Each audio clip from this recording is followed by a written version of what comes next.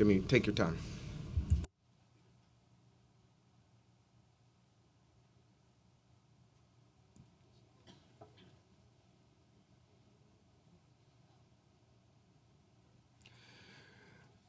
Good morning. Welcome to the Committee on Governmental Operations, State and Federal Legislation. At this time, we ask if you could please place phones on vibrate or silent mode. Thank you, Chair. We are ready to begin. Good morning. Thank you all for being with us today. It's nice to see many familiar faces. My name's Lincoln Ressler, and welcome to my first budget hearing as the new chair of the City Council's Governmental Operations, State and Federal Legislation Committee. That is a mouthful. Today we will hear testimony from the Department of Citywide Administrative Services, DCAS, the Law Department, Office of Administrative Trials and Hearings, OATH, the Board of Elections, and the Department of Records and Information Services. We've got a fun day ahead of us regarding everybody's fiscal 25 preliminary plans. The agencies testifying today carry out many of the most important functions that keep our city running, including managing the city's vehicle fleet, ensuring that citywide heat and light and power bills are paid on time, advising and defending us from lawsuits, conducting elections, collecting administrative fines, preserving access to historical and contemporary records of city government, facilitating city employee hiring, reducing carbon emissions generated by the public sector, and so much more. Our responsibility as members of this committee is to work closely with these agencies to ensure that they are effectively delivering the services New Yorkers depend on. Our city budget is a moral document that upholds the values we prioritize as a city, and it showcases how well it is being managed. There is no question that multiple hiring freezes and 7 rounds of budget cuts by Mayor Adams has left many of our city agencies struggling to fulfill their mandates. We look forward to hearing more detail about 5 agency budgets today and whether funding is being used effectively and efficiently. I'd like to make sure that we thank our committee staff for their work on preparing for this hearing. I'd like to thank financial analyst Ross Goldstein for his expert work. I'd like to thank the finance unit head, Julia Haramis. Julia's done an exceptional job in supporting me and my team in preparing for this hearing. And of course, our senior legislative counsel, Jay Sri Ganapathy, our legislative policy analyst, Erica Cohen, my communications director, Neem Mooney, and I want to just especially thank my chief of staff, Molly Haley, who is just brilliant. And all of the smart things that any of the smart things that ever come out of my mouth mostly came from her, so I just want to thank Molly for being an exceptional partner. I'd now like to welcome Dawn Pinnock, the Commissioner of the Department of Citywide Administrative Services, to testify before the committee. Thank you so much for being here today. the Department of Citywide Administrative Financial Services 2025 preliminary budget totals $2 billion, including $223.6 million in personal services, funding to support 2,367 full-time positions and $1.77 billion for other than personal services. DCAS's budget is divided into 10 program areas, and the bulk of the agency's overall budget, or 55.2%, is allocated to the Energy Conservation Program area. In the preliminary plan, DCAS's fiscal 2025 preliminary budget is $354 million more than the fiscal 24 adopted budget. This increase is mainly driven by funding for DCAS's Office of Citywide Purchasing to cover asylum-related expenses. At today's hearing, we look forward to discussing DCAS's operations, new needs, and PEGs in the preliminary plan, and the agency's plans for decarbonization of our city fleet and buildings, hiring, recruitment and retention policies, renewable rikers, and courthouse management. Commissioner, as I have said to you before, I believe your selection was one of the mayor's best appointments. I greatly appreciate the work you're doing to modernize our civil service exam system, reduce the size of the city fleet, and increase safety, and increase MWBE contracts. Our buildings and transportation represent the 2 largest sources of carbon emissions in New York City. We are rightly placing more and more ambitious requirements on the private sector to reduce their emissions, but it is imperative that our city serve as a model. Accordingly, I'd like to express my significant concern about some of the cuts that have been imposed on the DCAS budget that undermine our urgent sustainability goals. We are required to electrify the city fleet by 2038, but cuts to the tune of $15 million this fiscal year to electric vehicle purchasing and $15 million more in future fiscal years render that next to impossible. I'm even more concerned about the $1 billion cut to the DCAS capital plan. That was 17% of all city agency capital project cuts. This will significantly hinder the city's ability to reach our urgent decarbonization goals of public sector buildings, a critical objective in the face of the climate crisis, and one that is very important to me as the District 33 council member, where we have, I believe, the second largest concentration of public buildings in the city of New York. Commissioner and team, we greatly appreciate you being with us today. We look forward to your testimony. I'd like to acknowledge my colleagues who are here today from Queens, Councilmember Schulman and Councilmember Palladino. If you would, and I just would like to ask, Commissioner, if you could limit testimony to 5 minutes. We will, of course, accept a longer version for the record. And I'd now like to ask the committee counsel to administer the oath. And Councilmember Gennaro is somewhere online. There we go, in the ether. Jim, we appreciate you always. I would like to ask the committee counsel to administer the oath and swear in the testifying representatives. Thank you, Chair Ressler. I'm Jace Regan-Apathy. I'm counsel to the Committee on Governmental Operations, State and Federal Legislation, and I will be moderating this hearing. During the hearing, first we would have administration panels testify according to the schedule that was posted online, followed by panels of the public panel. First, we will be hearing from the Department of Citywide Administrative Services, followed by the Law Department, the Office of Administrative Trials and Hearings, the Board of Elections, the Department of Records and Information Services, and then from members of the public. For anyone who is on Zoom, please note you will be muted until you are called on to speak, at which point you will be unmuted by the host. For council members who are on Zoom, please use the raise hand function if you wish to ask any questions, and we will call on you in the order that council members have noted they are asking questions. We will now swear in the administration witnesses. If you could please raise your right hands. Do you affirm to tell the truth, the whole truth, and nothing but the truth before this committee, and to respond honestly to council member questions? Yes. Thank you. You can begin your testimony. Please just state your name for the and your position for the record. Just before you do, Commissioner, I'd like to thank Councilmember Ina Vernica for joining us as well. Thank you. Thank you. Good morning, Chair Ressler and members of the Committee on Governmental Operations. My name is Dawn Pinnock, and I proudly serve as the Commissioner of the Department of Citywide Administrative Services, commonly known as DCAS. I'm accompanied by Jacqueline Jacobs, our Assistant Commissioner for Financial and Business Management Division, and members of my leadership team. I'm pleased to be here to discuss the proposed DCAS budget for fiscal year 2025. At DCAS, our mission is to make city government work for all New Yorkers, and it remains at the forefront of everything we do. I would like to start by briefly looking back and providing a few updates about DCAS's work since our agency testified before your committee last year. We have doubled down on public safety, namely street safety. We expanded our intelligent speed assistance pilot, which prevents operators from exceeding the local speed limit, to more than 300 vehicles, including 50 school buses, and have reduced the municipal fleet by 1,083 vehicles, exceeding our target by 26%. Our roads are safer, with a significant decrease in hard-braking incidents, a reduction in reported crashes, and a compliance rate of over 90% with local speed limits among our fleet operators. Beyond the strides we made in fleet safety, we also led and activated a multi-pronged strategy to help restore and fortify the city's workforce. We launched the city's first ever vacancy sprint to bridge the municipal vacancy gap. Between February and August, we hosted 16 events in communities all around New York City. With support from the council and labor, the hiring halls were a resounding success, yielding more than 2,200 same-day job offers for critical government roles. And we're actively reviewing the city's minimum qualification requirements for entry-level titles, a major step in our efforts to make civil service more equitable and accessible. Turning our gaze forward, we're setting our sights on furthering our work to cultivate a city government that delivers equity, access, and fortifies communities.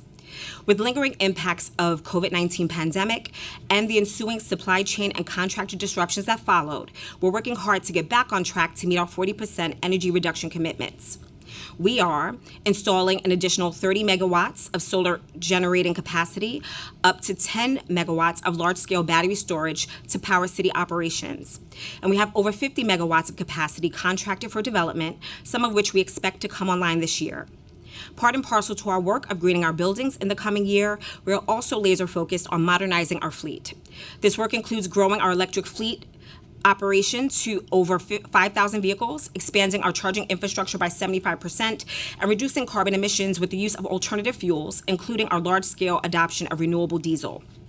Currently, we have an overall budget of $2 billion, which is inclusive of all funding sources, with $981 million of that spent on citywide utilities, including heating, lighting, and power.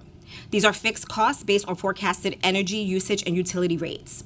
The good news is that DCAS is working every day, both internally and with our sister agencies, through multiple programs to reduce energy use. To date, I'm proud to say that this work has generated more than $126 million in energy savings. Beyond providing utilities to our municipal agencies, we are also tasked with identifying physical spaces for city agencies and other public entities to meet their operational needs. When a need arises and city-owned space is not available or feasible, our real estate team identifies and negotiates leases on behalf of the city. Our overall budget, $162 million, is dedicated to these costs associated with multi-tenanted leased sites. In addition to these expenses, we have also invested in extensive maintenance and repair work across our portfolio of city-managed buildings.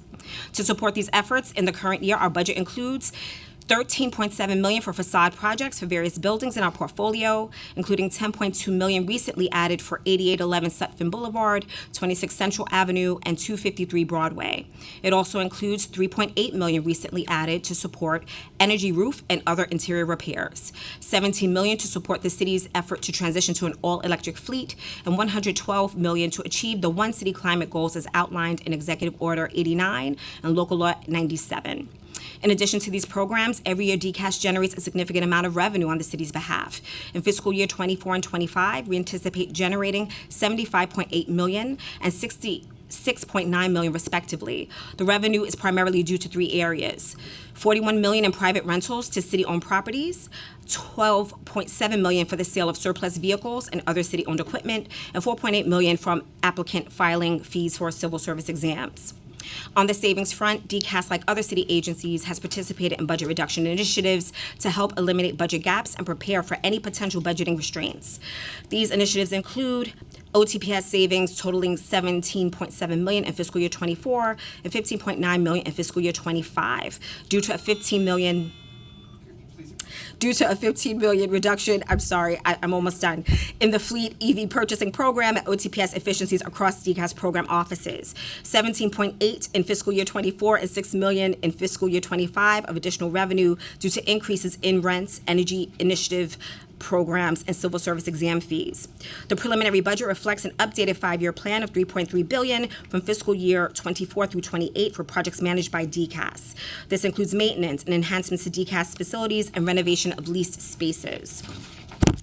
The preliminary budget for fiscal year 25 is $764 million and includes $434.5 million for energy conservation and green energy projects, $306.5 million to support our capital construction program for city offices, $20.9 million for information technology system upgrades, and lastly, $2 million for fleet electrification work. In conclusion, I look forward to working with each of you. I want to congratulate you, Chair Ressler, on your first hearing. Look forward to advancing the mission of my agency and the critical work that we do to keep our city thriving. With that, I would be happy to answer any of the council's questions. Thank you. Thank you so much, Commissioner. That was clear and informative testimony and very helpful. We appreciate you being with us today. I would love to start on the fleet, and really excited about improvements that you all have been making around safety, and excited to experience one of what it's like to drive one of these vehicles with the resistance to speeding. Intelligent speed assistance. Intelligent speed assistance. Thank you so much, Commissioner. And I know there's state legislation to expand that, and I think it's a great idea. So I just am enthusiastic about it. But and I want to also note to you and to Deputy Commissioner Kerman's credit, I was really impressed by the fleet reduction goals that you all demonstrated in the PMMR. Almost every agency shrunk their fleet year over year. No easy feat, and you all deserve a lot of credit for it.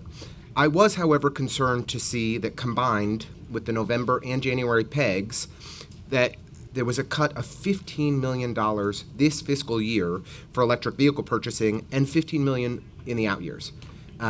What is the annual change in electric vehicle purchases due to this cut? What should we anticipate this year and in the out years? So the potential reduction is approximately 350 to 375 cars per year.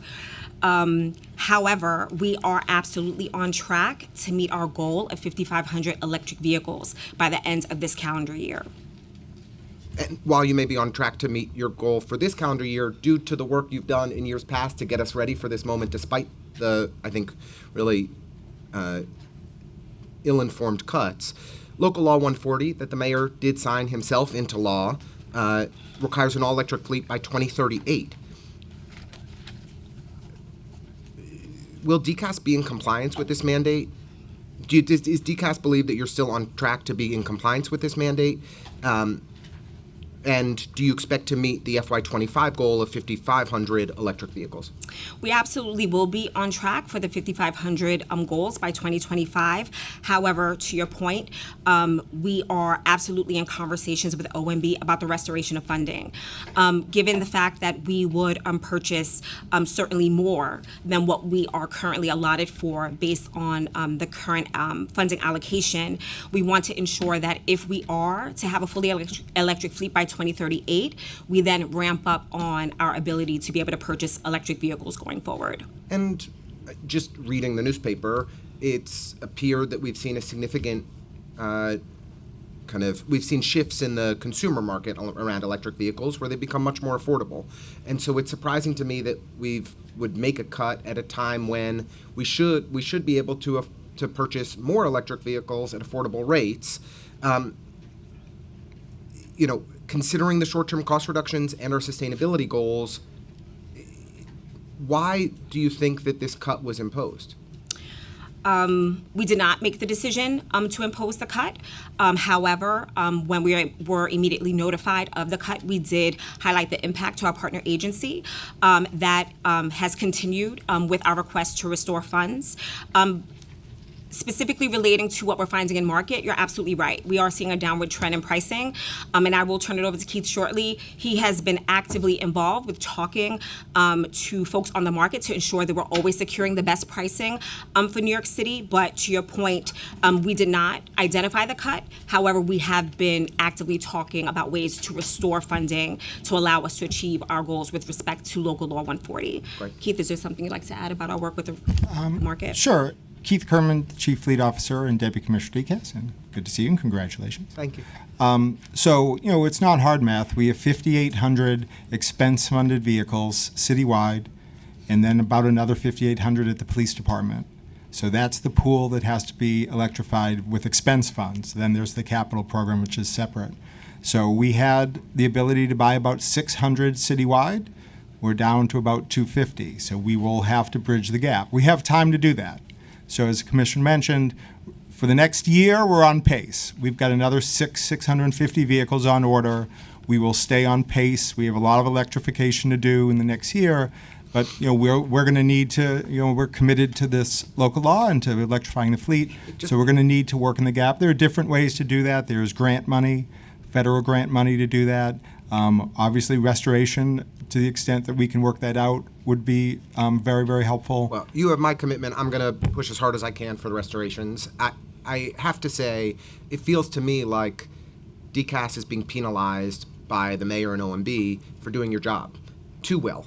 And because you were ahead of schedule and because you were hitting the goals that were laid out, ambitious goals around more electric vehicles being purchased, the administration is taking funds out of this budget, and it may be penny wise, it's pound foolish. And to meet our critical and urgent climate goals, we need to be doubling down on these investment in electric vehicles. And appreciate your leadership and expertise on this topic, and that both of you, have been working so hard and had us ahead of schedule to be able to withstand this ill-informed and cut. I do want to acknowledge, as I say every time at this committee, former GovOps Chair, Councilmember Gail Brewer. Thank you for joining us. Those are all my fleet-related questions. Thank you for your great work, Keith. Deputy Commissioner Kerman. Did I miss anyone else? Good.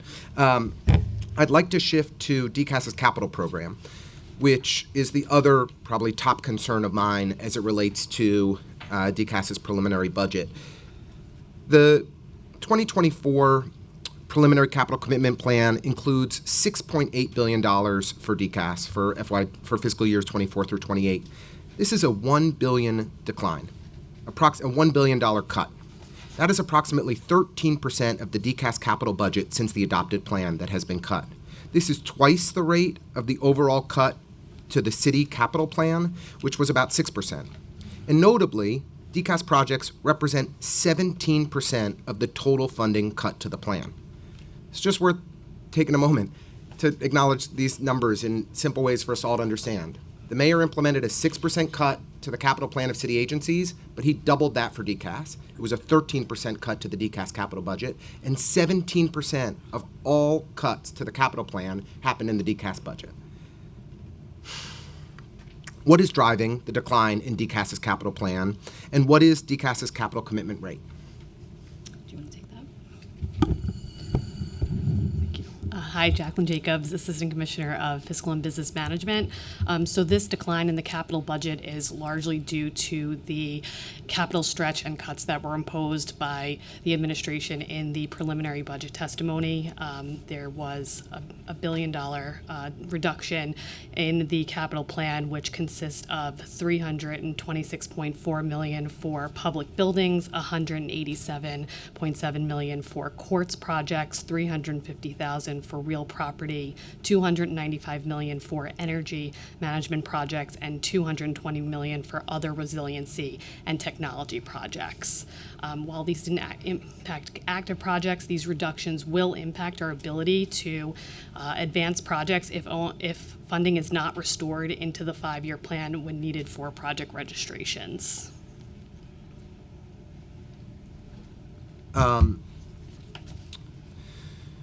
I'd like to focus in on the energy conservation projects. Could you just tell us that number again for the record on that cut?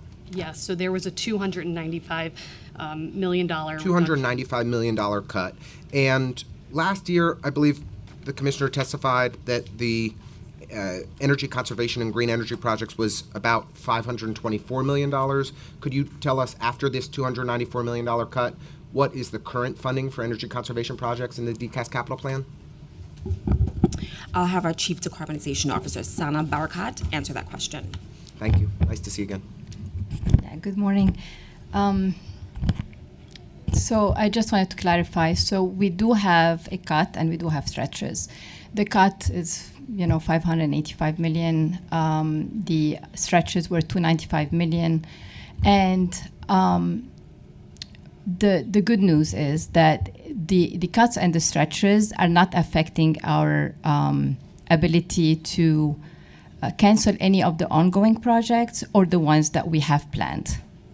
So we will still be able to, complete the projects that we have ongoing. Testified there was and a $585 million cut. Is that right? Right. And a $295 million stretch. Did I get that right?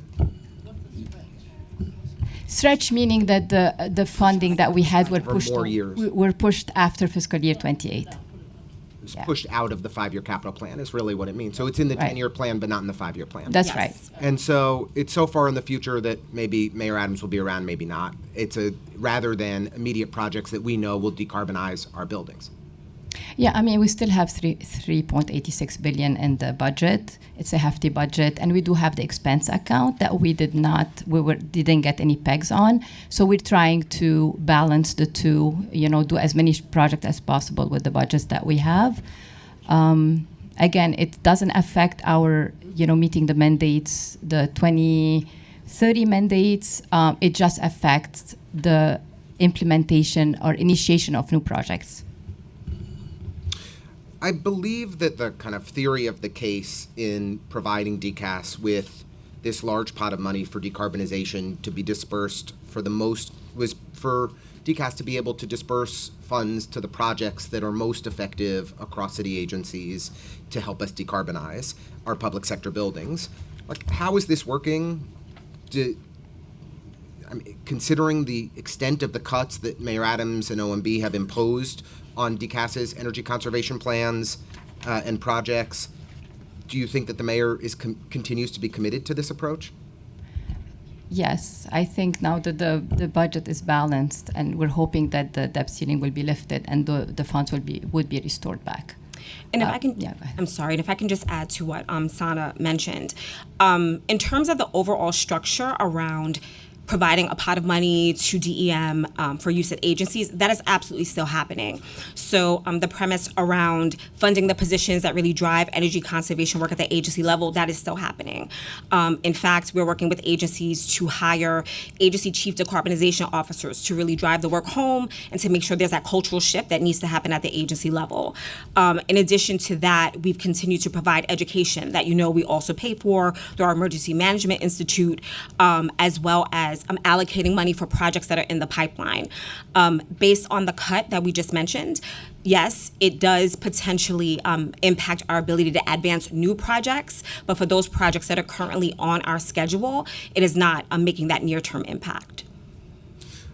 I hear you, but I also hear you tell us that $295 million in projects that were supposed to be happening in the next 5 years are no longer happening. And so that's an impact. I mean, and we can break down, and we have a list of the projects, and we're going through them, and we're following up with each of my colleagues in the council so that they understand what projects are not being funded in their district that would have advanced decarbonization goals in their neighborhoods and improved their air quality and resiliency of their communities.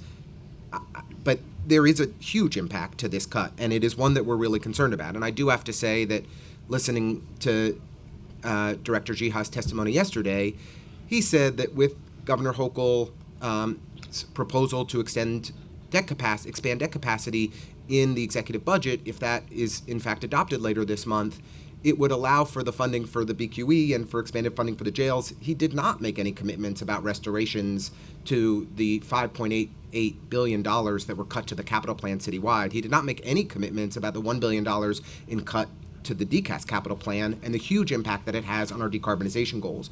And colleagues at this table and colleagues and all of my colleagues in the council are receiving heat from co-ops and condos in their buildings about the high standards that are rightly being imposed on them via Local Law 97 to decarbonize.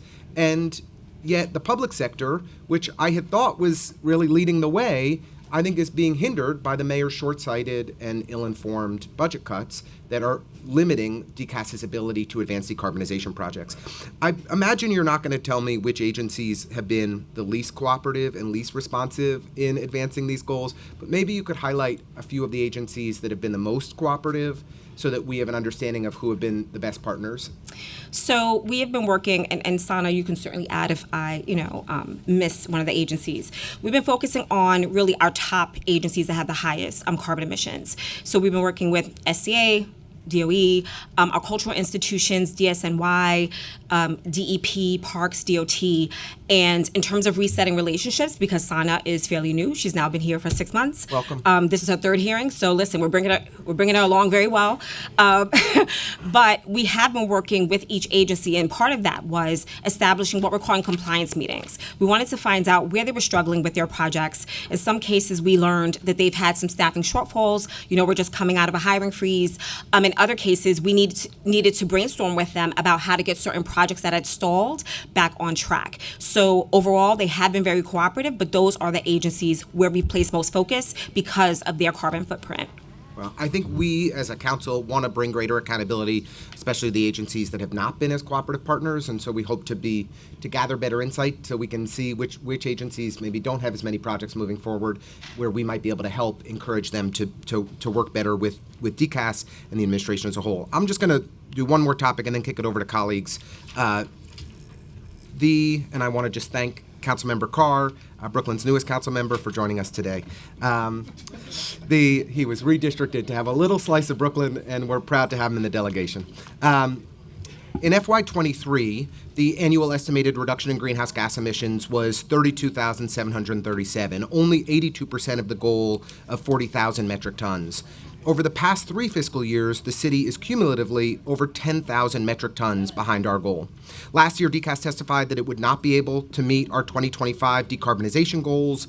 With these new cuts, is there any viable path to meeting our greenhouse gas emission reduction goals, and by what year?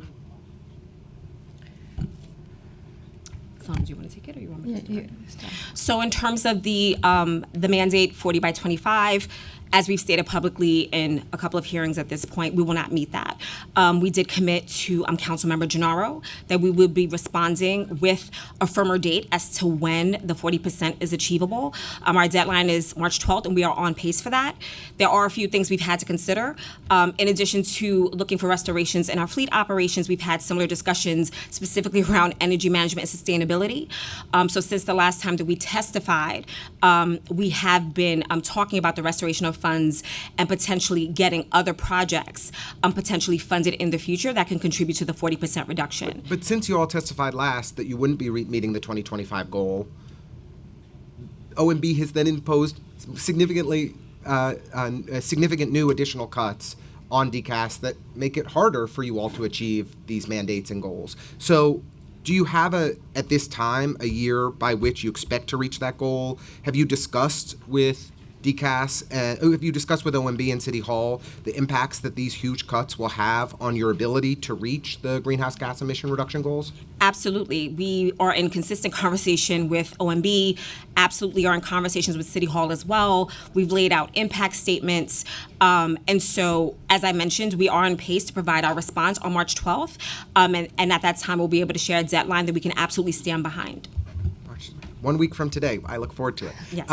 Terrific. And I think I hope in that response you'll help lay out for us the staffing and budget needs that you all have to be able to achieve, if it's the 2030 goal is the next big milestone that we're focused on, or if there are interim goals between. And I just briefly relatedly, I know that the 25 goal was really tied to the Champlain Hudson Power Express. Mm-hmm. Do we have a timeline on that right now that you can share? The timeline is spring of 2026. Okay, well, that's pretty good.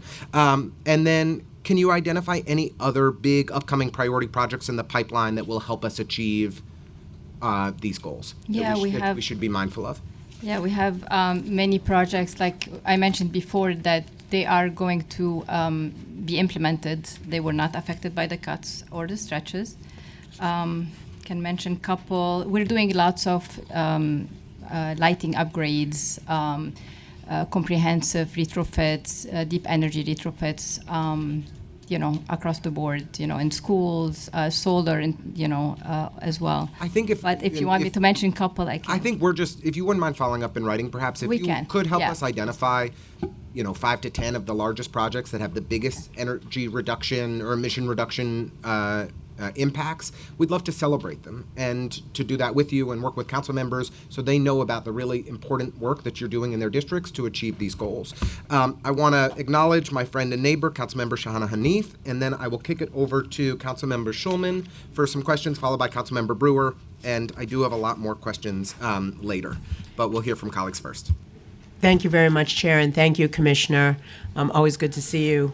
So I have a couple of questions. One, I wanted to look at, in your testimony, you talked about revenue generation.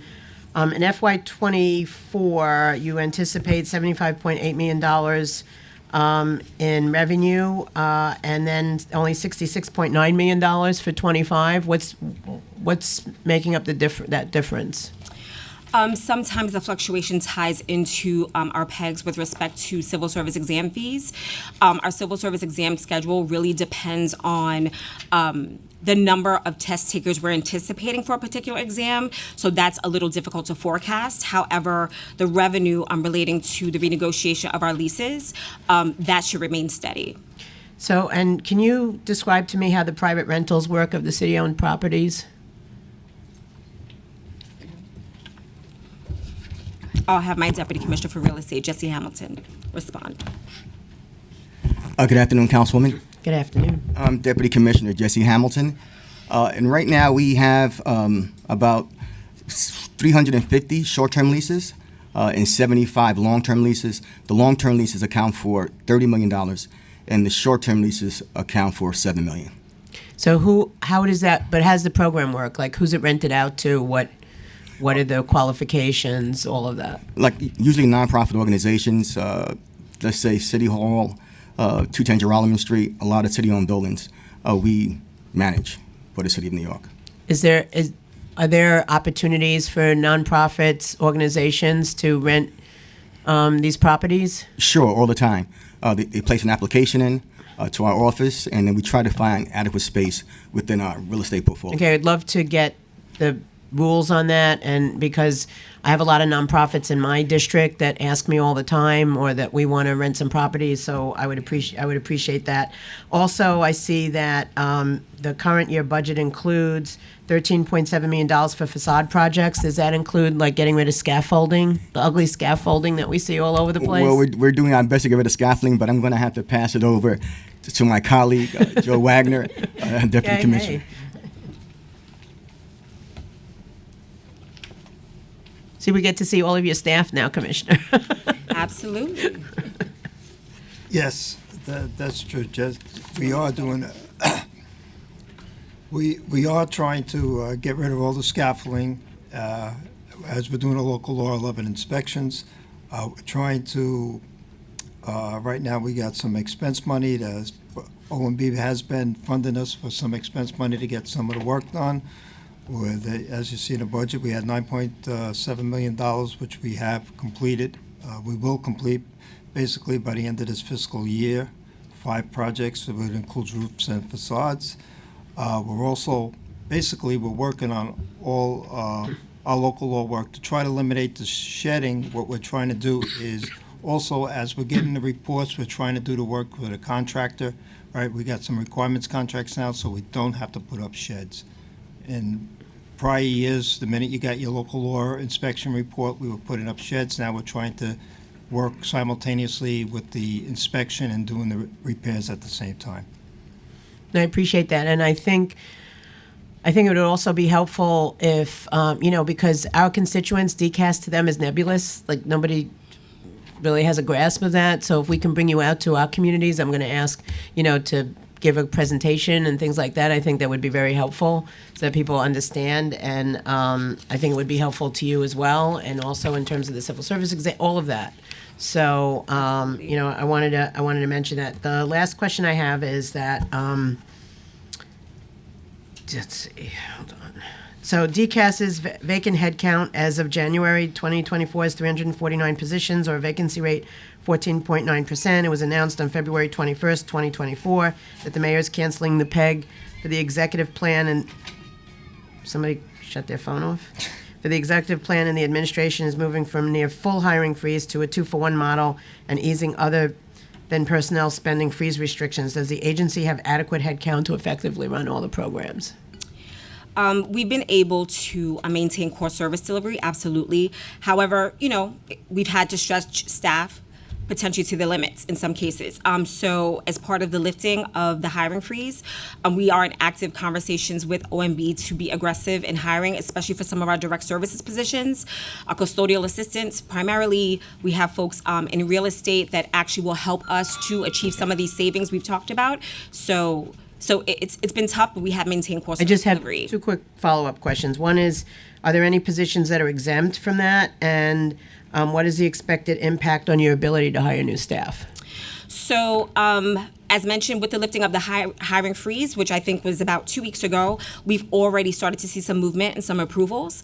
Specifically, titles that have been exempt for us, that's not been the case. We have been following the guidance where if it's a position tied to life and safety or revenue generating position, those are still considered exempt for this exercise. Okay, and what's your ability to hire new staff? We've started to see approvals Oh, you have? already. All right. Yes. Can you also let this committee know, or let us know when there's issues that you have with OMB around those exempt positions or hiring of staff? Because that's something that's very important to us. Thank you very much. Thank you, Absolutely. Chair. Thank you.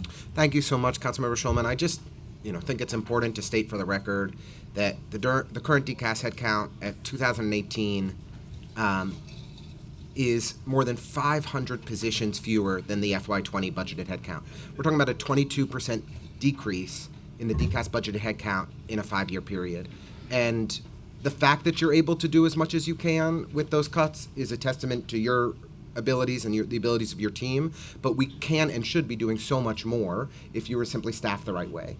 And 7 rounds of budget cuts and multiple hiring freezes have had a just terrible impact on agencies like DCAS that do so much for the city of New York. And I think it's worth just underscoring that every city agency relies on DCAS. whether it be to lease space or hire workers or procure goods. They can't do their jobs if you don't have the team in place to help them. And so, I just really want to underscore the points by Councilmember Schulman that it's critically important that we restore the headcount of DCAS to previous levels, as quickly as possible. Chair, I just want to ask one quick, are you still doing hiring halls? The hiring halls were paused during the hiring freeze, and so what we've done is we've documented all the lessons learned, and we created a playbook. So we've taught every agency how to host its own hiring hall, just so that we had a sustainable framework. We do expect that with the lifting of the hiring freeze that we may provide technical assistance, but right now we don't have the staffing per se.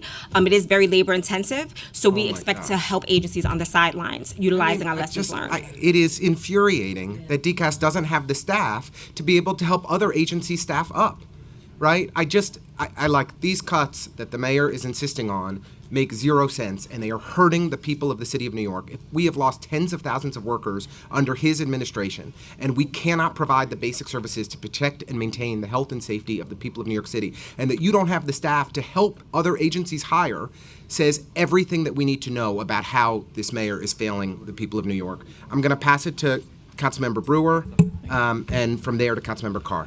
Thank you very much. You should know that yesterday at OMB, several agencies stated that they are doing hiring halls, and they said they're doing with DCAS, just so you know. Yes.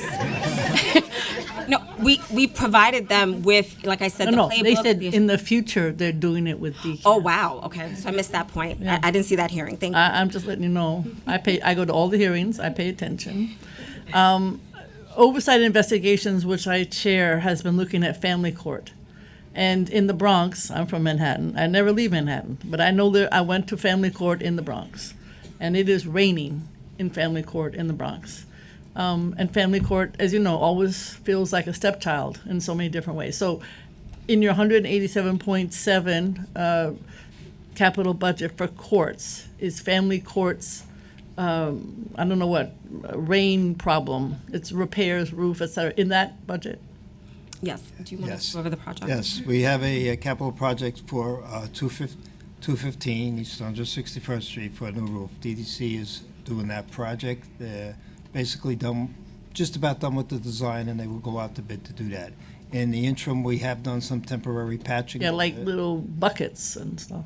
So the rain goes into it. So we have done some temporary patching in some areas until they get to do their project. Okay, what's the timing on that? I know, They should be done with the design sometime this year, and then they will go out to bid, beginning of 25. 25, yeah. Okay, I cannot be soon enough, I just want to say. Because they can't use several rooms, you know the situation as well as I Yes. do, I'm sure, it's horrible. Number two, this is my, 40-year issue. You have, I assume, around the municipal building, those kiosks are DOT's problems. They think they're yours, but they're not rented. You got to get all over DOT about it. But generally, you have a lot of stores that are vacant. What's going on with the vacant stores in the city of New York? And that's also part of the work that we're doing around generating revenue.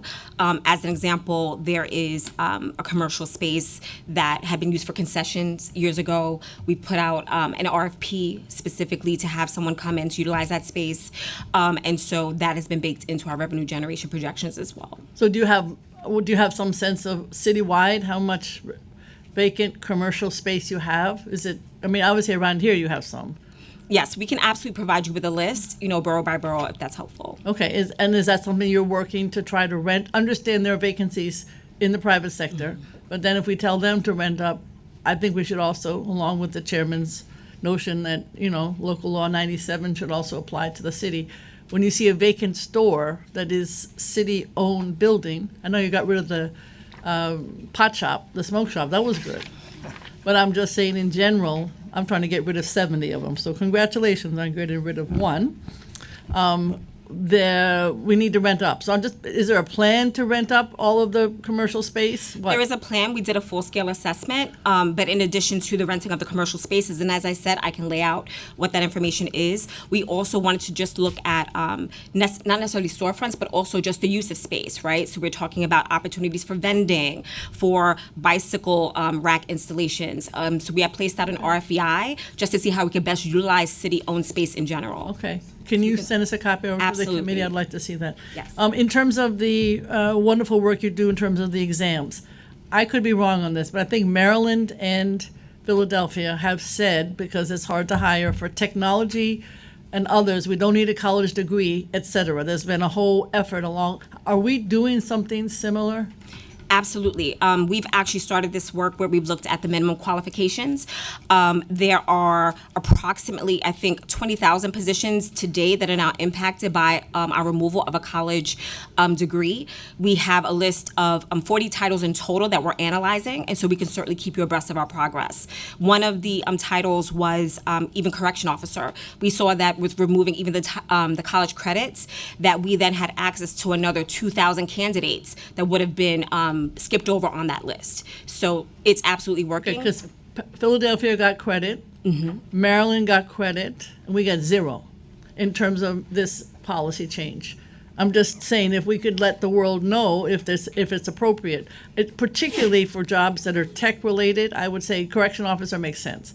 But there are, with all due respect, we need help with tech in the city of New York. Absolutely, to put it because we're mildly. also looking at those titles that require specification. Exactly. So certification. everything that would bring more tech people in, of course, they don't stay long. That's another whole topic. You maintain them. I'm familiar.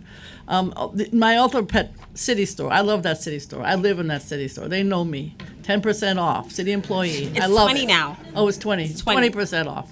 Anyway, what I'm trying to say is it needs more visibility. So can we move it to, or do something? Nobody knows about it except like the people in this room.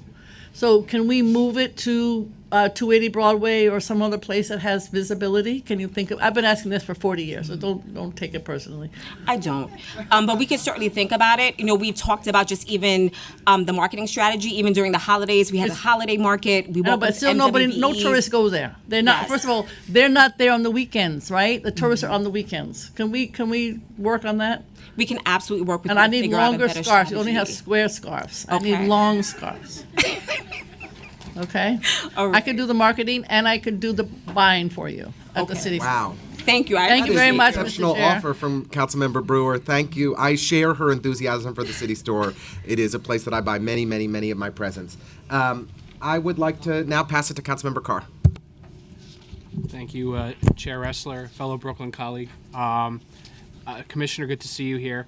I want to ask you a little bit about the non-public school security guard program. Okay.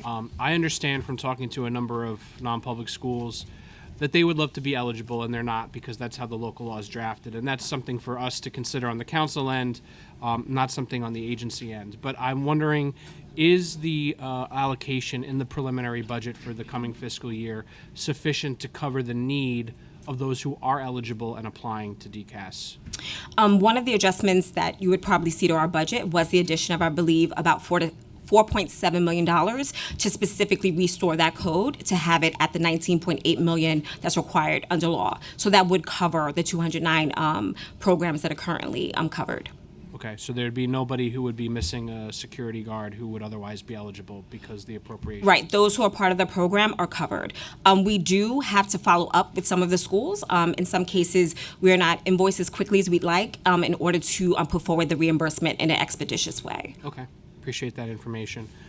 With respect to civil service test lists, what's DCAS's goal in terms of the amount of time it takes DCAS to publish a list after an exam has been given? So our cycle time stands at about 219 calendar days, which amounts to about 5.5 months. And that's from the time that the test is administered and someone takes it to the time that we're able to publish it. And what accounts for that length of time? So there are a few things. It depends sometimes on the format of the exam. Some exams have multiple parts. For instance, our skill trades, they have to take a written exam, and then usually there's a practical exam to show the demonstration of a skill. Also, we go through a process of validation where you develop the exam, you administer it, You then have protest reviews, which allows individuals to say that they believe they have an answer that is equal to or better than what's on the answer key. You have a validation board that reviews those. Then you score the exam, and then the information is posted. So there are a few steps there. So there's no issues related to staffing as far as you're concerned for why there may be that amount of time between taking of an exam and then the publication of the Certainly that is an area where we do have a high attrition rate. The nature of that work is very difficult.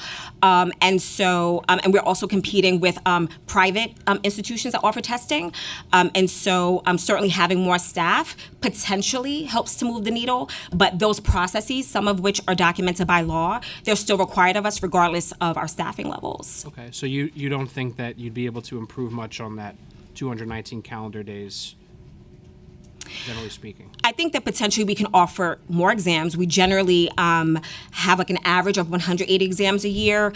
This fiscal year, I believe that we are on pace for over 200. So it could potentially have us deliver more exams. Because I hear from a number of folks who have taken an exam, already civil servants, they're hoping to move up the ladder of an agency, and a posting becomes available, but the list hasn't been published yet. And so there's often this frustration between those who are ready, eager, and frankly probably eligible to move up, but maybe miss a window there. So is there any kind of a communication that takes place between DCAS and agencies about lists and postings?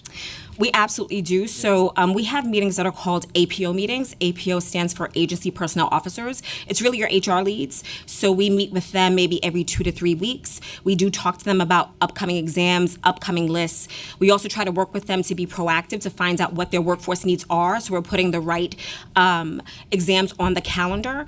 But at any time when we're hearing that there are concerns about employees at the agency level, we absolutely try to respond to that. Thank you. Thank you, Thank Chair. you. Thanks so much, Councilmember Carr. I would like to acknowledge my friend and neighbor, Councilmember Gutierrez, and pass it over to Councilmember Hanif. Thank you, Chair. Hi, Commissioner. Thanks for being here. I'll jump right in. I want to understand DCAS's role with the asylum seeker response. DCAS's budget includes $380 million in fiscal 2024 and $403 million in fiscal 2025 for asylum seeker expenses. What is DCAS's role in the city's asylum seeker response efforts?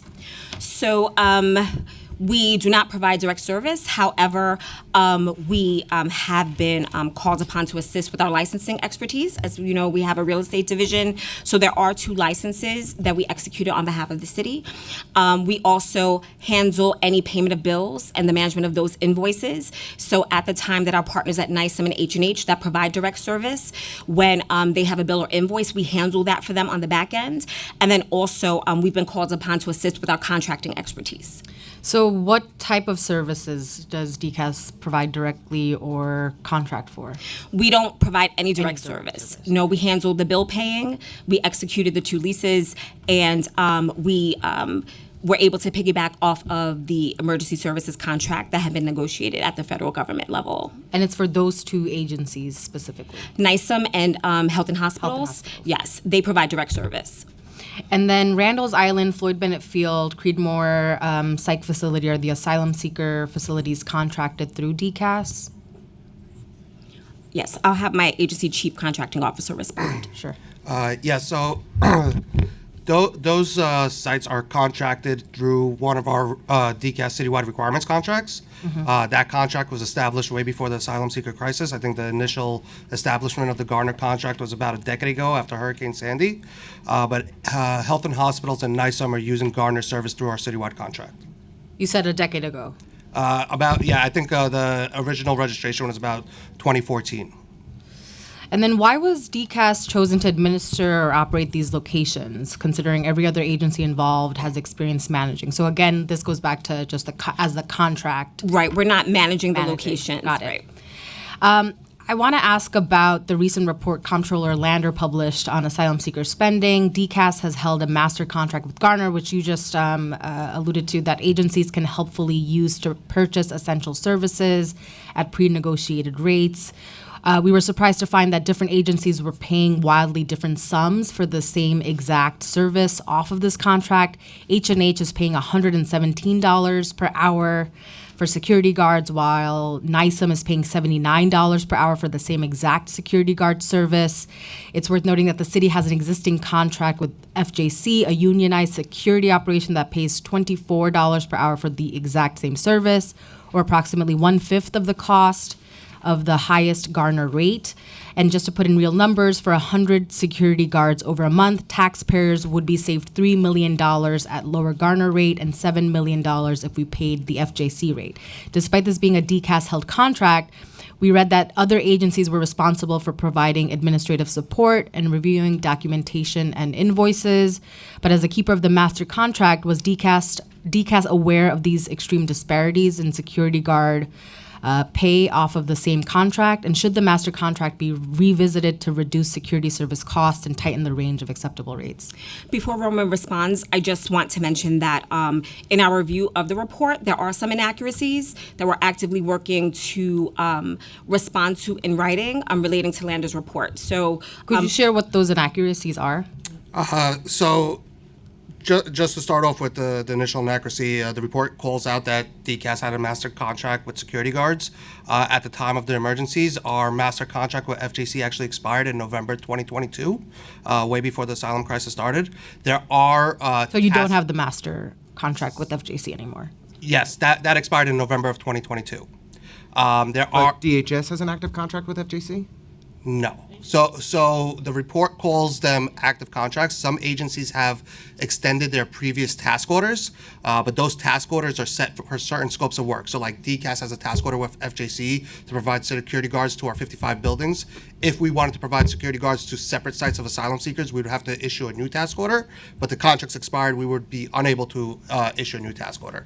So what the comptroller's report shows that there are contracts in effect. Those are really task orders, but they are for specific scopes of those agencies. So that's the initial inaccuracy.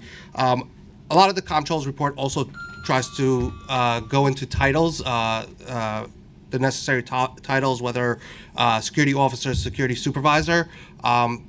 Those prices were previously negotiated by the federal government, so our contract, and it's not only DCAS, the state has a contract with Garner also off of the federal GSA schedule. Many states, localities, and municipalities have contracts off of the federal schedule, but the rates are negotiated by the federal government, not DCAS, not any other state. So we have to abide by the federal government's rates that was procured. Those rates are not to exceed, so in certain scopes, in certain instances, agencies that are requesting services from Garner could negotiate down rates. But again, even that the rate of FJC's contract was $24, that's really the prevailing wage. FJC does charge overhead and profit on top of the prevailing wage schedule. So the rate for FJC contracts were not $24 for a security guards officer. But just, if I may, the disparity that the different agencies were paying for Garner's through the Garner contract for security guards off the same contract, is DCAS not looking at the back end to say NISM's paying X, H&H is paying Y, there's a major discrepancy here, we should be making sure that if agency X is negotiating a lower rate, then every agency should be benefiting and paying at that rate. It's a major disparity. So as a compliance piece, again, so we have the not to exceed issued by the federal government. So let's say it's whatever dollar value is. The negotiation to lower a value of the not to exceed is based really on scope of work of the agency. Now, when it comes to the asylum seekers, whether NISM and H&H was paying separate, I don't think that to be true because H&H and NISM were managing one contract, right? So DCAS issued POs for Creedmoor, Floyd Benfield, and Randall's Island. All of those are collaboratively managed by H&H and NISM together in collaboration. So it's really one contract. So I haven't seen the paperwork that they're paying different rates. The only other agency that's using Garner right now on their own outside of the DCAS, NISM, H&H collaboration is HPD for Jefferson. I don't know their rates. I know at some point when they initially entered into an agreement with Garner, there was some rate conversations that they called me in to try to negotiate down, and we did. But for the report that H&H and NISM are paying different rates, it's one. They're managing one contract. So I have to see we would the documents, greatly but appreciate if you could back up any documentation or any response that's shared with Controller Lander on potential or alleged inaccuracies in the report could be shared with the committee as well. Absolutely. Councilmember Hanif, did you have anything else you wanted? You're good. Kick it over to Councilmember Palladino. Oh, and could you identify yourself for the record? My name is Roman Goffman. I'm the Chief Contracting Officer for DCAS. Thank you, sir. Hi, and thank you very much, Roman. Your questions are for you, so don't get up. Try to escape. I just want some clarity here. Security guards that are currently taking care of our migrant centers, just to be clear, $119 an hour? Is that so? Is that accurate? They are getting paid $119 an hour. So from I know. Go ahead. Garner contract, I don't believe so. I have to check the documentation.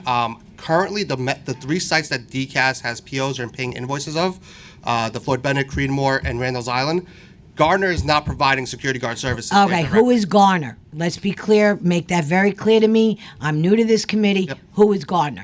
Garner Environmental is the prime contractor that is building the base camp sites at those three locations. Okay, so they build the Yeah, but the services that they're providing, security guard services, is stripped out of those three sites, and I believe H&H is contracting directly with their own security guard firm to provide services in those three Have any of you ever seen the security guards at our migrant centers? Have any of you had any interactions with them? I have. And I'm going to tell you, they are poor at best. They could barely speak, read, or anything. I've had two in my district. And if these people, while there's people out there starving, and these people are making this kind of money, this is an absolute sin. I have you down for $119 an hour, then I see a discrepancy of $79 an hour, which is also blasphemy. And then I see here, I took a quick little note, $24 prevailing wages. Explain to me, please. $119, $79, and $24. Because $24 seems about right. Anybody who's getting paid at any of the migrant centers that I've been to, anything more than $24 an hour, the taxpayers of this city are getting robbed big time. And we could use this money elsewhere. What security firms are we hiring that we are putting people into these centers that when I go there and I visit often, can't even talk to me? I don't understand. When I deal with DHS or anything like that, primo, excellent. But when I go to these, and we're dealing with outsourced security agencies, security guard agencies, they are a disgrace. And I'd like to know what kind of income they're making. Because I know people who are out of work that if they could do this for a living and make that kind of money, you'd have a line out the door. So please explain to me, I don't understand, who in the hell is getting $119 an hour to sit in a migrant center for 12 hours and do nothing, absolutely nothing. So, I was saying, as mentioned, as Roman testified, that the security guard services are stripped out of the Garner contract where we pay those invoices, but we are happy to share your sentiments with those agencies that have carved out the security role. Because I also see, I wrote a little note here about the feds. What do the federal statistics, when you mention the federal government, what role do they play in this, if any at all? You mentioned federal government. Can you please go over that for yes. me? Just first on the security guards, the report that issued that there's guards that are making $24 through the prevailing wage, or the guards that you see at DHS, those are actually the DCAS contract to guards through FJC, right? So the report is saying that DCAS has or had, because the contract expired, a contract where the guards are making prevailing wage schedules plus overhead profit, and the Department of Homeless Services is currently using our FJC contract as a task order from the previous contract. As far as the federal government question, that Garner environmental contract that we entered into from 2014 and are still in today was the way we procure it. Instead of doing a competitive solicitation, the federal government already did the procurement and the competitive solicitation on the country's behalf, and every state, municipality, mayoral agency could tap into those contracts by doing an intergovernmental procurement, and that's how we got Gardner Environmental. We used the federal government's procurement, and we piggyback off of it and got into a contract. Okay. Well, all I could say is these security guard companies that are being hired really need to be looked at, because nobody's worth $119 an hour when there's people out there that can barely make a living flipping hamburgers in McDonald's and paying a mortgage. Absolutely ridiculous, and it's a sin. Thank you, Councilmember Palladino. I'll just say I appreciate very much that DCAS holds lots of master contracts that agencies all purchase off of them. It's a lot of different moving parts, but there is an expectation of doing more than just paying the bills and processing the invoice, but providing a level of oversight that we're getting the most efficient purchasing with taxpayer dollars, and cost-effective purchasing with taxpayer dollars. And I'm quite surprised, if I heard Mr. Goffman's testimony correctly, that you're totally questioning the validity of the controller's report and the discrepancy on the pay on the Gardner contract. If, in fact, that report had inaccurate information, we'd very much like to understand that as quickly as possible, because the findings that the controller shared were very disconcerting to us, or to me, and were widely, reported in the press. And so, it's been some time. I know we're all busy people, but to not have a clear answer at this point after that report has been issued is surprising. So we hope to get clarity as quickly as possible. You will. Thank you. Okay, I'm going to just keep going on a few more questions, being mindful of everybody's time. I did want to just ask about something that Director Jihad testified to yesterday. Is there a cap on how many beds the state is willing to fund at the three sites in DCAS's, the three asylum seeker sites in DCAS's purview? Sorry to bring you back up here. Don't get too comfortable. Sorry, can you repeat that question? Sure, I apologize. Is there in reference to Director Jihad's testimony yesterday, is there a cap on the number of beds that the state is prepared to fund at these three sites, Randall's Island, Floyd Bennett Field, and what was the third one? And Creedmoor, thank you, of course, Queens. And Creedmoor, the admin is claiming that there's a $600 million gap, and that there was could you just help us clarify what's happening here? So DCAS is not involved in any funding decisions or reimbursement decisions, right? When we were asked to enter into the PO and currently paying our invoices, we are provided with funding by OMB for the estimated dollar value for the fiscal year, but we are not in conversations for reimbursement or anything on the state's level. Right, so that would have to be something that's posed to OMB. We just don't have any line of sight into that. I understand. We will follow up with OMB. I just have to say, I think it's odd that DCAS is involved at all. I appreciate your all's role in site selection, and that's a great resource. And Deputy Commissioner Ringelheim and others have tremendous expertise that we value in helping to find every viable possible site for any potential use across the city. But every other agency involved, as Councilmember Hanif noted, have expertise in providing 24/7 care to people in need, except for DCAS.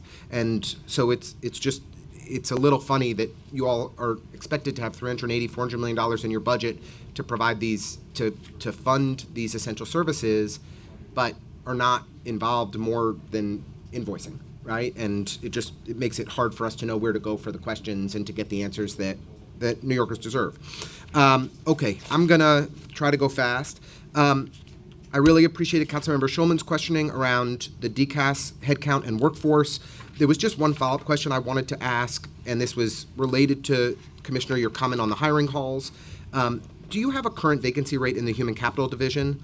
And would enhanced staffing in that division lead to more workers getting hired at city agencies more quickly? So I will bring up my Deputy Commissioner for Human Capital on the vacancy rate specifically for Human Capital. For our agency, our vacancy rate is 14%. And I'm happy that you're raising workforce again, because I do want to assure the council that despite our head count, we are absolutely not just leaving agencies out there in terms of civil service administration and their ability to hire now that the hiring freeze has been lifted.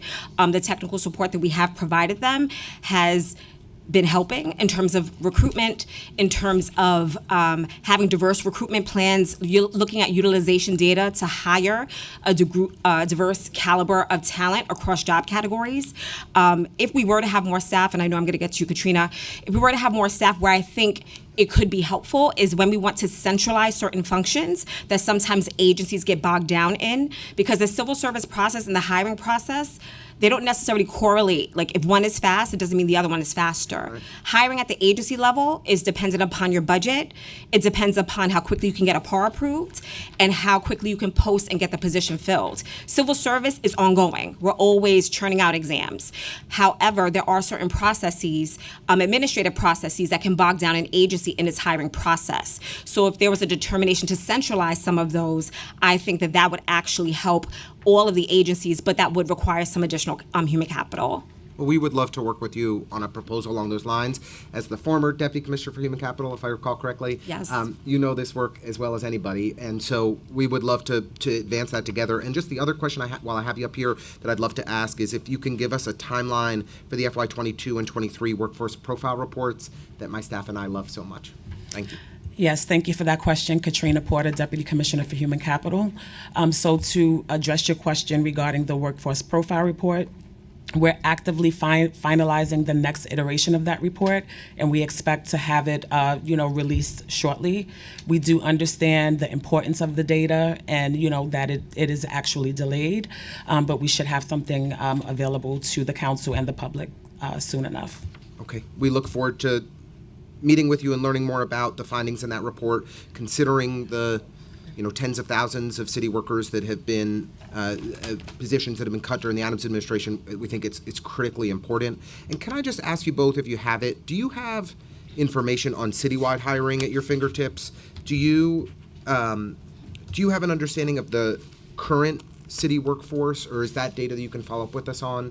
We can absolutely follow up, because some of that would require that we reach out specifically to those agencies. Okay, we would love to follow up, and we can send that in writing on our request on current workforce data. All right, I have a couple more questions before I get kicked to go to the next agency. Renewable Rikers. We were really appreciative of the feasibility study report being released yesterday. My understanding is about 40 acres on Rikers Island have been cleared and are in DCAS's control, or I should say, are no longer in DOC control or in DCAS's control. Are there any plans at this time to begin utilizing that space, solar panels, composting sites, or other ways that we can start generating renewable energy? So meaningful conversations around the use of the 42 acres have not yet commenced, but we do expect them to, with the availability of the feasibility studies from MOCEJ and DEP. We are actively working now to get a meeting on the calendar with the committee members. We did meet very early in the administration, but there were still some key roles that had to be filled. They are now been filled, and so we're looking forward to having those discussions starting in the spring. Okay, we look forward to those conversations getting underway as quickly as possible. I think it would be very powerful to start making tangible progress on the island, and so I hope that we'll be able to actually break ground and do and make progress in the near future. I wanted to follow up on another item that Councilmember Schulman asked about. There was, I think this is for Mr. Wagner, the new needs of $9.7 million that were in the FY24 budget, and I think it's $590 in FY25 for emergency facade and roof repairs. How many specific buildings does this new, really one-time investment cover? Are you able to quantify the number of buildings that will see their scaffolding removed as a result of this investment?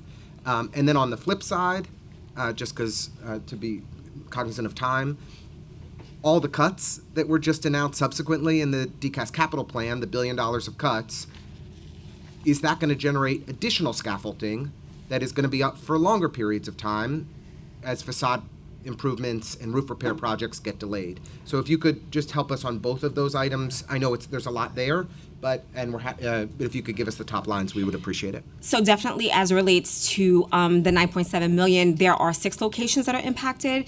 So specifically for facades, it's 88-11 Sutphin Boulevard. That is also a location where, as opposed to scaffolding, we are working on the installation of the netting. There's also 26 Central on Staten Island. And 253 Broadway, so that's covered under the facade. For roof repairs, we have 60 Center Street, 80 Center Street, and 10 Richmond Terrace. And so while certainly our goal is to try to remove all of the shedding, we've estimated that we can probably remove about 50% of that. But we certainly would fine-tune our analysis and circle back to the council with additional information. So Camilla gets 2, Chris Marte gets 3, but none for Brooklyn. Oh, I knew you were going to do that. None for Okay. Brooklyn. So That's what we're gonna just I got to. I don't have a choice. Brooklyn, we have finished 210. All the scaffolding's down at 210. 345, the scaffolding. Yes, you deserve real credit at 345. Thank you for that. That is finished, and And 360 will be started. 360. What can you tell me? 360 will be started in 2025, in mid-2025, and should be completed by mid-2027. So by mid-2027, no more scaffolding in front of 360 Adams, because it was the year I graduated from college that scaffolding went up. This is my 40th birthday's coming up. I'm just saying, it's been a minute. So okay, all right, I appreciate it. Could you just speak to the capital budget cuts? Does that have any impact on facade and roof projects that mean scaffolding will be up for longer periods of time? Right now, we're working on it. The budget cuts right now did impact some of our life safety projects, but it didn't impact any of our facade projects at this moment. So you don't believe that any of the $1 billion of cuts to the DCAS capital plan will lead to scaffold to being up for indefinite longer periods of time? No, because I'm trying to work hard on trying to not put scaffolding up as I do the inspections and get at least the unsafe condition taken care of to do the capital project. In the meantime, I don't have to put scaffolding up. Okay. So we've been working very hard. I have somebody working very hard on that, and we seem to be really following through pretty good on that. Well, that is helpful progress. We're happy to hear it. Thank you very much. And we'll look forward to having a celebration when the work is done in the Brooklyn Municipal Building and at 360 Adams. Thank you to you and your team, and especially to Laura for all your great work. The $354 million in growth in the DCAS 2025 preliminary budget is primarily attributed to asylum seeker spending. Is that right? Yes. And the 25 contract budget for DCAS totaled $463 million, but we found that $407 million was in the other professional services bucket. Is that asylum seeker spending? And tell me if I can clarify that question further. 403 million of that is for asylum seeker spending, yes. Okay, that's helpful. And we've seen the city workforce shrink by tens of thousands. You all are pursuing a dynamic remote work pilot that I'm certainly excited about, that I hope will improve retention rates for city workers. But we haven't yet seen a reduction in the city leased space. And, rather than cutting spending on electric vehicles, Keith, or other necessary investments, I would think this is an area where we could reduce underutilized space that we're spending a lot of money to rent out. Is that something that is in the process of being analyzed? Is there any progress that you can report on that effort? Absolutely. We have launched a citywide space savings initiative where we've engaged all agencies. The goal of the exercise is really to optimize the city's footprint, given the fact that we do have remote schedules now in place. Our goal is that by the end of this fiscal year, we'll be in a position to assign agency-specific targets based on agency's current footprint, headcount, and need for desks. Okay, we are eager to understand progress on that front. And I think, as you help us understand some of the current staffing levels at city agencies and how that's changed over time, we want to also be looking at those same agencies about whether they need as much lease space as they do. Oh gosh, I texted the wrong person. I texted my wife a question that went off of her. She was laughing at me. I wanted to ask you about average building cleanliness. We saw this in the PMMR that the non-court spaces, the average building cleanliness and condition rating for DCAS managed non-court spaces was down 10% from 72% to 62%. Could you give us any insight in this decline, and is there any in what you're doing to reverse it? So the decline was certainly relating to some attrition. We have city custodial assistants that perform that work. The nature of that work is very difficult, in some cases physically taxing, and it's very difficult to retain staff in that particular role. That is one of the titles that we're actively and aggressively working with OMB to backfill our positions. And there were also some other priorities that had impacted the nature of their work, where we had to have staff float between locations in close proximity. That is helpful. I certainly wouldn't have thought, I'm disappointed to hear that staffing is the primary challenge behind it. I think that covers all the questions I had to ask, but I just want to ask you, Commissioners, is there anything else we didn't cover today that you would like to add? Oh, Gail has one more question. Then we'll go to Councilmember Brewer to close out. No, you'll close it. But my question is 22 Reed Street, the status, and then I am supportive. Do you own part of Wards Island? I know the state has some, the city has some. I want Wards Island to become a Roosevelt Island, and so I've been pushing for that. But is that something that you also have any knowledge of? Those two questions. I think that we have only a small portion on Wards Island, but I can circle back with the specifics there. And what's with 22 Reed? I remember, well, it was city planning. Now there are agencies in there. We have a burial ground issue, and I didn't know if you're ever going to keep it, sell it. I just didn't know the status. So I know we don't have any plans to sell it. Okay. And I know that there have been a host of conversations around potentially demolishing, rebuilding. So so I can definitely circle back. I don't have that information with me. I apologize. I've just been going on for about 30 years. Thank you. At least. Yeah. But I know we do own a number of the shelter sites on Wards Island, so I don't know if it's exactly how control works, but they're certainly publicly owned. I think I just want to close by saying, Commissioner, I think you were doing an impressive job, and I really want to thank you and your team for your hard work. Thank you. You were you're a great public servant. Thank you. Appreciate it. Thank you. I'm very, very lucky. I have an amazing team. Being a service provider is not easy, but they make it look easy each and every day, and I'm very thankful for them. And thank you to all of you today. Thank you. Thank you for joining us. Thank you all. Thank you. Thank you. We will take a very short break before the law department comes in to testify.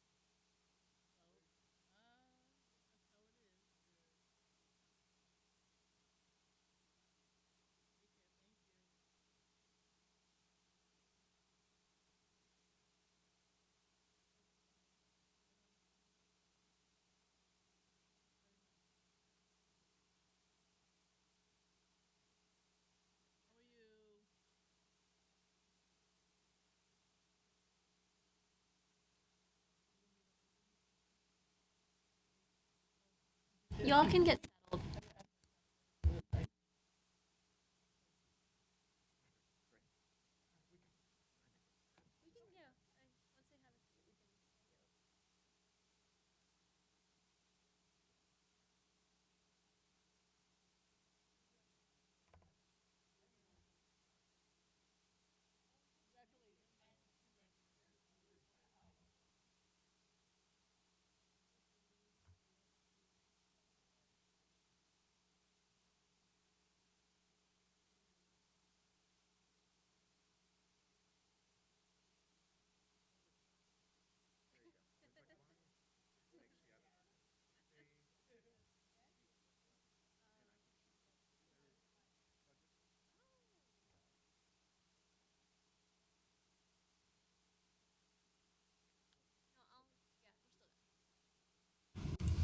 Great. Hello, thank you. We can get started. This is the Committee on Governmental Operations, State and Federal Legislation, and we will be hearing testimony from the New York City Law Department. If the panelists will please raise their right hand, I can administer the oath.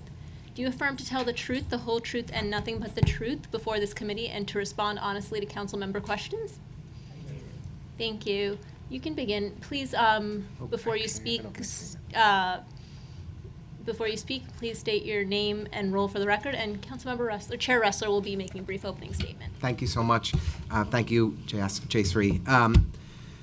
I'd like to welcome Court Counsel Judge Sylvia Hines-Radix, the head of our Law Department, to testify today. The Law Department's fiscal 25 preliminary budget totals $220.3 million, including $145.3 million in personnel services to support 1,404 full-time positions and $75 million for other than personnel services. The Law Department serves as the legal counsel for the city, the mayor, various elected officials like all of us, and numerous city agencies. Today, we look forward to discussing the Law Department's operations, the new needs and PEGs included in the preliminary plan, staffing at the department, affirmative litigation, PD settlement payouts, and juvenile justice, and more. Judge, I have been pleased, truly, to learn about your efforts to expand the ethics and risk management work of the Law Department. I'd also like to commend you and your team regarding the recent lawsuit against social media companies and for your leadership of a national coalition of cities to safeguard access to medication abortion. We have, though, seen a sharp decline in the Law Department headcount in recent years, and I am concerned about how that reduced staffing capacity is impacting your ability, the department's ability, to serve our city. I am also highly concerned about a crisis unfolding in our youth detention facilities. The number of kids in jail has doubled since Mayor Adams came into office. The Law Department plays a critical role as the team that serves as the prosecutors in many of these cases. We've seen a 44% increase in felony arrests year over year for kids, while diversion rates have declined and city programs that serve at-risk youth have been eliminated. Judge Hines-Radix, I really want to thank you for being with us today. We look forward to your testimony. Thank you so much. Thank you very much. Good afternoon, Chair Ressler and distinguished members of the Government Operations Committee. I'm having a little cold, so my voice. It is a pleasure to come before you to discuss the Law Department's fiscal year 2025 preliminary budget. This afternoon, I'm joined by First Assistant Corporation Counsel Muriel Goodtrufant, Managing Attorney Eric Eichenholz, and Director of Finance Mote Araf. The Law Department represents the city, the mayor, the city council, other elected officials, and the city agencies in all affirmative and defensive civil litigation. As a prosecuting agency, the department brings proceedings in family court alleging violations of criminal law and represent the people of the state of New York in proceedings filed in criminal court to enforce the city's administrative code. Law Department's attorneys draft and review local and state legislation, real estate leases, procurement, contracts, and financial instruments for the sale of municipal bonds. The department also provides legal counsel to city officials on a wide range of issues such as civil rights, education, intellectual property, land use, and environmental policy. The department's work embraces all city entities and operations. Our impact is tremendous. The department currently has on board approximately 765 assistant corporation counsels and 665 support professionals. We are proud to be a diversity, equity, and inclusion leader in the legal profession, with approximately 30% of our lawyers ethnically diverse and 58% women. The law department plays an important role in enhancing the city's fiscal strength, providing internal support to agencies and elected officials to ensure legal and ethical compliance, and in advocating for the public good. To better carry out this mission, during the past year, we created the new divisions that you, council member, just referred to, the Risk Management Division and the Ethics and Compliance Division. In prior years, I testified before this committee about the important work that was then the Torts Division Risk Management Unit, working with all city agencies to mitigate or eliminate risk to city residents, both short-term by identifying dangerous conditions which can be remediated quickly, and long-term by identifying agency operations or practices that are often the subject of litigation to discuss possible changes. This past year, we expanded this unit into its own division in the law department, adding staff and resources to focus on this important task. The Risk Management Division meets regularly with city agencies to discuss matters that are frequently the subject of litigation, to strategize about possible changes to mitigate risk. As its own division, the Risk Management Division has expanded its work beyond personal injury matters to risk issues across all legal disciplines. For example, risk management attorneys are working with our labor and employment law division attorneys to create strategies and to prevent liability from wage and hour violations. The Risk Management Division is also embedding attorneys in our teams, handling cases in which monitors have been appointed by the courts. Their work will ensure that these costly monitorships function no longer than is absolutely necessary and provide guidance and counsels to agencies to ensure that the legal issues that lead to these large cases do not recur. Our Ethics and Compliance Division has created in response to the overwhelming demand for advice and counsel from Law Department's Chief Ethics Officer, from within the Law Department, as well as throughout the city government on matters of legal ethics, representations and conflicts of interest, as well as demonstrated need for additional resources to be placed on compliance matters. In addition, the Law Department separately handles various federal compliance matters, including counseling and litigation of False Claims Act matters concerning the city's compliance with the terms of federal grants. Additionally, the Law Department required new expertise and resources to meet new obligations in supporting the 5 district attorneys' offices and the Special Narcotics Prosecutor's Office, who have requested representation for their staff members in connection with proceeding before the newly formed Commission on Prosecutorial Conduct. The Ethics and Compliance Division was created to better conduct this important work, as well as to create new measures to ensure compliance by city agencies with local, state, and federal requirements, which require monitoring, advisors, and reminders that they were not currently in place within city government prior to the creation of this division.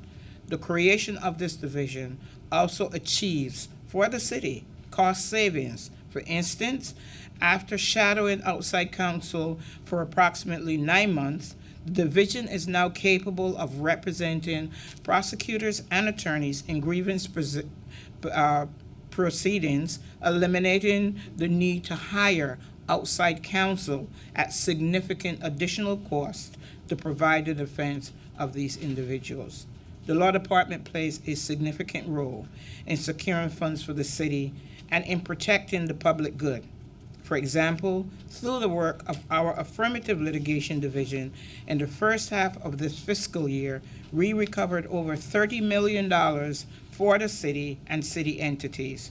This includes monetary recoveries for unpaid cigarette taxes, property damage, breach of contract, idling violations, tenant protection, false claim act cases, securities fraud, anti-youth vaping, and opioid settlement payments, among other things. In addition, collection law firms supervised by the law department recovered over $10 million. In addition to these financial recoveries obtained to compensate for violations of the city's rights, our Affirmative Litigations Division continued in the fiscal year to pursue civil enforcement actions for the protection of public health and safety. We continue to litigate against cigarette traffickers, sellers of flavored electronic cigarettes or vapes, and marketers of e-cigarettes to youth. There are approximately 50 matters either in court or under consideration to compel compliance by landlords and building owners with code requirements designed to protect tenants and the public. In December, we reached our first $1 million settlement with the owner of 8 properties in Manhattan, who agreed to take corrective action at a corrective action plan. We continue to litigate against manufacturers Kia and Hyundai, who decided to omit from certain car models the industry standards anti-theft immobilization devices, forcing law enforcement to respond to surging levels of auto theft, with thieves participating in a viral TikTok challenge. As you are aware, we just filed a suit on behalf of the city, the New York City Department of Education, the New York City Health and Hospitals, to hold social media platforms accountable for their contribution to the youth mental health crisis facing our city. We also settled the first pattern of practice lawsuits under the city's Freelance Isn't Free Act, enforcing compliance with the nation's first law, protecting freelance workers and recovering double damages for the freelancers who were not paid.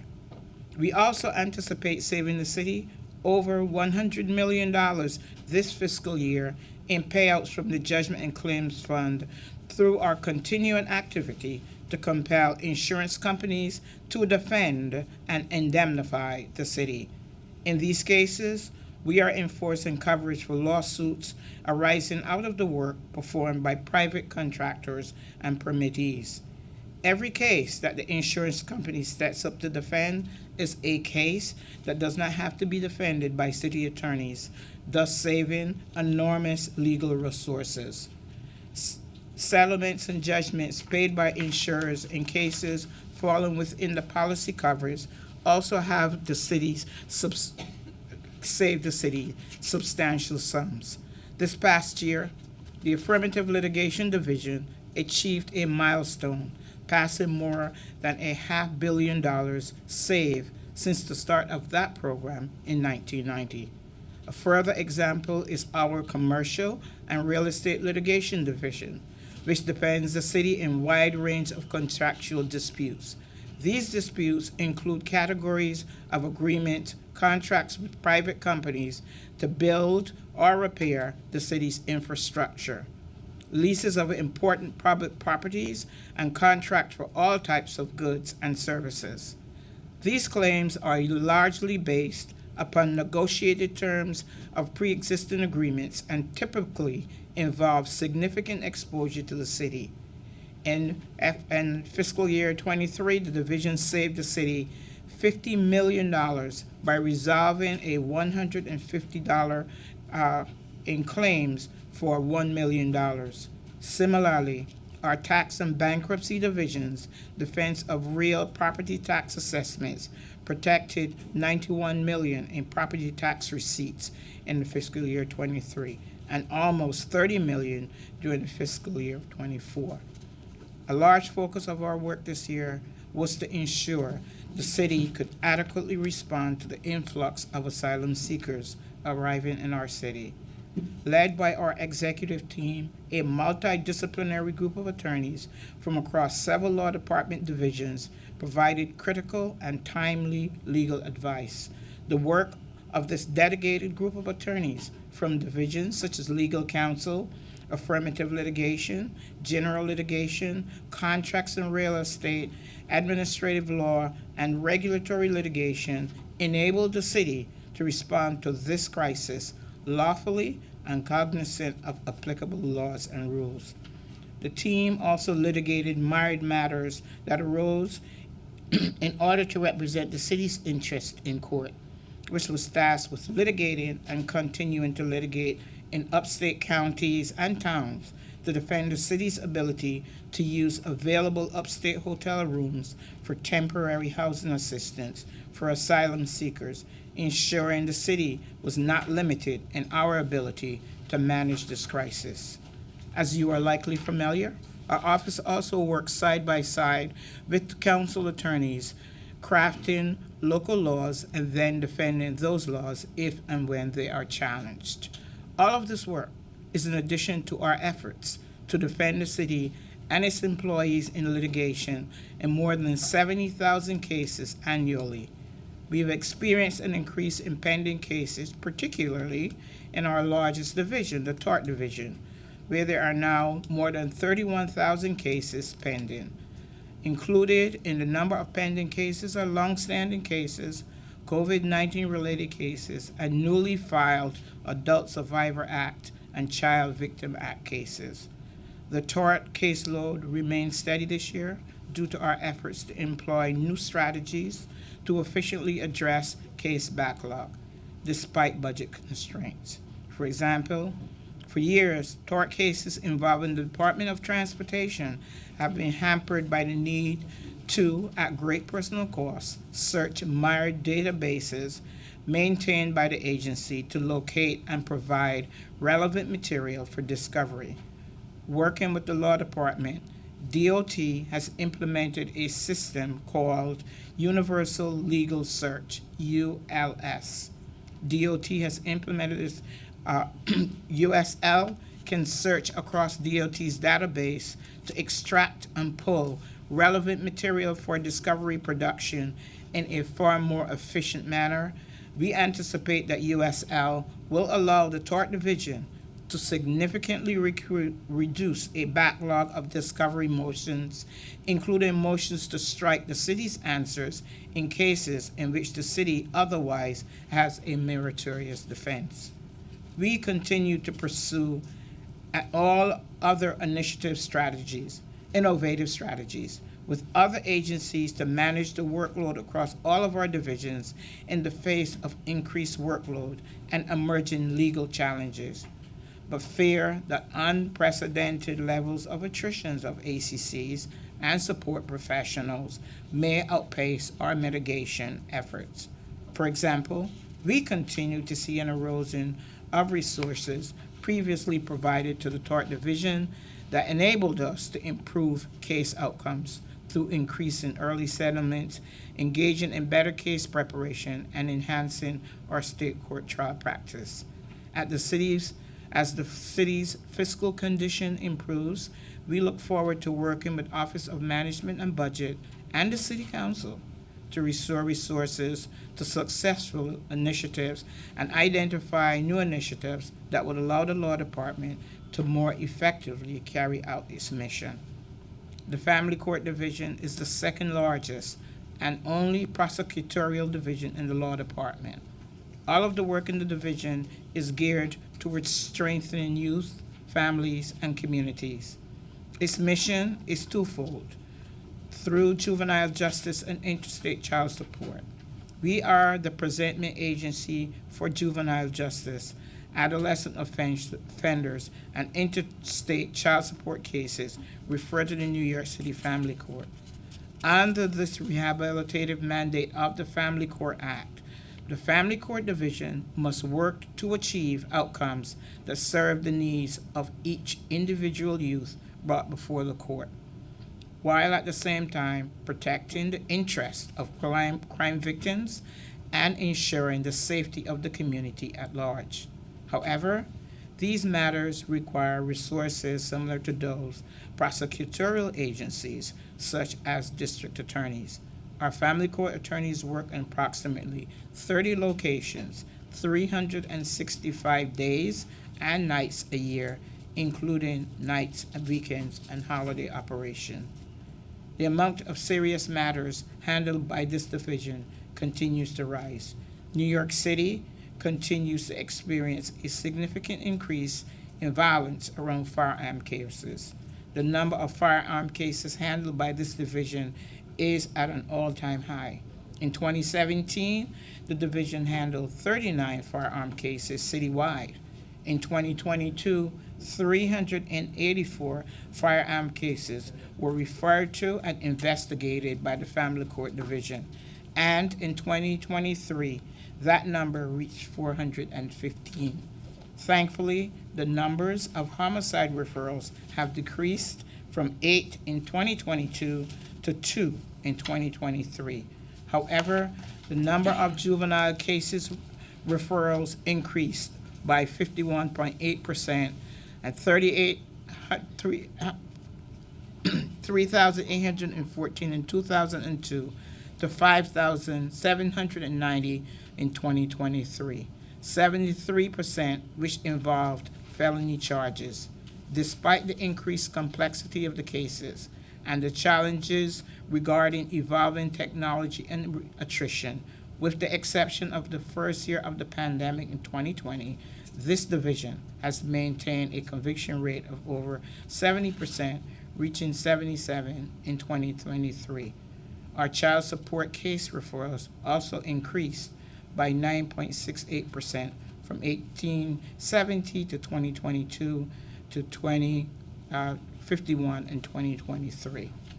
But the goal for our youth in juvenile justice is to identify strengths and resources and opportunities to foster success in the community.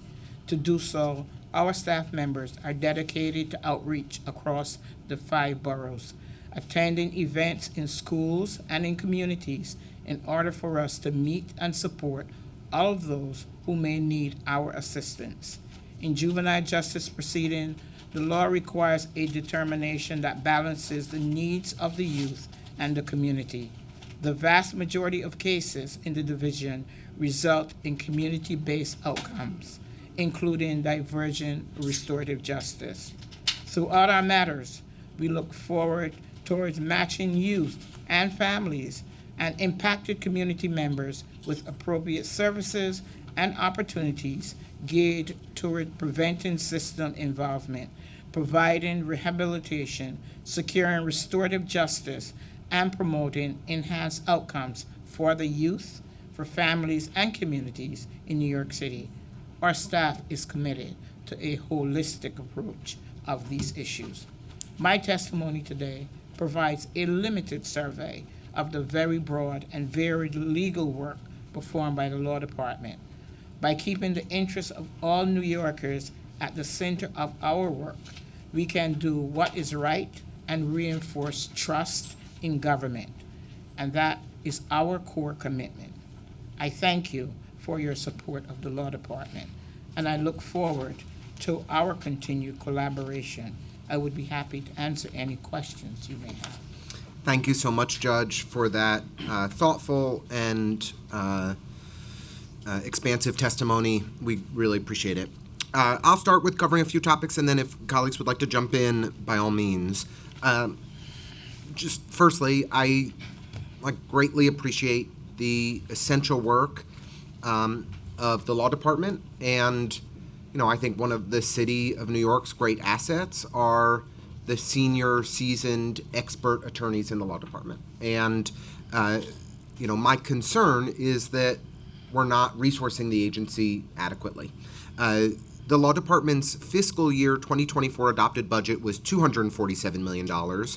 According to prelim, y'all are on pace to spend $284 million, but the FY25 budget is just $220 million. That's a $64 million difference. That's a 30% reduction potentially in spending for the law department year over year. If enacted, that would be, a hugely detrimental cut to the law department. So could you please detail what changes contributed to law's budget dropping so dramatically between the current fiscal year as of January,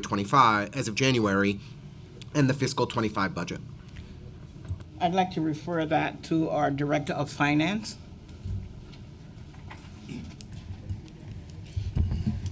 Good afternoon. Could you introduce? State your name and position for the record? Sure.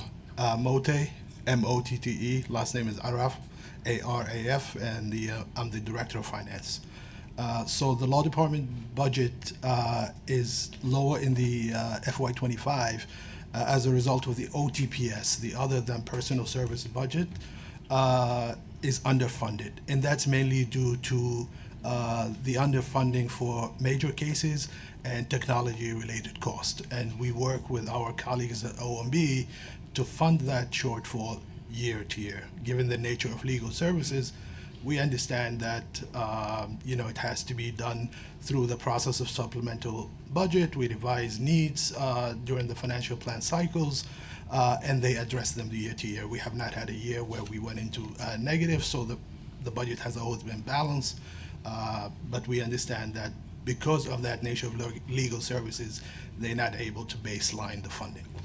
I appreciate that, and we'll certainly dig in on some of the contracted OTPS work, but it's not just a question of OTPS. We're seeing significant shifts in the law department headcount. When you look back to FY19, pre-pandemic, Eric can remember these days well, the law department had a headcount of 1,970. As of January, we saw it at 1,460, and you testified today there were 765 assistant corp counsels and 665 legal support professionals. That's a 18% decrease in a 5-year period in the number of lawyers that we have on staff. That is a huge reduction. More than 1 out of 6 lawyers at the law department has disappeared in the last 5 years. And yet you all have more work to do than you did back then. For a long time, the law department was celebrated as the largest law firm in the New York City, the people's law firm, but that's no longer true. Kirkland & Ellis has more attorneys than the law department. That's crazy. And that is wrong. And we should be investing in the law department, because when the law department doesn't have capacity, every other agency in city government is slowed down. So I'm particularly concerned about, well, actually there's 2 questions I'd like to ask here. One, FY24 exec plan, in fiscal 24, the exec plan baseline cut 63 baseline positions were removed from the law department. And there was a new November PEG that cut 56 more positions. So that's a further 119 person staff reduction at the law department, which has already undergone significant staffing cuts in the last number of years. How can the law department perform its essential functions with this historically low staffing levels that are continuing to significantly decline as a result of the mayor's aggressive PEGs?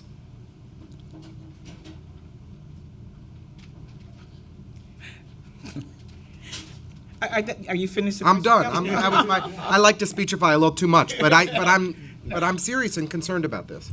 Well, there has been, of course, a decrease in staff, and not just because of the PEGs. There's been significant attrition because of COVID.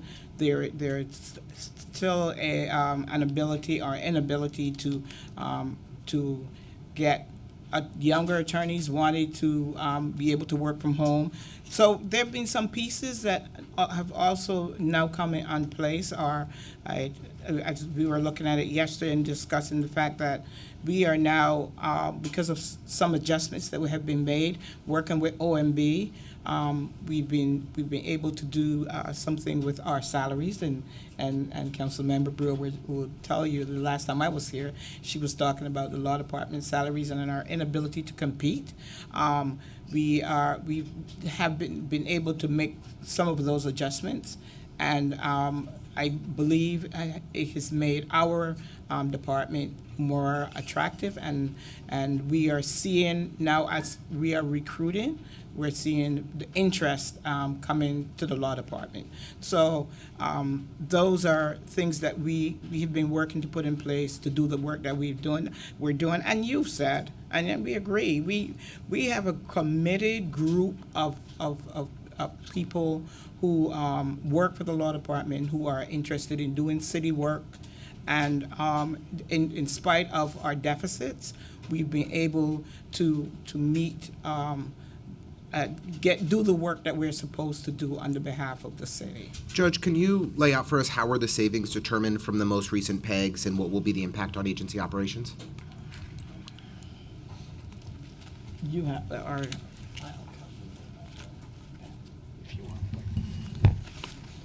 Sure. So in light of our budget condition and the headcount that was just mentioned, we try where possible to bring in revenue to meet the PEGs.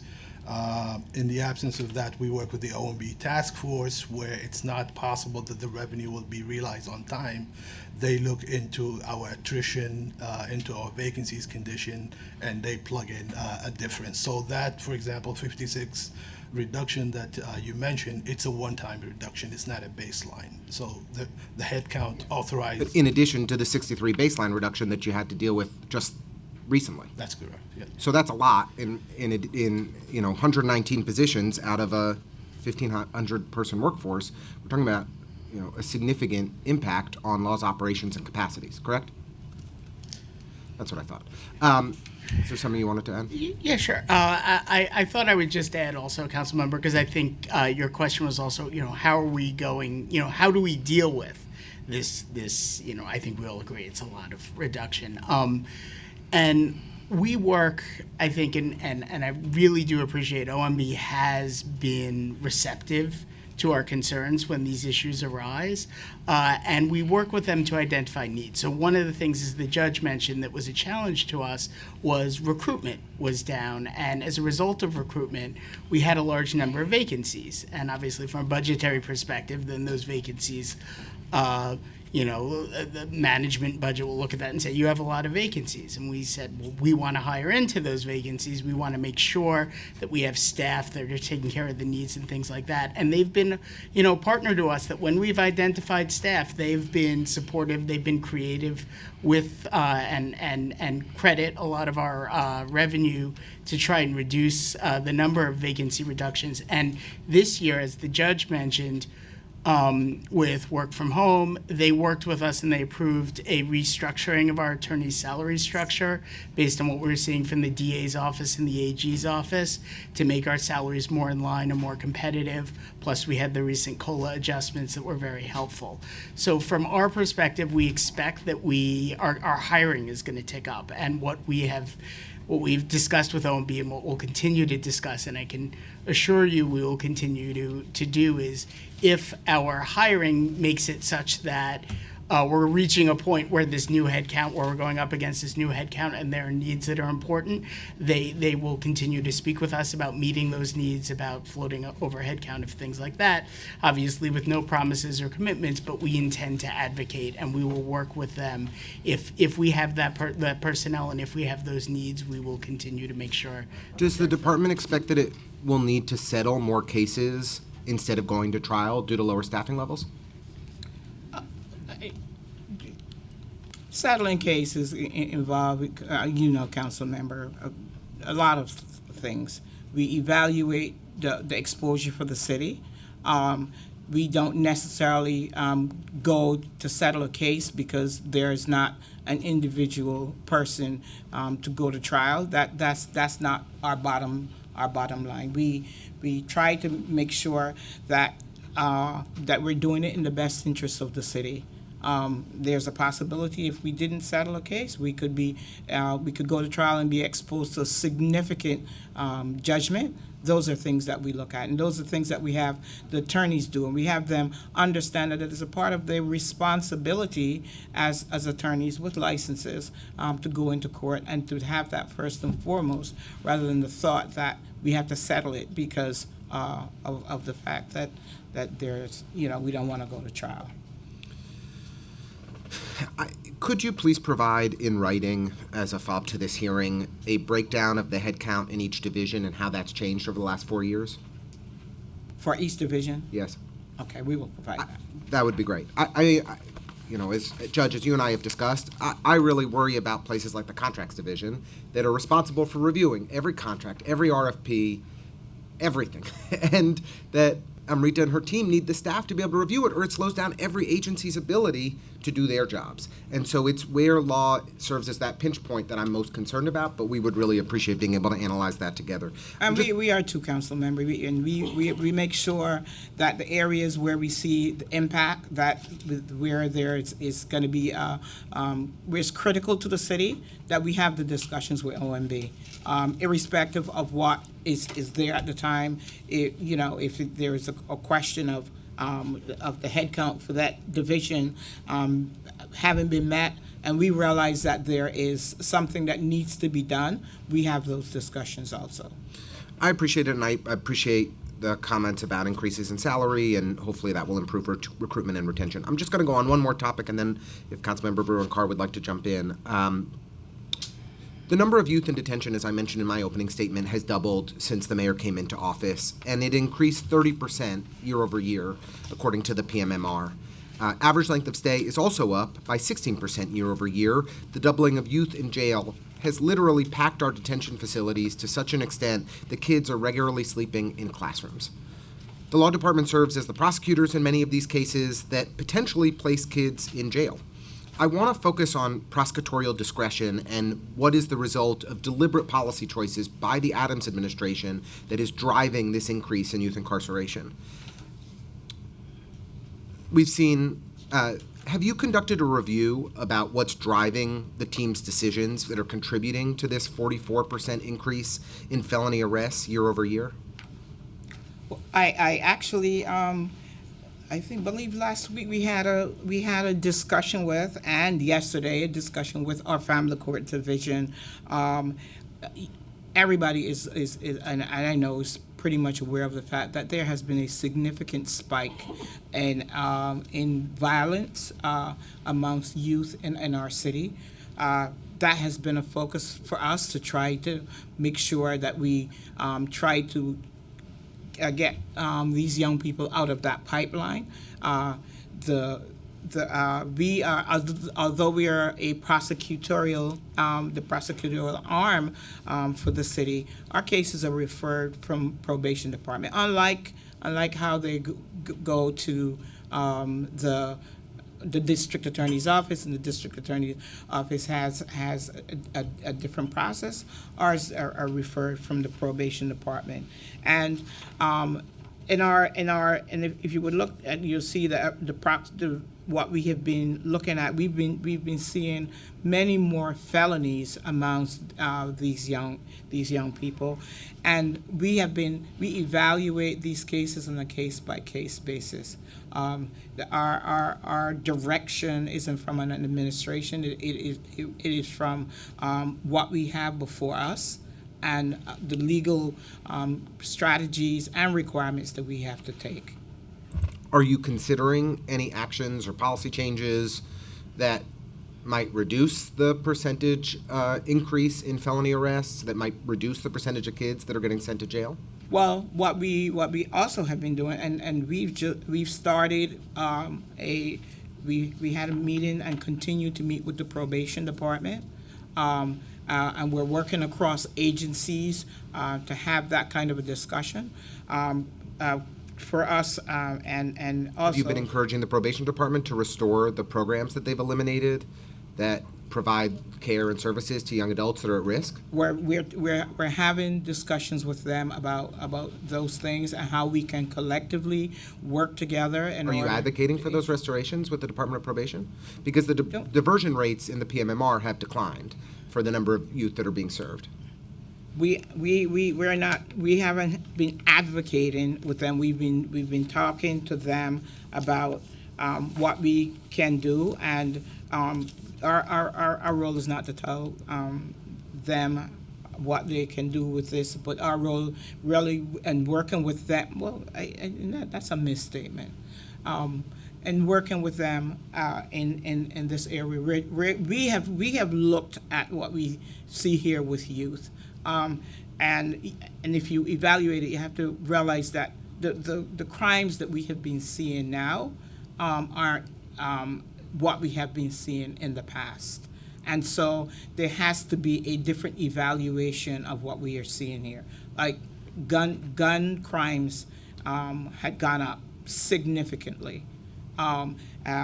We at one I was talking to a staff who was saying at some point you saw two youth in a year with guns. At one point we were like at 39 youth. So it is something that we have to look at across the board, and we're happy that we've been able to get the agencies to sit down together to start talking about what we can do collectively. I really do appreciate that. I would say that when I work with the Brooklyn District Attorney's Office, we're often talking about investments and programs that need to be made for ATIs, ATDs, diversion programs that can keep our that can keep people out of our criminal justice system. And so I do feel like it is potentially your role.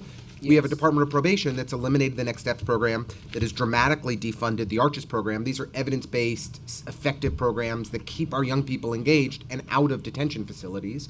I appreciate your comments on gun increases, but in your testimony today, the year-over-year increase in gun cases, firearms cases that were referred to the Family Court Division increased by 8%. From in that same period, the number of youth felony arrests increased by 44%. So we're seeing something that's much larger happening. Your decision, the law department's decisions to charge these young people with felonies, means that they're being sent to the juvenile detention facilities that cannot accommodate them. And so we need your help and leadership in helping to reverse this deeply problematic trend. I do want to ask specifically, do the unacceptable conditions in the ACS juvenile detention facilities that cannot fit more young people, is that something that you all consider in making your prosecutorial decisions? I was reading. No, you're fine. I mean, I was just the point I was making on the data was 8% increase in gun charges year over year, 44% increase in youth felony arrests, and the gun charge increase is deeply concerning, and we definitely have a lot of work to do together about it. The way to address it is to invest in the Department of Probation programs that the mayor and the DOP commissioner have cut. That aside, I want to ask specifically. The ACS facilities are over capacity. Kids are sleeping in classrooms in unsafe conditions. Do those realities, do those unacceptable conditions inform your prosecutorial decisions to pursue felony charges and to send these kids to facilities that can't accommodate them? Well, we look at what in our prosecutorial position, we look at a holistic approach. There's not one thing that we look at and not the other. So all of these things will be taken into consideration. And council member, I have to go with your information that kids are sleeping on the floors. That is not something that I am aware of. It's been widely reported in the press. At this point, we understand that the mayor and his team are planning to spend many tens of millions of dollars to expand the size of our jails for kids so that we're incarcerating more youth. I think that there's an opportunity with leadership from the law department to be prioritizing diversion and creating opportunities to get our young people on the right track, not just sending them away to jail. And unfortunately, that's what's been happening. We've seen a doubling of the number of kids in jail. So is there something you'd like to add before we kick it over? Did you want to? No? I'll kick it. Councilmember Brewer-Carr, would you like to jump in? Thank you very much. I was just appreciative of the fact that you're talking about hybrid. I must admit, I talked about it in hearings for like a year before the mayor talked and did it. So how much difference has it made in terms of not just you, but every legal aspect of every single agency wasn't able to hire until hybrid was announced as something the city can do. So is it helpful? That's my question. Well, I don't think that we have had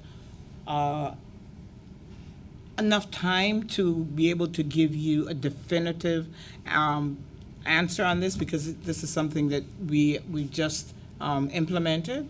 But I think it is helpful in that our attorneys were pretty excited with the ability to do this. And our labor and employment folks work with it and trying to get it together. I mean, look, we are very conscious of the fact that this is the way of... And every other firm does it in the private sector. Right. But we, you know, of course, they had to be pretty much the evaluations made before we were able to get the pieces. The unions got it, then we got it. I think what we have been seeing now in recruiting and people that are expressing interest in the law department is that people are expressing that interest because of, I believe those two pieces: the fact that we've done something with our adjustment in salaries, and that is also an option. And Okay, yeah, so hopefully- I think it's beneficial. I think we need to have some more time to kind of look at it. But I think that it is something that's going to be very beneficial. Okay, and in agencies, obviously there's general counsels in different agencies. Do they also use hybrid? Do you coordinate with them on some of the hiring issues? I mean, obviously probably on substance, but from my perspective, it's just hard to hire, period, attorneys in New York City. So I'm just wondering if they're being as intelligent as you are about trying to be creative. So go ahead. Yeah, so I think since most of the agencies were, at least the ones that I've worked with, very much were welcoming of the idea of hybrid work for their attorneys. The mayor was just a year too late, but that's my opinion and not yours. So, I do think that they, like the law department, are looking at it as a potential recruitment tool. I think they, like the law department, most of the agencies had saw it as a way, sort of a morale booster, as a retention tool. Exactly. And so I do think and we do obviously, we do discuss hiring practices with some agencies to the extent we have. I know that agencies, I can't say universally of every agency, obviously, but there are agencies that intend to take advantage of the new flexibility as part of their recruitment and retention practices. Okay. I mentioned OTPS shortfall in technology. Could you be more specific as to what the shortfall is? Because obviously, in today's world, it's an incredibly important funding issue.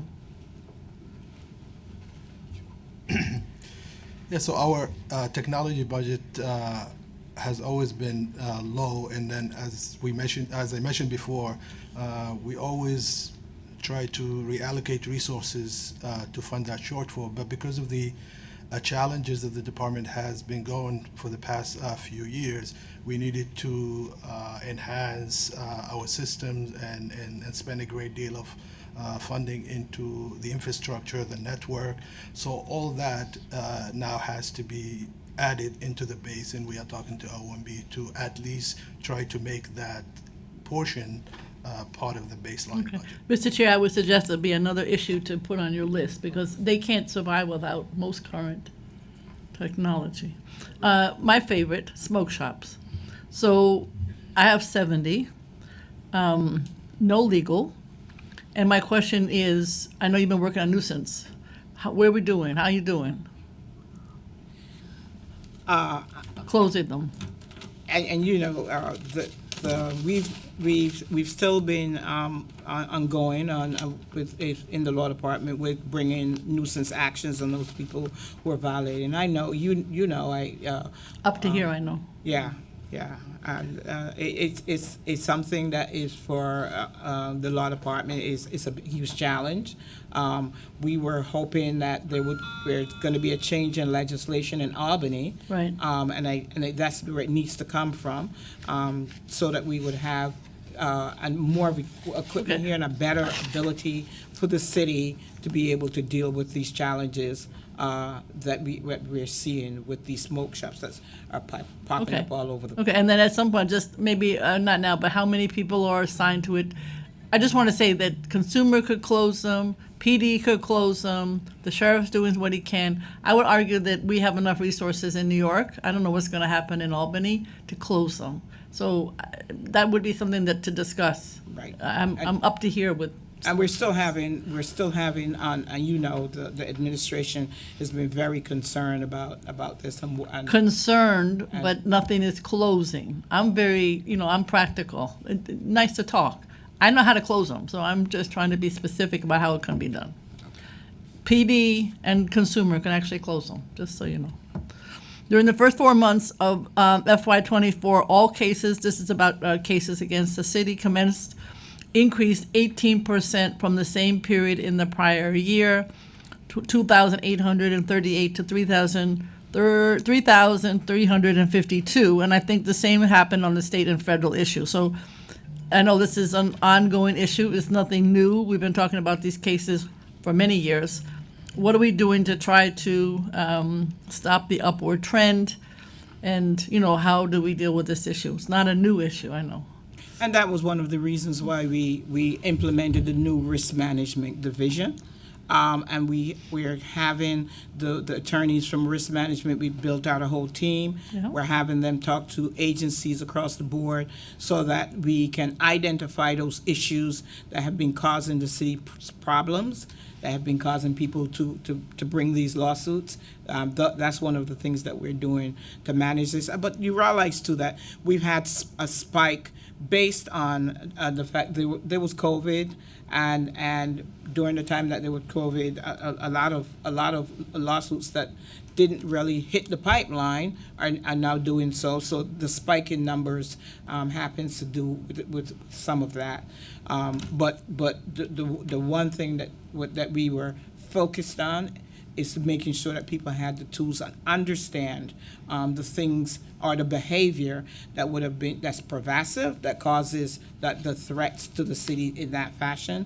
And we're looking at it and monitoring and making sure that this division has the tools that they need and the individuals that they need to work with our agencies to highlight this. There's a lot of money that is taxpayer money that is used to settle these cases.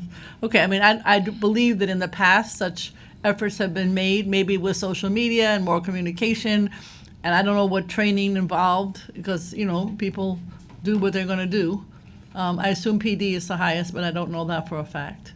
And I would love to see some way of, working so that people don't end up in your auspices. So let's see what happens. Thank you. You're welcome. Thanks so much, Councilmember Brewer. Councilmember Carr. Thank you, Chair. Judge, good to see you, and thank you for your service to the city. Just want to piggyback on something Councilmember Brewer was discussing with you, nuisance abatement with the vape shops. You mentioned state law needs to be changed, but Councilmember Powers, our colleague, has Intro 397, which is a reintroduction from last term, which would put some more teeth back into the city's nuisance abatement law with respect to illegal cannabis sales. So I think even if we're supporting the mission of legal cannabis, we need to make sure these illegal shops get closed. So I hope that you and your team take a look at that bill because I think it could help further that mission. Okay. With You respect, said Intro 397? Intro 397 is the new bill number. Okay.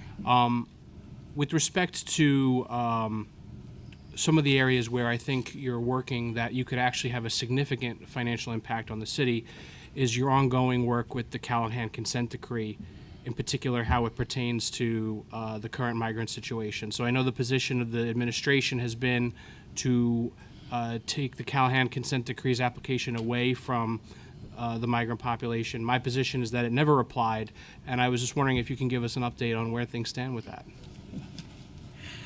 Well, of course, there's ongoing litigation in Callahan, and our position now is we've been working with litigants, and we've been working with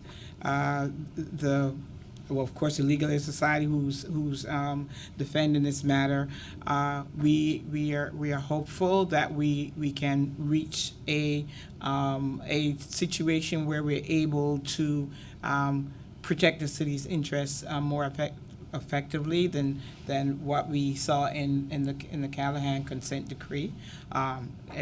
Since there's ongoing litigation and we're working, there's been direction from the court and other councils that we're not going to be discussing where we're going at this time, but I'll tell you, we have spent a significant amount of time and legal expertise and across our law department in order to ensure that the city is protected and that we do it properly, that we are not found in contempt in any actions that we take, and those are the things that we're looking at.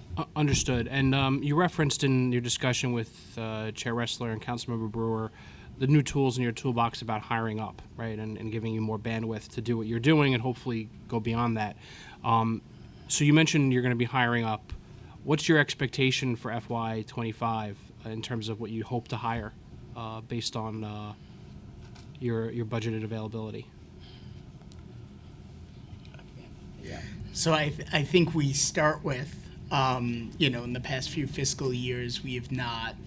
One of the reasons our head count kept, was reduced in the pegs was because we weren't matching and hiring up to our head count. So I think our first step is we want to, especially with the lower head count, we want to hire up to that head count. Our various divisions have certain needs that they want to make sure are addressed and staffed. And so what's going to happen is we're going to reach that head count, and then after that head count, we're going to be hiring into those particular needs and working with OMB to do it. And so I think, especially since a lot of these developments are recent, we don't necessarily have a goal or a projection, but at the very least, we want to achieve and to show that we can maintain a staff at this head count and at a higher head count, and I think that would be our goal for this coming fiscal year. Okay. And remembering that our not hiring up was not because of our reluctance to do so, and Councilmember Bureau will tell you that last time. People, you literally couldn't hire. I mean, there are law firms out there who cannot hire attorneys either. That has been an issue. And we were also impacted by this. So because of the changes that we've mentioned, we're hoping that we're able to deal with that. Okay. Thank you. Thank you, Chair. Thank you both for those questions, and I just want to say that we hope that you all will set ambitious benchmarks for hiring, for increasing the headcount of the law department, and we want to help champion and support those goals. We believe in the work that you do, and we want you to be resourced to be able to actually accomplish it. And the 20% reduction in the number of people working in the law department over the last 5 years has a big impact on the city of New York, and so we want to help support the growth and return to those pre-pandemic staffing levels. I'm just going to try to cover a few more topics before we let you enjoy the rest of your afternoon. First is NYPD settlements. Recent analysis by the Legal Aid Society found that in 23, the city paid out $114.6 million in lawsuits alleging police misconduct. Since 2018, these lawsuits have cost the city $548 million, not including any matters settled prior to litigation. The median payout has increased during that same time from $10,000 in 2018 to $25,000 last year, a 2.5 times increase. The PMMR also revealed a major uptick in civilian complaints against the police under Mayor Adams' tenure, up 60% from just last year. Right? We're seeing dramatically more enforcement, dramatically more incarceration, and not surprisingly, dramatically more complaints against police misconduct. We can only assume that the uptick in police misconduct complaints will result in even more litigation than what we're already seeing and even greater settlement payouts. So what steps has the law department taken to ensure that officers that are generating these repeated lawsuits are properly disciplined and that there's real accountability for the bad actors that are mistreating New Yorkers and wasting taxpayer dollars? So, Muriel Good-Trufant, when it is that we see trends in multiple cases or see something notable in even one case, we have communications with the police department about how those issues might be remedied. So that's what we do on an ongoing basis. And is that having any impact or effect? Can you show any results from those informal conversations? Well, certainly the conversations would be attorney-client privilege, and Sure. so That's why I'm to just the asking, extent that there are tweaks, telling you that this was tweaked because there was a problem would probably reveal things that we would not be permitted to reveal. But I do know that because of those ongoing conversations, there are tweaks that are made and changes and. I appreciate that you've been having those conversations. It sounds like that's the longstanding law department policy, and yet things are moving in a pretty extraordinary direction. We've paid over $500 million in city taxpayer money to settle these allegations of police misconduct. $114 million last year. What are we doing to reverse this trend? So one thing I'd like to highlight about what is included in the police misconduct settlements, and that is a number of reverse conviction cases where individuals were incarcerated for some 30 years. Right. And the settlement of those cases in order to provide a measure of justice to those individuals amounts to large numbers. Would you, Those alone would drive up the average settlement if you are paying an individual $10 million, $12 million, $15 million. And there are several of those cases within the past few years as our various district attorneys have had a view to conviction integrity. And we certainly celebrate that prioritization on conviction, conviction review units, conviction integrity units. Accordingly, could you provide the total payouts based on the year of the misconduct to us in writing over the last few years so that we could see that breakdown and actually understand what's coming from, Luz Garcello from the 80s and 90s and what's actually happening as a result of police misconduct today? Yes. I'll take a yes. Well, I'll take a yes, but it's a yes. It's a yes, comma, because I want to highlight for you that in any given year there may be 1,000 such settlements. So we may have to group them such that without something that's minutia that will drive you crazy. Right. We'll have to think of a way that answers the question. Fair. And yet is meaningful.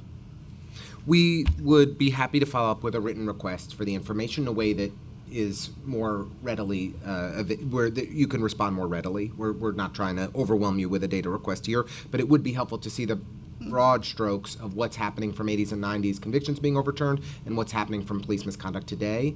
I do hope that the law department will consider additional actions that you all can take to rein in police misconduct, to slow down the amount of settlement, to reduce the amount of settlements that we're paying out. Not to beat a dead horse, council member, but that's also one of the reasons why we've implemented this risk management unit to evaluate those types of things, to make sure that there's discussion with the agencies of specific things that we see that are driving this, and so I totally appreciate that and appreciate that focus, but the PMMR showed a 60% increase year over year in CCRB complaints. That's a big number. We already had more CCRB complaints, if I remember this correctly, in the first 4 months of this year than we did 4 years ago over the whole year. So we're seeing a big shift, and that's because of the trends that I've already mentioned. I won't repeat myself. But I did want to ask relatedly on this risk management piece, the preliminary plan includes an additional $33.7 million in city funds in fiscal year 24 for the OTPS shortfall. My understanding is this funding is related to court-ordered monitors. Could you let us know how many cases that covers? You mean 7. 7. And NYCHA was by You said far the cases. cases. You meant monitors. Monitors, Right, yes. Well, 7. Yes, Yeah. 7 monitors. Fair. Yeah. And the NYCHA monitor was by far the greatest source of spending. Yeah, Bart did pretty well, right? Yes. Yes. I mean, not the Bart did pretty well part, but that the No, no, monitor yes. was a significantly larger NYCHA, source of yes. funding. NYCHA is yes, the- NYCHA is- And you're expecting that those costs will remain similar with the new firm that has been identified, Jenner and Block, to take over the NYCHA monitor responsibilities? It remains to be seen. Yeah. Okay, I mean, the law department spokesperson said it to a reporter that they expected the funds, that they expected spending to continue at similar levels. Yes, but with monitorships, they send you invoices, and so you can't say on the front end what the needs of the monitor will be. And was cost a major decision in the determination to select a new monitor for NYCHA? The determination was not the Not law made by the department's. law department. Fair. And I think when you talk about costs here, they, and we could check that, but it is not just one individual, it was just him, and now there are two people. So if you're talking about it being the same cost, that may not be an accurate representation, because now 2 people are being paid. Okay. Final items for you. Payments for judgment and claims. According to the PMMR, the payouts made for judgments and claims against the city in state and federal court increased over 200% in the first 4 months of fiscal year 2024 to $213 million. That's up from $60 million in the same period from 2023, fourfold increase. What drove the increase in the first 4 months of this fiscal year? One case, there was one class action that accounted for $135 million in that 4-month period. Okay. Has the law department taken any steps to reduce judgment and claims expenditures? Yes, our risk management. All right. Well, we're hoping to start to see some great results from that risk management division. The last topic that I'm going to ask on, unless my colleagues have any further questions, well, I'll do 2 brief ones. I don't want to make any promises I can't keep. Asylum seeker legal casework. The preliminary plan included an additional $1.3 million for legal services relating to the Asylum Application Help Center. Could you confirm how much money has been spent to date through this contract? Yes, as of a week and a half ago, a total of approximately a little over 17 million. Right. So why would you have spent, I mean, and prelim was already a month or so ago, 6 weeks ago, but why spend 16, 17 million and only seek 1.3 million in new needs? That 1.3 million was actually added centrally by OMB. It's not through an action that we do at our end. And actually at this point, the budget is already above that 17 million. I think it's been modified to about 20 million at this point. Okay. State funded. And then the last thing I wanted to ask about is impact litigation. Because maybe you're aware sorry. of the fact that contract you're asking about is state funded. Absolutely. But still want to make sure that it's reflected accurately in your budget and that what we're seeing in prelim are the actual expenditures of the department. And that's a major, there's a major disparity of 1.3 billion showing up in prelim, and in actuality, 16, 17 million had already been spent at that time. In 2018, the law department created the Strategic Advocacy Initiative to expand the department's pursuit of impact litigation and strategic advocacy. Could you just tell us how many attorneys are focused on identifying potential new impact litigation cases? And there was a strategic advocacy committee that was created around that time. Does that still exist? The work continues in our affirmative litigation division, and it is shared by the whole of the division now. And how big is that division, approximately? At most 20 people? Okay. Yes. Well, any other questions, guys? I just want to say, We keep it funded, and and staff, because we know council members. How important it is to me. Very important. I know, and I know it's important to you, and that's why we were happy to confirm you as a council. I just want to say in closing, we deeply appreciate your work. We value the law department tremendously and really appreciate you taking the time to be with us today. We want to help support the growth of the law department and so that you have the capacity you need to thrive. And I hope that we will be able to continue the conversation about juvenile detention. We are deeply concerned about the current crisis that we're facing, and I hope that we'll be able to work together with other leaders in the administration to reverse the trends in the months ahead. Thank you very much. And I will assure you that we will have continued discussions with the law department, family court division, and with probation, and make sure that people understand what your concerns are. Thank you. Thank you all for joining us today. Have a good afternoon. Thank you. Thank you. We will be transitioning over to the Office of Administrative Trials and Hearings next, after a few minutes.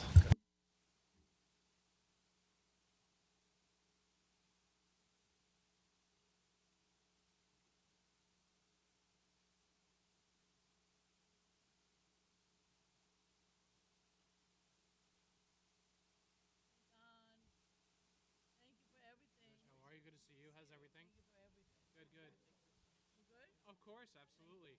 I was funny. I was thinking about you this morning because I was with Imam Tahir at the mosque, and so I was like, then I realized I was going to see you here today. Oh, very good. Nice to see you. How are you? Good to see you. How's everything? Good. Love John. Glad to hear it. John is so helpful.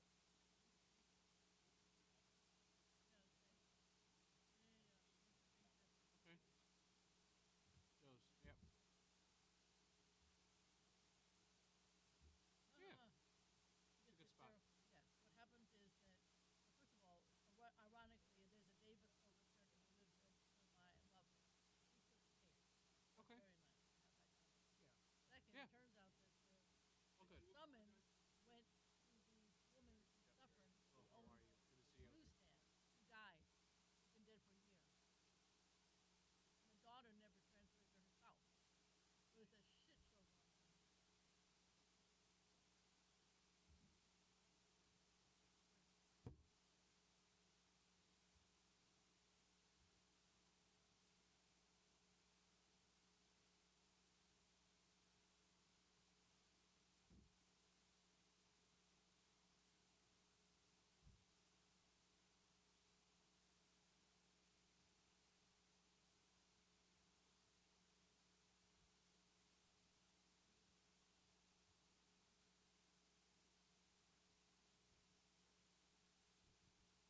Thank you very much. Okay, I would now like to welcome Asim Rahman, the Commissioner and Chief Administrative Law Judge, to testify before the committee. Thank you for joining us today. The Office of Administrative Trials and Hearings fiscal 2025 preliminary budget totals $59.4 million, including $46.1 million in personnel services, funding to support 396 full-time positions, and $13.3 million for other than personnel services. Oath is the city's central independent administrative law court conducting hearings for city agencies, commissions, and boards. Today, we look forward to discussing Oath's operations and the PEGs included in the preliminary plan, staffing at the agency, the handling of increased summons, and special education hearings.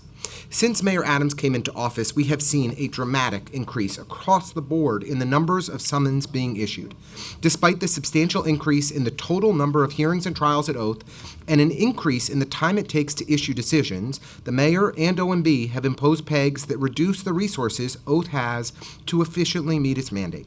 Additionally, the increase in revenue from Oath cases has not kept pace with the major increase in city enforcement.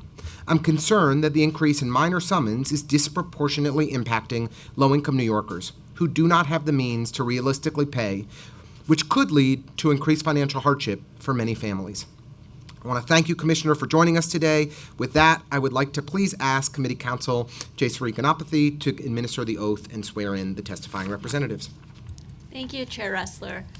We now have representatives from the Office of Administrative Trials and Hearings here to testify. If you would all please raise your right hands. Oh, and I'll do the 5-minute thing. Do you affirm to tell the truth, the whole truth, and nothing but the truth before this committee and respond honestly to council member questions?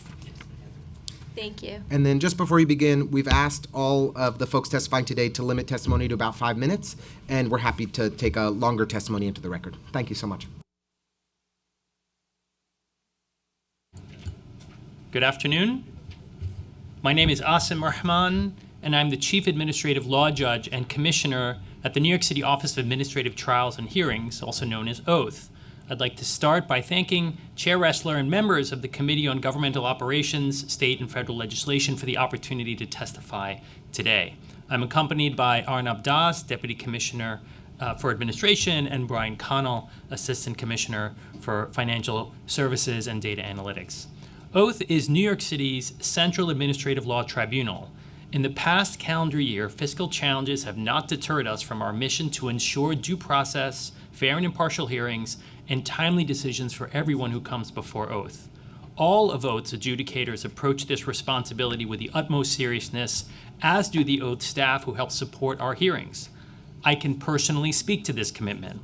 As the Chief Administrative Law Judge, I myself conduct trials and conferences where I meet with litigants and their representatives, listen to evidence, help parties find opportunities to settle, and issue decisions that are based on the law. Even when faced with such fiscal challenges, OATH has been able to maintain our standards by adapting our practices so that we continue to seamlessly deliver our services to New Yorkers, city agencies, and other parties who appear before us. The proof is in the numbers. In 2023 alone, we processed almost 590,000 summonses, held over 220,000 hearings, issued close to 2,500 appeals decisions, and conducted over 625 trials. That is a tremendous volume of work, and it is a testament to the amazing public servants who are part of the OATH team and who help us ensure that we deliver due process to those who appear before us. A key ingredient to ensuring due process is keeping OATH independent. For OATH, independence means that our administrative law judges and judicial hearing officers listen to all sides, review all the evidence without favor, apply the law fairly, and do all of this without any external influence. At OATH, we believe there's one standard of justice for all. The members of the public who have cases at OATH are treated no differently than the city agencies that appear before us. We do not take direction from any city agencies on our cases. Independence also means that OATH does not comment on enforcement policies, rules, or regulations, or disciplinary practices of agencies that file cases with us. Our role is just to adjudicate, not to set policy. Consistent with this, when we regularly provide City Council with data reports concerning cases filed with OATH, you'll note that we do not analyze or make recommendations regarding that data. Such analysis is not in our purview. Structurally, OATH consists of several divisions. Our adjudications work is handled by our Trials Division, our Special Education Hearings Division, and our Hearings Division, which itself includes our Adjudications Division, our Appeals Division, and the Clerk's Office. Across these various divisions, we handle an incredible breadth of work, including the adjudication of civil summonses issued by New York City enforcement agencies against residents and entities, disciplinary matters involving city workers, violations of the Conflicts of Interest Law, the City Human Rights Law, and more, and matters involving special education services provided by the DOE. That's just a sample of what we do at OATH. OATH is also home to the Center for Creative Conflict Resolution, which is the city's Center for Alternative Dispute Resolution. OATH's mission requires that we prioritize the public's access to justice, and we do that in several ways. We focus on language access to make sure that people who do business with OATH can do it in the language that they choose. We have a help center that provides free, non-legal advice to unrepresented individuals who have cases at OATH. And in 2023, our help center had close to 80,000 interactions with members of the public where we were able to answer their questions and provide assistance regarding OATH summonses. We leverage technology to make the hearings process more efficient, including giving people the option of a callback when they have a hearing by phone. We do a tremendous amount of community outreach and education work, and as you know, often in partnership with council members, where we come out to your districts and provide people with information about OATH. I know we've been to your own districts recently, and we do so much more to help ensure equal access to justice in the city. As mentioned, Oath's fiscal year 2024 adopted budget was $65.3 million, and the fiscal year 2024 current modified budget was $62.8 million. Oath's total preliminary budget for fiscal year 2025 will be $59.4 million. Of the $59.4 million, $46.1 million is in personnel services, and $13.3 million is in other than personnel services. Agency headcount will be 396 for fiscal year 2025 for the fiscal year 2025 preliminary budget. That does not include 348 per-session judicial hearings officers in the hearings division, all of whom work on a part-time schedule. In closing, Oath is dedicated to providing access to fair and impartial justice for all New Yorkers. I look forward to our continued efforts with the City Council, and I welcome any questions that you may have. Thank you. Thank you so much. We really appreciate the thoughtful testimony. Do you prefer to be referred to as judge, commissioner? What's the best way to... So the charter, it takes primacy overall, and the charter says that I am the chief administrative law judge of the Office of Administrative Trials and Hearings. So judge or chief is fine. Great. We'll go with judge. That we'll stick. We did judge last hearing. We'll do judge this hearing. So at $59.4 million, Oath's FY25 budget is $5.9 million less than the FY24 budget, approximately a 10% reduction. The PMMR showed that summons sent to Oath are up 26% from the same period last year, and on pace to be almost 865,000 summons for the year that are going to Oath, 60% increase since the mayor took office. Similarly, trials are up by 6% and on track to be 66% higher than FY21. So summons are up 60%, trials are up 66% since the mayor took office.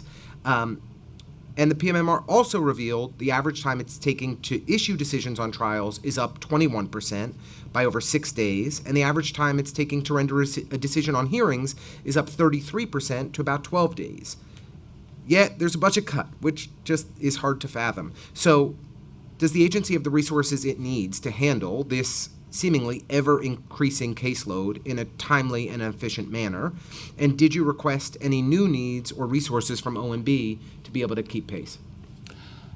Thank you, Chair Ressler. I think that Oath has the resources it needs to match the increase that we are seeing if you take into account the fiscal situation that the city is going through. Every agency had to tighten its belt, identify funds for the PEG. And when we did so, our mission was to ensure that we make those cuts while still ensuring that New Yorkers receive due process. And receiving due process means that they are receiving decisions on their cases that are based in fact and guided by the law. It has come at a cost of some of those decisions taking a little more time, but I still think we're meeting our mission of delivering due process with the staff that we have. Okay. With more resources, could Oath administer more timely resolutions or decisions for in both divisions? So let's start with the trials division.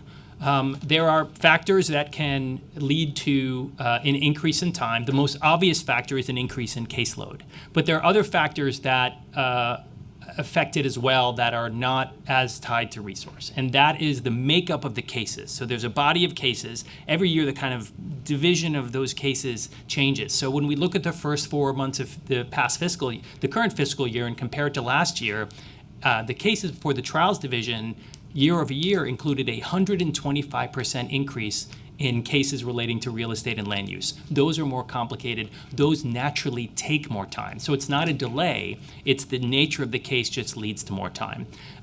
In our hearings division, the summonses are handled by two types of individuals. You have our full-time staff. Those are our staff attorneys. They hear cases. And then you have our part-time per diem judicial hearing officers. And that is a body of individuals who work part-time. They, again, are not on the full-time staff, and they adjudicate these matters. If we had additional staff attorneys, Are there matters that we could probably turn around quicker? The answer is yes. I mean, that is simple math. That if you have greater resources in certain divisions, you may be able to have greater efficiencies. On the per session hearing officer side, we still have money in our budget to hire more per session hearing officers. So more resources aren't needed because we actually have the cushion that we need to But bring there on was more. a peg on the per diem hearing officers. There was, and we put money towards that because we looked at what we had in our budget to pay the per diems, and we said, okay, even if we hire more per diems, we still have some left, and we were able to put that towards the PEG.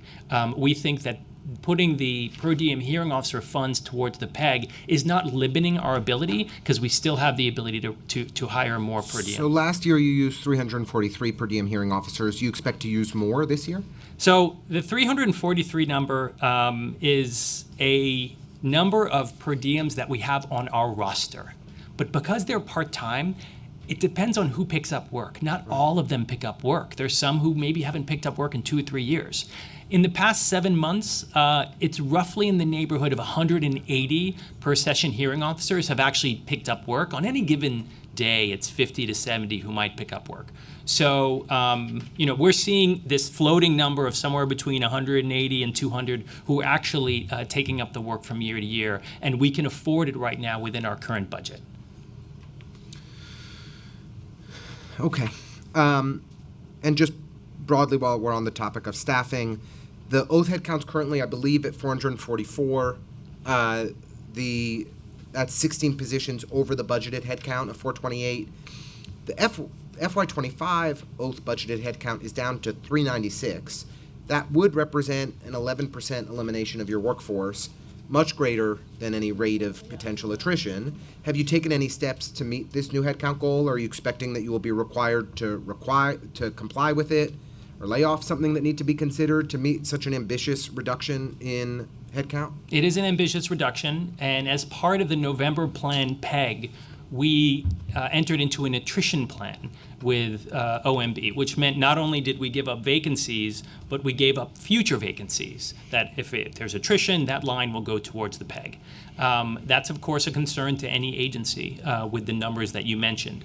But we've had open discussions with the OMB where if a position has been vacated where it is a critical operations issue, a critical operations position, where losing that line is going to derail everything, then we've been able to engage with OMB of, okay, you need to let us backfill this line. We can't put this one towards the PEG, and we've reviewed those with OMB. OMB has scrutinized them, and they've given us the green light on some of these to go ahead and hire people where even though we have an attrition plan, we've been given permission to backfill when we've demonstrated that it's a critical need. That's very important to us. So you are expecting to comply with the 11% headcount reduction and have a 396 headcount by FY25?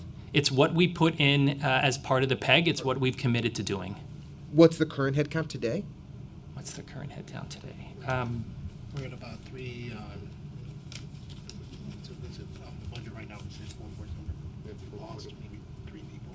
So the last month he's been 441, I think. So around 445. Okay, so I just mean to say we're over the FY24 budgeted headcount. That's a 50-person reduction essentially over the next starting in 3 months.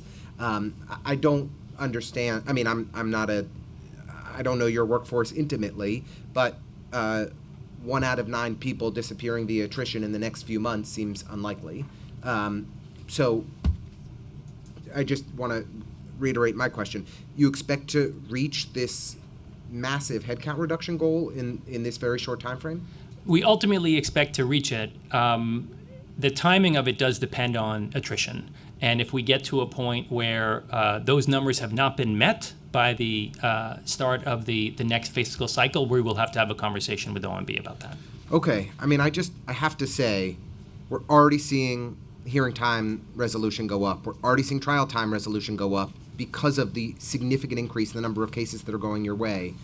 How you could possibly manage a double-digit % reduction in your workforce and not have an enormous impact on being able to manage this caseload, seems impossible. So I don't understand what OMB is thinking. I don't understand the analysis here. It makes no sense to me whatsoever. Yeah. There's not a question there. It's just a statement of being utterly confused at what they're doing. I want to just touch on another topic and then pass it over to my colleagues.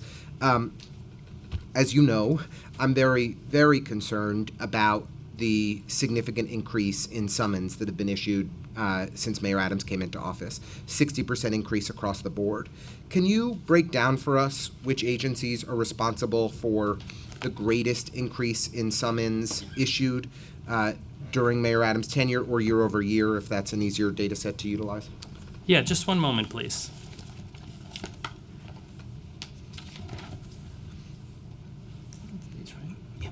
So if we do consider year over year, I can give you a comparison for certain agencies with respect to summons issuance as to fiscal year 24 versus fiscal year 23, or fiscal year 24 versus fiscal year 22 or 21. 21 would be great if it's Okay, easy. right. So 21, the largest increase, let me just line up my numbers here, one moment. The greatest increase that we've seen at Oath, now the numbers I'm looking at cover the majority of agencies. We have different data sets because of different systems. So what I'm reading to you is likely leaving out TLC and some DOH-MH. But if you put those aside and we talk about the rest, the remaining enforcement agencies, the police department's issuance rate has gone up. The volume of what we've seen with the police department fiscal year to date is 41,779. That is a 287% increase from the same. 287%? Yeah, 287. That's a 287% increase from the same period fiscal year to date in fiscal year 2021. Okay. And is that the largest agency increase? I'm sorry, I missed one. The DEP has a year-to-date total this year, this fiscal year, issuance 50,216. That represents a 391% increase in issuance with summonses filed with Oath as compared to fiscal 2021 year-to-date. And then the largest is, come in?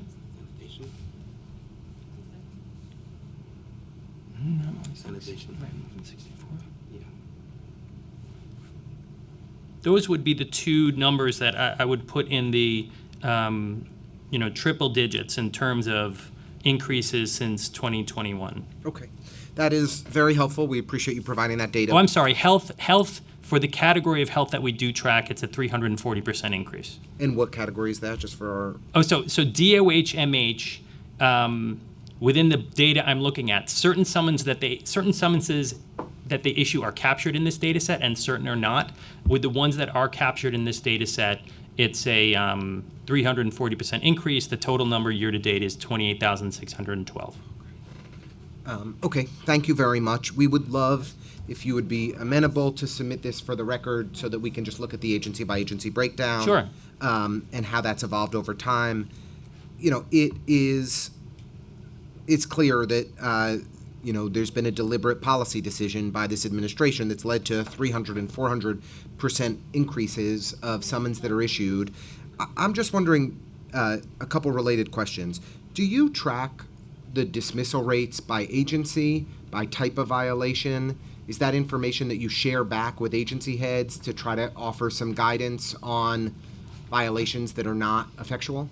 We do have a dismissal report that is sent out to agencies. It is not sent with any instructions on what they should do with it. It is information that we have and information that we provide. And the dismissal report has not percentages, it has gross numbers of number of dismissals in a given period. So I have a month by month numbers. What it does track, it does not track the type of summonses. So if you're talking about an agency, if you're talking about DEP, it doesn't say the type of DEP summonses that are dismissed. Rather, it says the basis for the dismissal. Some are dismissed because it was improperly filed. Some are dismissed because on the merits it was dismissed. The hearing officer said, no, I disagree ultimately on the merits. Some are dismissed because they actually don't come to oath. There's a jurisdictional issue. They were filed with us, but they shouldn't have been filed with us. So it breaks down those categories. Okay. And do you also track that information by the city employee of if, let's just say, sanitation officer X or police officer Y was responsible for issuing 700 summons in the last year. Do you track their individual dismissal rates at that level? We don't. We track, as I mentioned, by agency and within the agency, the basis for the dismissal.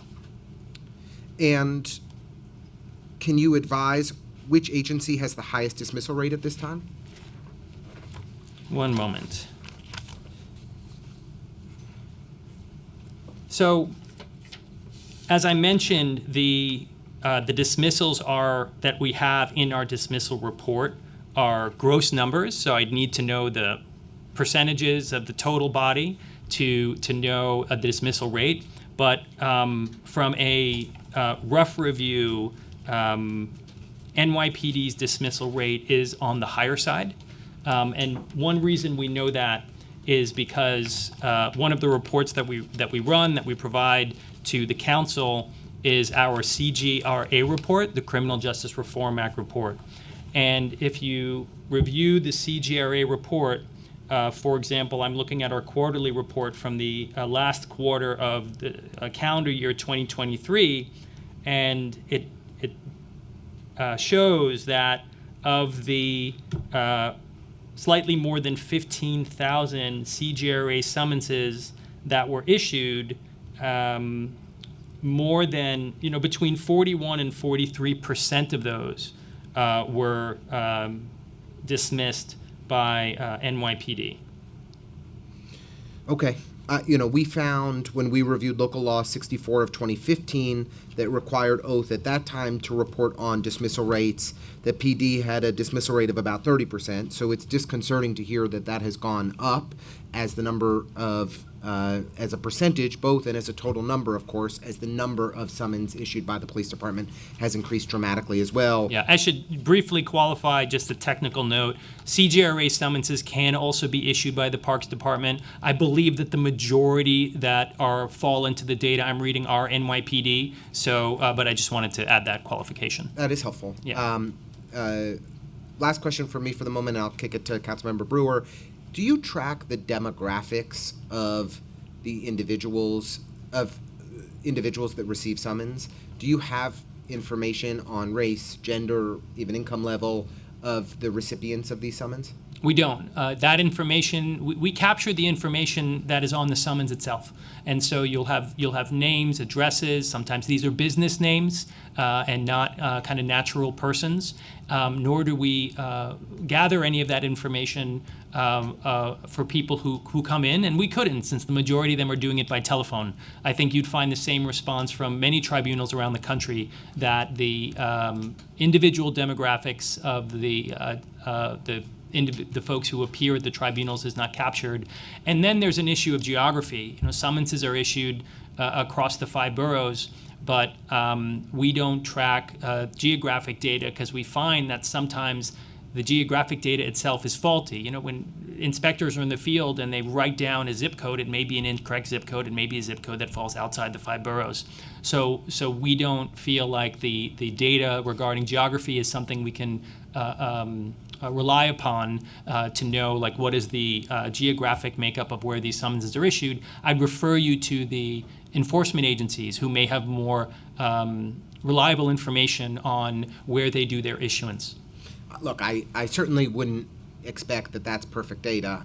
I appreciate that there are faulty elements to it, but it's the best we've got. And in a world in which we don't have more demographic information about who are the recipients of these summons, addresses tell us a lot. If we know people live in Brownsville versus the Upper West Side, or South Shore versus Brooklyn Heights, it tells us an important story. And so, I do hope that we can work together to better understand the residential data of who are receiving these summons, because it sounds like that's the most viable way for us to make some assumptions about race and about income if we don't have access to that data at this time. We'd be happy to follow up about that, and if my statement regarding demographic data, was an overstatement, I go back to the office and someone explains that there's a subcategory of certain summonses from certain agencies that do capture that, we'll look into whether that's something we actually record in our systems.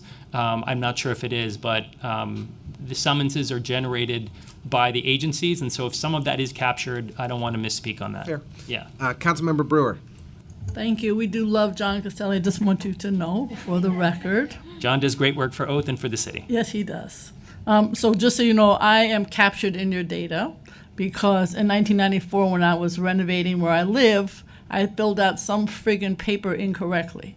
So in 2023, 2 buildings department people showed up at my house to say I had filled it out incorrectly. I still don't know what I filled out incorrectly, and we didn't have a C of O. So anyway, I paid a very nice fine to Oath, and we are still trying to get the C of O. So I just want to say thank you. It was handled very nicely.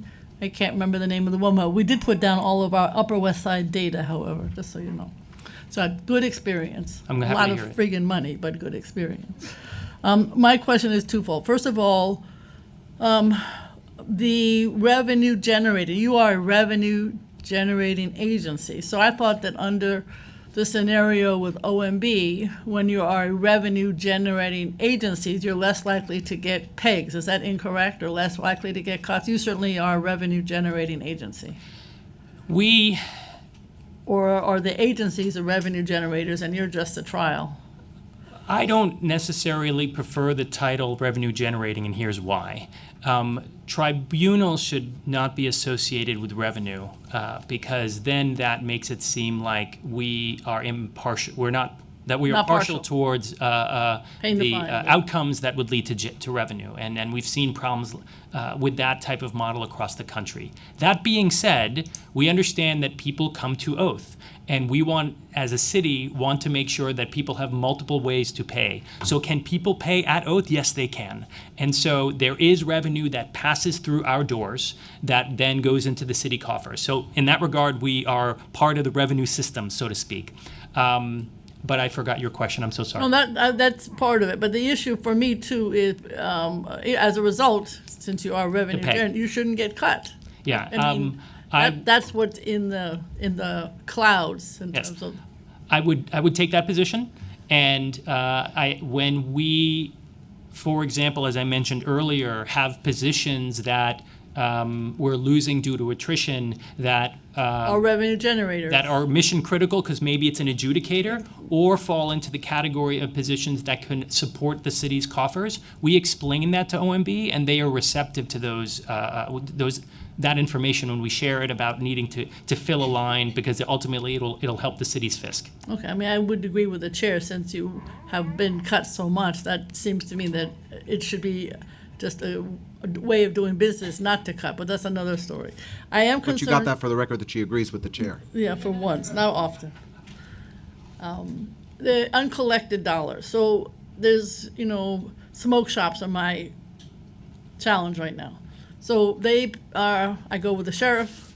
They get lots of charges against them. I don't know if they ever pay. I have no clue. Some people say maybe in a year or so they might pay. In general, how long does it take to collect this money, not just from the smoke shops? If I go on open data, it looks like about maybe 10% of them are paying something. I don't know.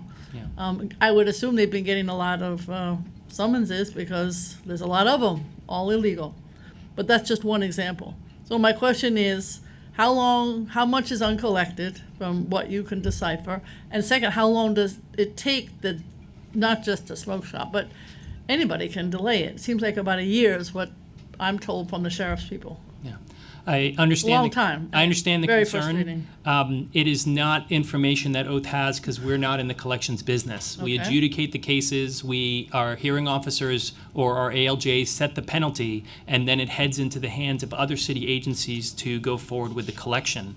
And with respect to the example you gave, there may be certain matters that are returnable to oath, and then there may be certain actions taken by the sheriff that actually don't come to oath. So I'd refer you to the enforcement agencies and to the law department, because sometimes collections involve taking legal action, for more information on the time it takes to do collections and other data regarding collections. All right, but how long does it take for anybody who has an issue where they dispute it, because some people do, like a year or so, if you go back and forth, just in terms of getting a final judgment? I see. So if it's an That's oath. the second question. I understand. Thank you. So for an oath matter, if an individual in our hearings division, a respondent is found to be in violation, they have 30 days, or there's a 5-day window if it's mailed, about 30 to 35 days to pay. Correct. And that payment has to be made even if they want to file an appeal. So that's the time it takes for them to pay. So hopefully those funds are hitting the city coffers. Of course, if they appeal, then it might be some time until the appeal is done before they get a refund if they prevail during appeal. Okay, so you're saying the people absolutely pay within that 35-day window? They're supposed to. Okay, but they don't. But some don't. I mean, none of the smoke shops are paying. And if it's returnable to oath and they don't pay, then it goes to a separate set of hands, for example, maybe the law department, to take collection action. There are other types of cases which are easier for the Department of Finance to collect on. If they're auto-docketed, that's a whole other conversation. Okay. All right, I get the picture. I think it's something that hopefully the council will look at more, because we have a very large uncollectible number. Yeah. When I asked IBO to look at it a year ago, it was 2.1 billion. So it's a big number. Carter cases, so that's what I think is what DOE is put on your plate. Is that correct? I wouldn't say that DOE put it on our plate. I would say that we took it upon ourselves, working with the DOE and the State Education Department.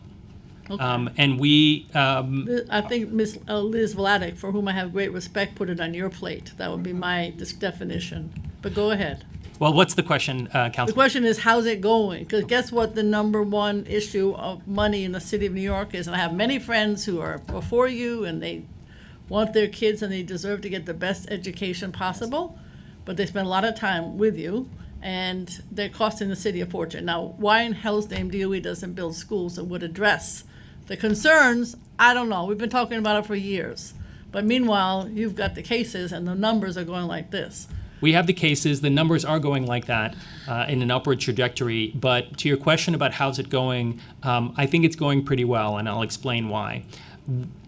The chief reason that matters were sent over to oath and that the MOU is executed between DOE, oath, and the mayor, and then the State Education Department getting involved, was because of delays that were taking place. Those people who have cases, those parents who had cases, had to wait a very long time past a legal deadline, and because there was a backlog of cases. So the idea was, let's give it over to oath and see what they can do. It's been 2 years, and we've shown that we were able to eliminate the backlog. Okay. We've been able to get the processing times below the legal deadlines. We're now down to an average of 67 days.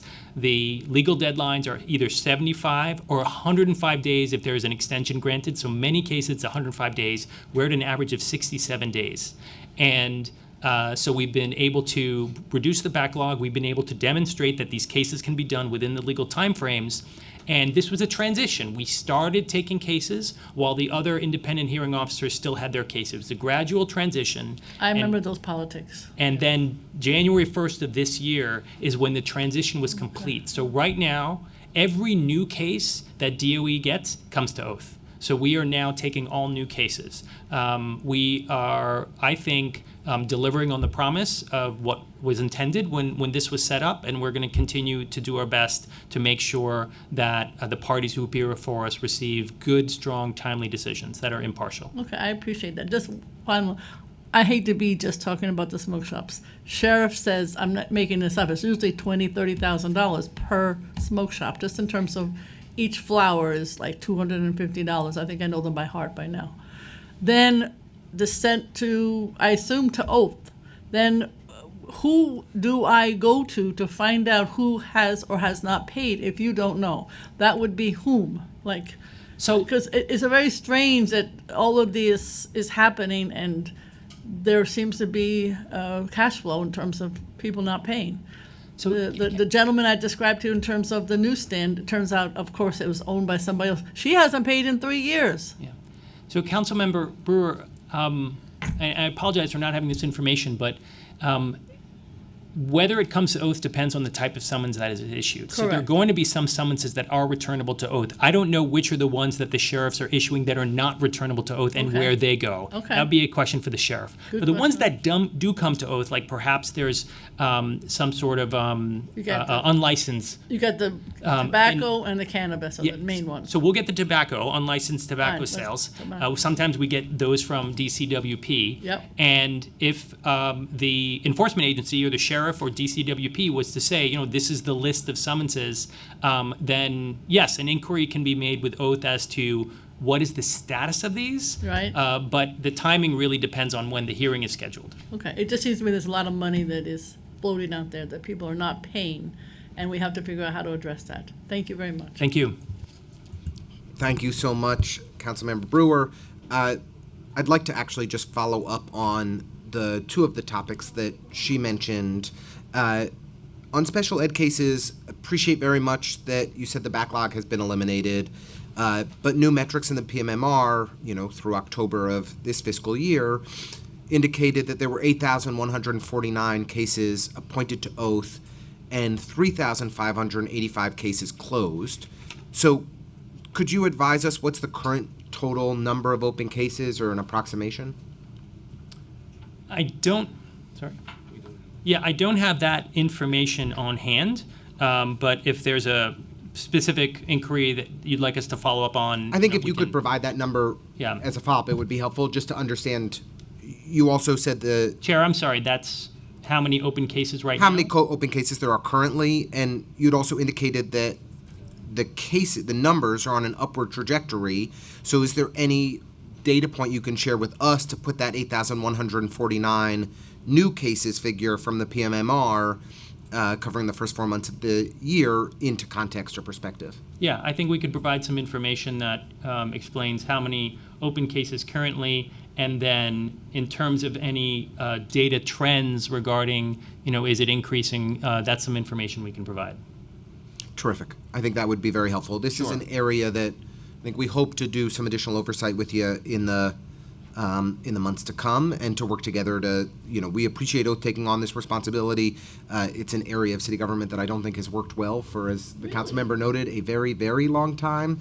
And we are committed to working together to try to make some improvements. Yeah, and I would like to add to that, Chair, that oath has just kind of one chapter of that story. We are just doing the adjudications. Understood. The issues regarding the actual service provisions, the examples that Councilmember Brewer mentioned regarding the construction of schools, those are education policy decisions that oath would not play a role in. I'd like to just return back to another item that Councilmember Brewer asked about, which is revenue, and appreciate very much the back and forth that you all just had. But, when I look at the numbers, we're talking about 60% increase in summons, 66% increase in trials since the mayor took office, but only a 27% increase in revenue. And so that's a major disparity in terms of the amount of new revenue coming in relative to the significant amount of additional enforcement action that you're all responsible for adjudicating. So what do you attribute to this severe disparity? Well, I'd be speculating, but there's two factors. The first is the actual question of what percentage of those summonses have been sustained in violation. Because if there's an increase in issuance of summonses, but there's a decrease in the rate of they're being found in violation, well, then there's not going to be a basis on which to collect the penalty. That's the first issue. I don't know sitting here today if there's been major fluctuations in the changes of in violation findings. So that's the first. But you're sending, I think it was monthly reports to agencies on dismissal rates. Yes. you're tracking that data. Yeah, looking- I just don't have that sitting here today. But Year have over you year. been? I mean, I guess I'm just interested. Have you been thinking? I mean, I assume you're looking at this. This is a pretty macro, global question, right? Major increase in summons and enforcement, modest increase in revenue. Do you think that there's been a significant increase in dismissal rates that's driving it? So, to your point, we're not looking at that. To make the assumption that Oath would be looking at that puts upon Oath a responsibility that we don't go in towards. We don't go in towards collection. So that would be the second factor. The first factor is what is the rate of being of the in violation findings. The second factor about revenue is collections. Is if someone is found in violation and they have to pay a penalty, a person or an entity. If they're not paying, is that money being collected? That's not something that Oath plays a role in. We have a very limited function with respect to collection, which allows people to pay if they come in, and there's a certain subcategory of summonses where we do a little bit of collections work, but the collections work is the responsibility of other arms of the city, not the responsibility of the tribunal, again, because the tribunal should not be the one who is going out there and trying to generate revenue for the city. And so I would refer you to the Department of Finance. I'd refer you to the Law Department. They play a role in collections, and other agencies and the administration as to why revenue has not been up. Different order. No, I'm just kidding. Yeah. Yeah. No, absolutely. We asked the judge about it, and we've engaged with DOF on this as well. But I do think that I appreciate you're not the collections agency, but you're the entity that has the global perspective on what's happening. And so I think we're interested in digging in with you on the dismissal data to see what kind of factor that is in driving this disparity. We're also really interested in better understanding if the best data we have is the residential data, the data of where these people live who are receiving these enforcement summons, because I believe that we're seeing significant increased enforcement in low-income areas, and that we have poor New Yorkers who are just unable to pay. And we have an enforcement structure that doesn't work. And that's why we're not seeing the increase that is comparable on revenue that is matching the enforcement. And so we're interested in digging in with you further on this and better understanding it. And I think this data is further grounds for exploration of Councilmember Brannon's pilot that he's proposed legislation for, that I hope that we'll have an opportunity to discuss more in the future. I know that it's an area of some concern for you. But I don't have a question there. I just wanted to get all that out on the record. Last things I want to ask about relate to better understanding some of the pegs. The preliminary plan includes a peg of $10,000 in FY24 and a baseline peg, though, of $1.1 million starting in July relating to transcription services.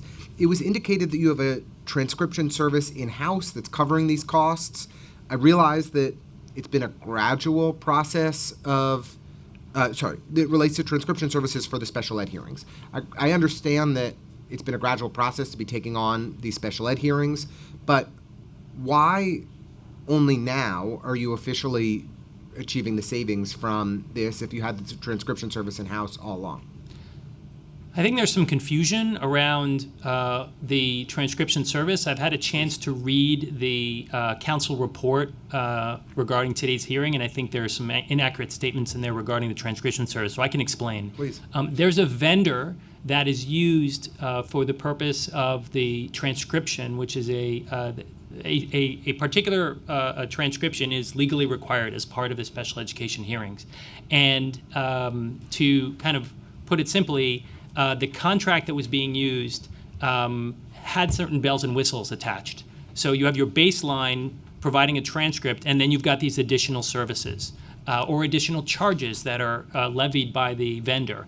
After living with this vendor for some time and determining that we need the baseline transcript, but we don't need some of these bells and whistles, we've been negotiating with the vendor to reduce the overall cost. So we're not eliminating the transcription, we are reducing the cost of the vendor's contract to get rid of some of the services that we don't think are baseline legally necessary, but we are still going ahead with transcription because we're supposed to and because it's important to the parties who appear before us.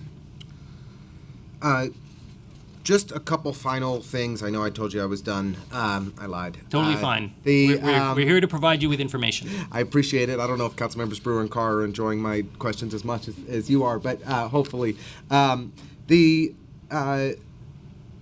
We found a tremendous annual report that was provided by Oath 6 or 7 years ago that gave a really great overview of everything that the agency does and the reach that you have. Is that something that you would consider reproducing some, updated version of to help educate New Yorkers about the work of Oath? I think we can look into that. I think that times have changed and a lot of material has moved online, and we've revamped the Oath website so that it has a lot of that same information in there. Maybe less of the kind of public outreach and kind of political, handshaking out in the community. I know that's in that report. But if you look at that report for what does Oath do, you'll find that online. If you look at it regarding Oath data, you'll find that online. So one of the things that's in that report are graphs that look like this, these very helpful pie charts. This is a graph that has to do with our default rate and hearings and dismissals and in violation. This is right now on our Oath website. We have a section in our Oath website that is for hearings data and trials data. And we make sure that we include a variety of graphs and tables, including, just to illustrate, we have by agency bar charts that show year over year by agency what the issuance rate has been. And, pardon? And information about language access. So it is not in a singular standalone printed copy, but a lot of the information that we think the public wants to know about Oath, we have available online. But we can look into whether it makes sense to put it into an annual report, and happy to chat further about that. Great. And then lastly, the PMMR showed a significant decrease in the help sessions conducted by Oath in the first 4 months of the fiscal year. Was this due to fewer available procedural justice coordinators? Are there more folks being hired? I guess not, considering the 50-odd person headcount reduction that you're barreling toward.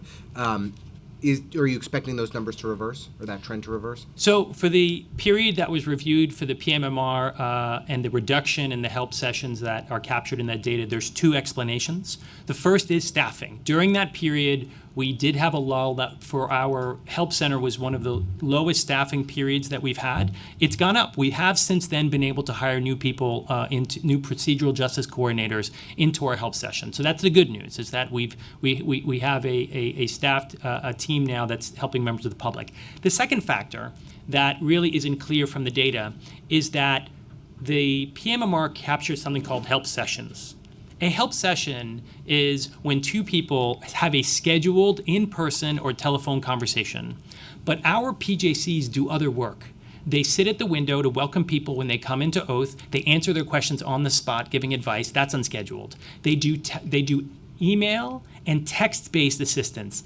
Those metrics for the things at the window and the text and the email, it's not captured in help session. So when we looked at those months, we saw, help sessions went down, but these other types of communications went up. So when we realize that, we are now looking at ways for future reporting to capture those other types of assistance, because we want everyone to see the full view of what the help center is doing. So that's a long way of saying some of it was staffing, but some of it I think is the data doesn't reflect other types of work they were doing during that time.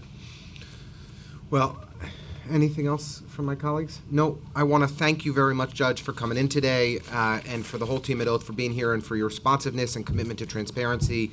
We're very eager to dig in a whole lot more on the data that I think we've just started talking about today, and appreciate your partnership and look forward to working together. Thank you very much for the opportunity today. Have a good great day. afternoon. Thank you. We will be moving on to the Board of Elections in a few minutes.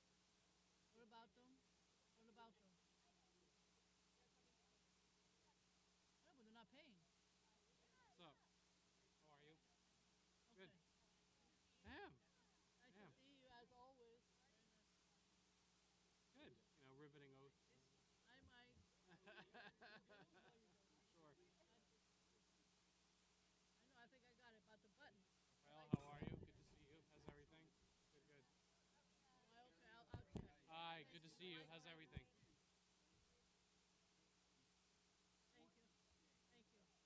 I'm big on letters, as you know. Thank you. My constituents love it. You write letters? I do.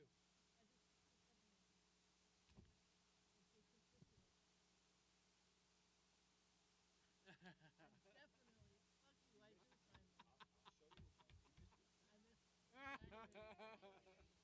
I do. Did I check? No.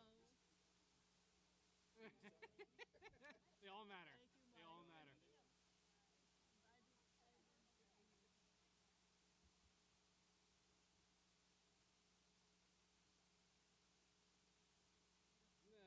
You got it out of the way early. I like your button. Very cool. Very cool.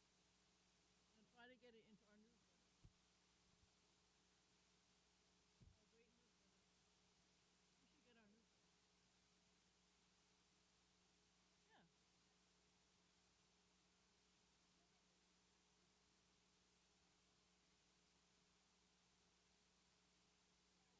What they can do is capture the link. Thank you, thank you.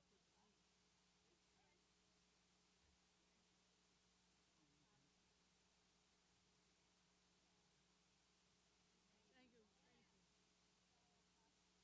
I know, I know, I know. I know exactly how smart you are.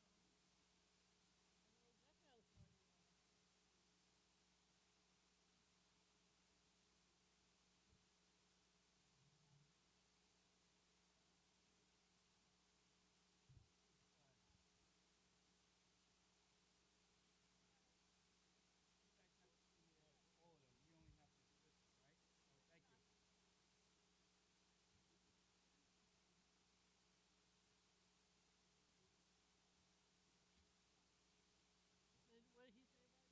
He says I run a tight ship. You know, he's trying to blame me for the delay. You know.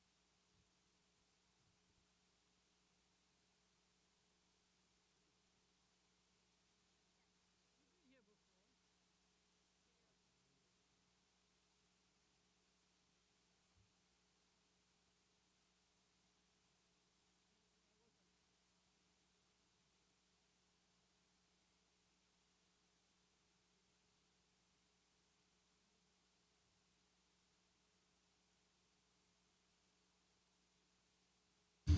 Good? We good?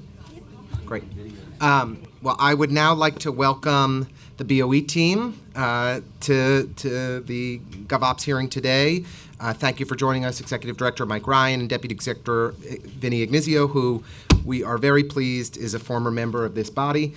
So it's always good to have you back here, Vinny.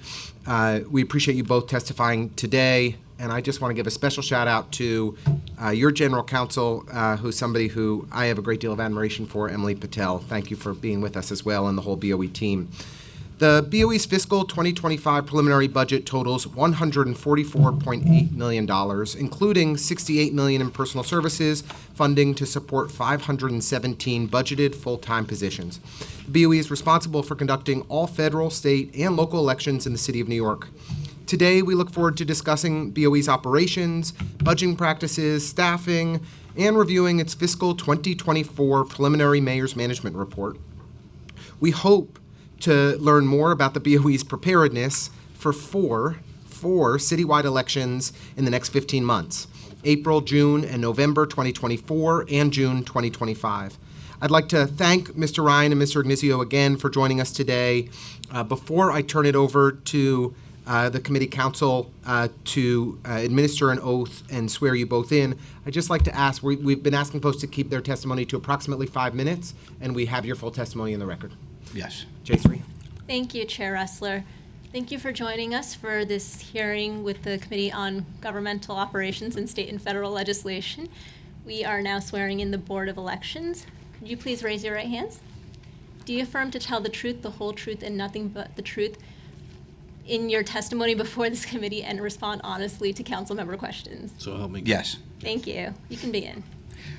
Well, thank you, Chair Ressler, Chair Brannan, and the other members of both the Governmental Operations Committee and the Finance Committee that are present here today. As has been past practice with the board, we are prepared to dispense with the oral presentation of testimony, and will stipulate that the oath that was just administered applies to the writing that was submitted to the committee, and we can move forward to the meat of the hearing, which is committee and chair's questions. I would just have one point of personal privilege to question. Are you happy that my colleague, Mr. Ignizio, is a former member of the city council, or are you happy that as a former member he's here today? It's a very good point. All right. And I will defer to Brooklyn's newest council member to answer it properly. But I'll say from my vantage point, we are big fans of Mr. Ignizio here in the council and appreciate his service to the city over many, many years. As we are here at the Board of Elections. It's a lot of Staten Island at that table over there. But that's why we gave David a little slice of Brooklyn in the redistricting process to even it out. We're happy to jump right into questions. We appreciate the efficiency. Chair, could we just introduce our Oh, yes. our colleagues? Well, first, I don't think either one of us stated our names into the record. So I am Michael J. Ryan. I'm the Executive Director of the Board of Elections. Vincent Ignizio, Deputy Executive Director. And present with us today, already acknowledged by the chair, is Hemily Patel, who's the board's General Counsel, Deputy General Counsel Raphael Savino, and Director of Finance Gerald Sullivan. Great. Thank you very much. I will start and kick it over to council members Carr and Brewer whenever they'd like to jump in. The FY25 budget totals $144.8 million, including $68 million in personnel services, funding to support about 517 full-time positions. But the actual headcount is approximately 700. Why not update the BOE budget accordingly? So we have worked very closely in the 10 years that I have been here. Certainly, that relationship has continued to build during the previous administration, has stayed steady and continued to build during the current administration. There's quite a bit of flexibility potentially for the board's budget on an annual basis. For example, Mr. Chairman, you mentioned that we have 4 or 5 election events over your 15-month period. I was concentrating more on one fiscal. We did in 2022 annual, not fiscal, but in 2022 calendar year, we did 8 elections with all of the special elections. There is some advantage, as I understand it, and I don't want to speak on behalf of the administration, but there's some advantage to doing the math the way that they do it for budget planning purposes. But it always works out that we're on the same page, either during the fiscal year when adjustments need to be made, either in the December plan, November, December, January plan, whatever it turns out to be, and it works out well. We know what our paid headcount is on an ongoing basis, like any agency. That may fluctuate up or down depending on arrivals and departures, to coin an airport phrase. But we work well with them, and the math always works, and there's an advantage to doing it for OMB the way that they do it. We would certainly tell this committee, given its oversight responsibility, if we felt we were being shorted and not having the funds necessary. Well, we appreciate that. Please do not hesitate to let us know. So I see in your testimony that you're projecting an actual budget of about $260 million for FY25. Yes. How does that compare to your anticipated spending for FY24?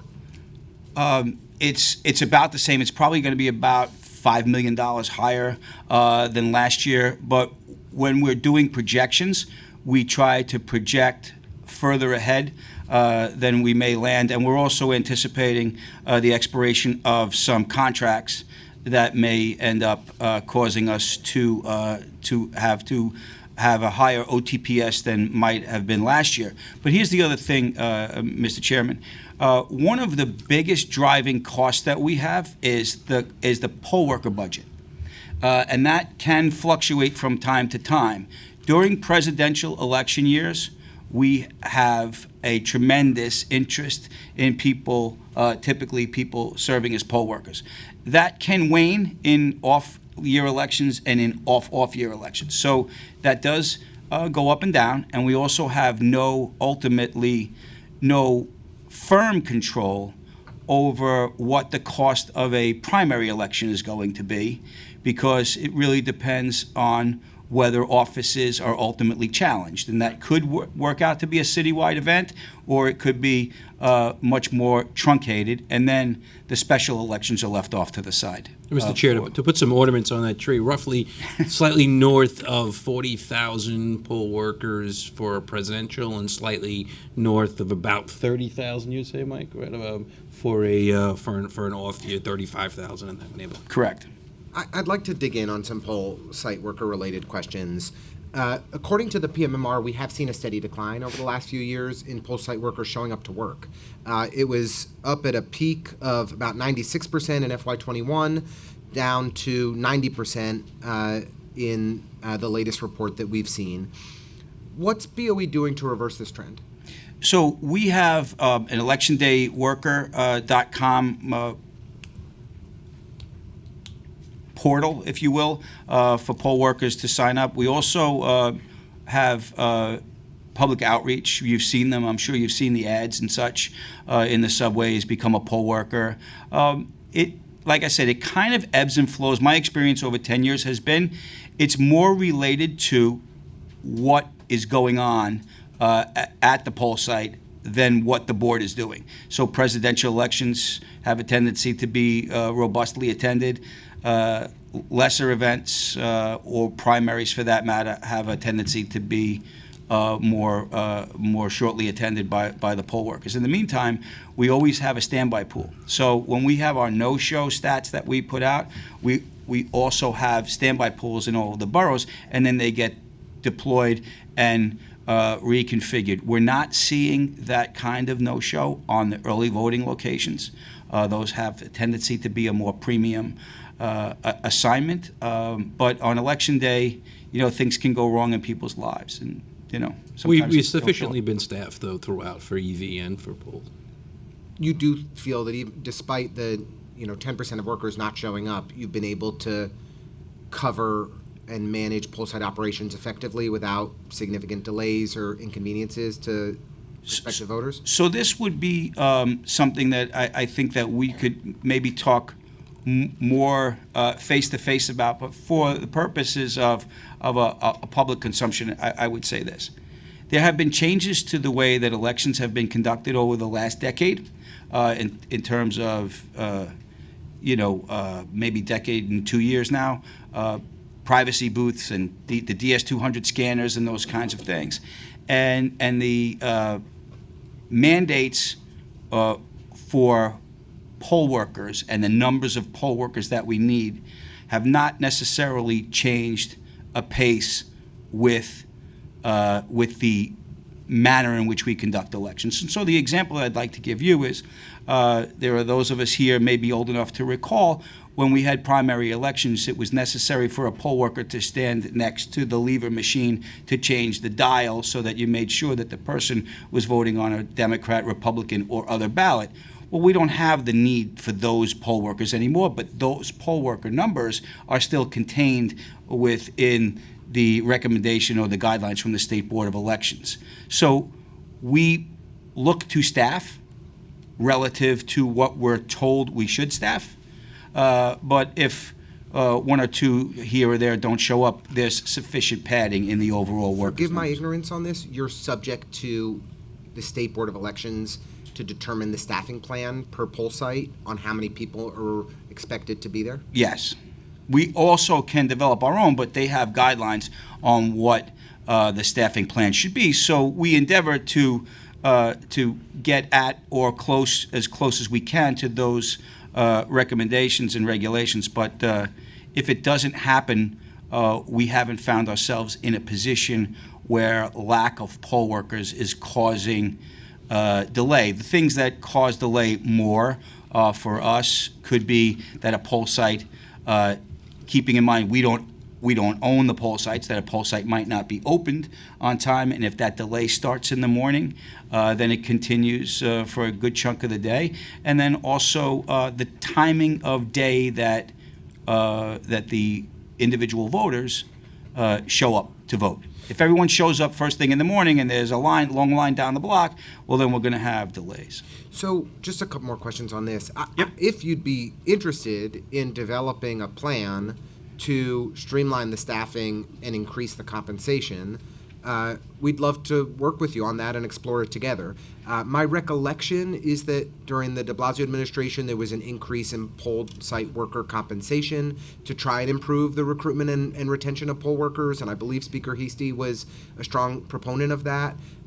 We would love to talk and explore that together. It could be cost neutral or even save the city money and deliver a better outcome. I think if folks were compensated more generously, we'd have a higher rate of people showing up and a more reliable workforce. And so if that's something that's of interest, we'd love to explore it together. So on those two things, yes, we'll always take yes for an answer. Additional assistance and ideas are always a good thing. We're not of the opinion at the board that we have cornered the market on good ideas, and sometimes I liken, I know it's a little bit obscure, but I liken management to looking at a Monet. Sometimes the closer you get to it, the less you appreciate the image, and the more removed from it you get, the more you appreciate the image. With respect to the compensation, the de Blasio administration gave the first raise to poll workers, which exceeds the statutory mandate of the New York State election law. I think it was 2001 when Mayor Giuliani gave the raise. Wow. And then Mayor de Blasio gave a raise 2002, right? So, thank you, Madam Historian. So it was a long time before there was a raise. And then Mayor de Blasio gave a raise. At the time that he gave the raise, we were asking to go from 200 to 300 for poll workers and from 300 to 400 for coordinators. We got half a loaf. We went from 200 to 250 and from 300 to 350, which we took as better than nothing. But certainly several years ago, I forget exactly what year it was, but about 4 or 5 years ago, we were asking for it to be 300 and 400, and the cost of living has only gone up since then. Look, poll site workers perform an essential public service. While voting is, I believe, 15 hours. It's a 17, 18, 19-hour day because you have to get there before the poll site opens, and you're there sometimes for 1 or 2 hours after the poll site closed doing your tally. So we really, value the work that the poll site workers do to make our elections work, and I'm certainly interested in furthering, continuing this conversation with you. And if I could just make one more suggestion where there might be a way to, air quote, raise the poll worker compensation without raising the poll worker compensation.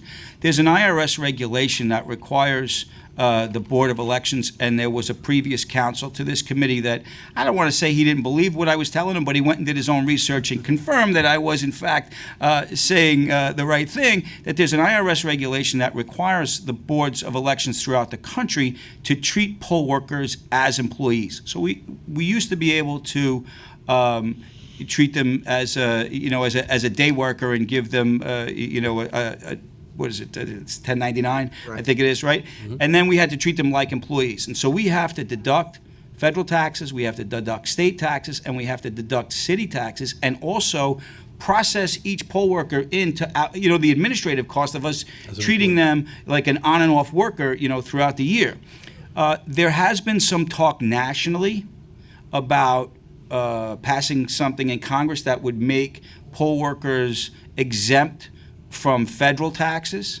I think, from where I sit at least, that should catch on across the board, city and state, to really take a look at whether or not poll worker pay could be deemed as a form of public service and exempt from taxation. And that might also solve a problem for us with respect to individuals that receive other forms of compensation that might have income limits that might be causing them to stay away from serving as poll workers because they're afraid it'll push them over a particular threshold. Well, we'll certainly consult with our federal counterparts on this as well.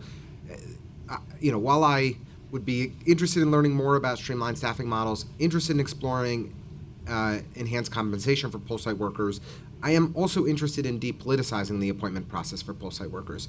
And so I'd just like for you to explain on the record, I had thought that the BOE empowered district leaders to make appointments in their assembly districts or their portions of the assembly districts to recommend poll site workers for those areas. Is that a formalized process? And then relatedly, we've recently seen in my county, the county leader designating district leaders that they don't get along with and not allowing them to make recommendations for poll site workers. It all seems like a bad outcome for voters. How do we improve that? Could you explain the rules and how can Certainly. we improve the process? So it's embedded in state statute that the local political parties have input and authority about who gets recommended to be a poll worker.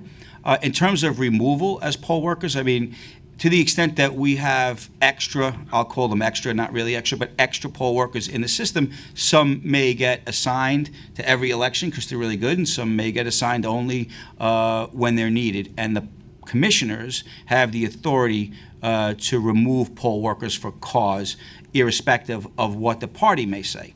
Now, the problem that you're raising has become a problem that has diminished over the course of time, because with each passing year during my time here, and I don't think there's any correlation to it, we have been seeing less and less poll workers coming from the parties and more poll workers coming from individuals that want to serve. We were alarmed, in a sense, when we saw that number drop below 40% of party people or party recommended people. That's now down between 25 and 30%. So the overwhelming majority of people that serve as poll workers in the city of New York come to us away from the formal party process. If you'd be interested, would love to work with you on ways to encourage outreach and recruitment outside of the party process. If, as you've testified, that's statutorily required for you to take input from the parties, then that statute should be revisited.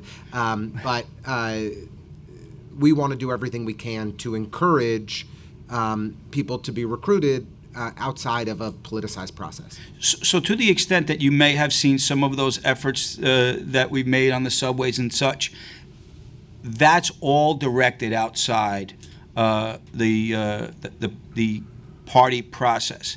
And if there's other things and other ways that we can do it, like, for example, getting away from poll worker proper to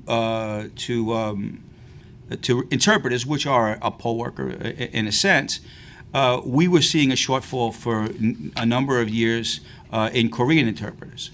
One of the things that we did was we had outreach with the various language-specific communities, and we learned, at least with the Korean community, that we weren't conducting our outreach in the places that would be most effective at reaching Korean-speaking peoples, and the kinds of, they have specific digital platforms that they access more regularly that we weren't targeting. And when we did that, we started to target in those directions. We started to see our shortfalls of Korean poll workers dissipate. So again, going back to what we had said earlier, if we're missing something, we're happy to work collaboratively to overcome the hopefully very small, tiny holes in our process, but work in a way that is in the spirit of collegiality and cooperation. So thank you. Thank you. I do have a few more questions, but let's see if Councilmembers Carr and Brewer ask them first. So I'll kick it over to Councilmember Carr. Thank you, Chair. Good to see Mike and Vinny both in any capacity here. I wanted to talk a little bit about cybersecurity. Read about this a lot. Voters are understandably concerned that in this day and age, whether their information and, of course, their elections are safe from cyber attack. And I was wondering if you guys could tell us a little bit about what you've been doing internally to the BOE to safeguard the vote from those kinds of threats. So I can go back to 2016. I don't want to say that cybersecurity wasn't an issue before 2016, but it certainly bubbled very quickly to the surface in the summer of 2016. And one of the things that we started doing then, which, you know, my mom used to say, don't break your arm patting yourself on the back, but it really was at my suggestion and insistence, we started to treat cybersecurity issues the same way that you would treat any other emergency, like an impending or potential hurricane or any other kind of, you know, mass electric outage. And I asked then Director Jeff Brown, who's now departed, the agency has become NYC3, to start to do tabletop exercises where we treat cybersecurity issues the same way that you would treat any other emergency. And it has dropped off a little bit in COVID. It's come back again this year, you know, with a lot of fervor.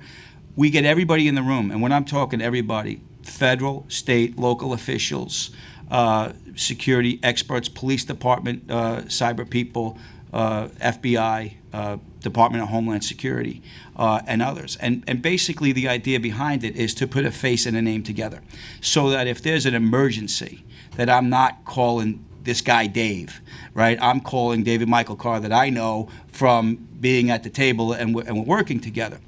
That having been said, we have a very close relationship on an ongoing basis with NYC3.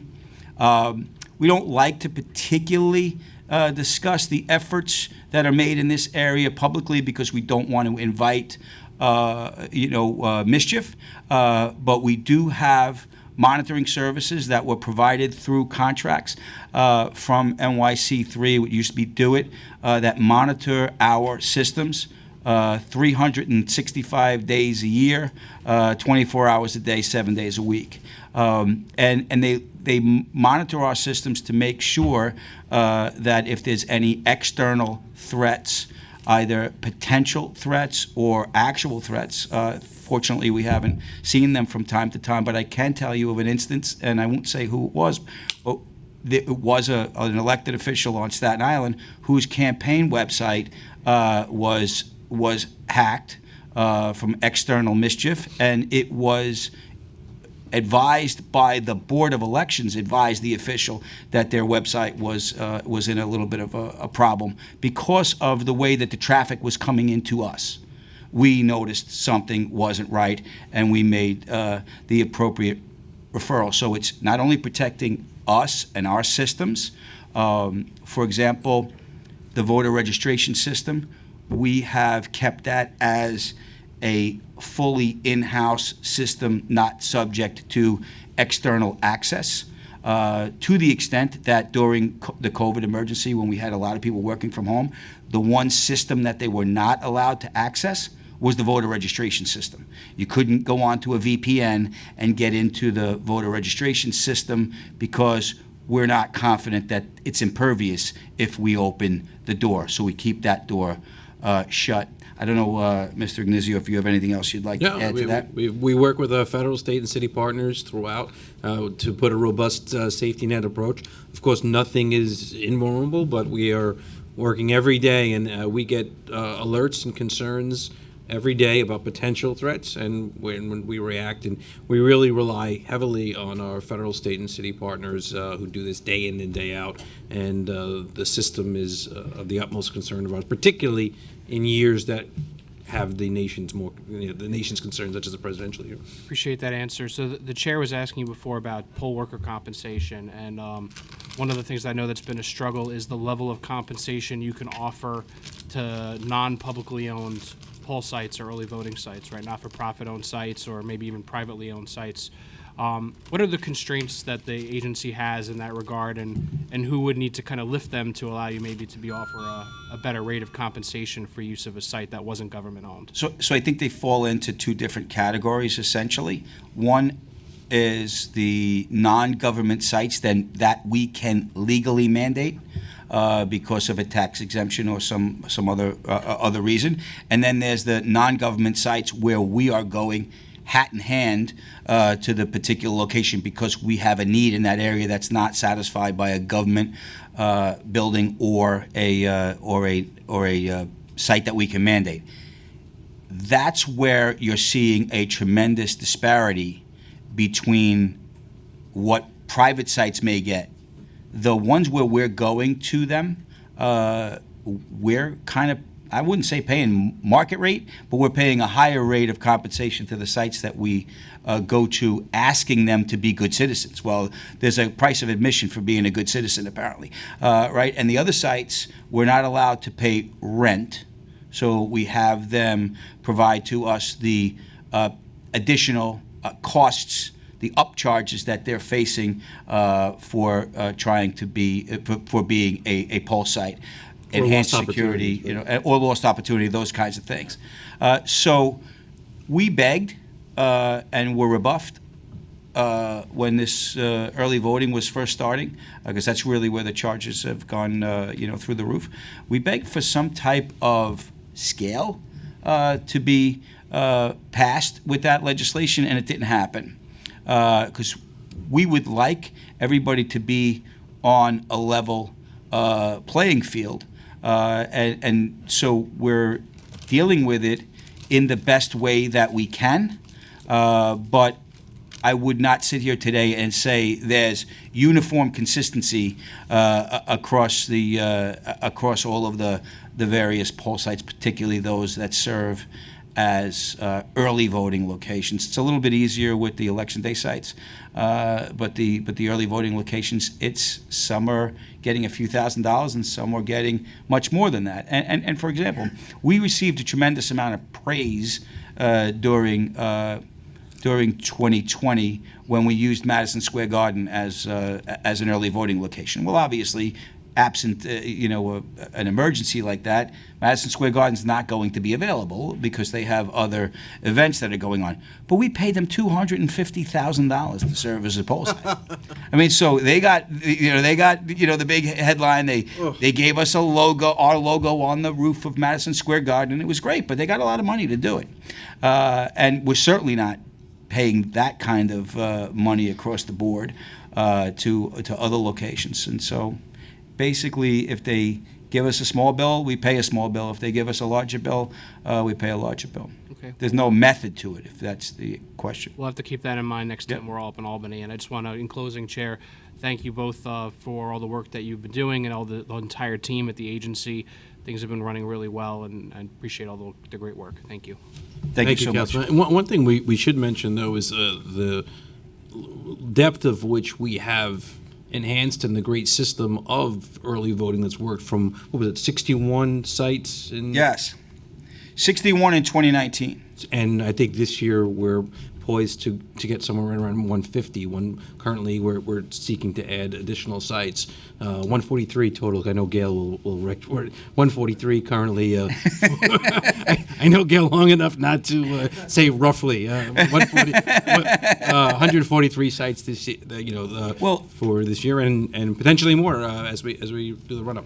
And to supplement that a little bit, the council historian may remember way back to 2019 when we were coming out and we had 61 early voting locations, and we were being excoriated that we weren't doing enough.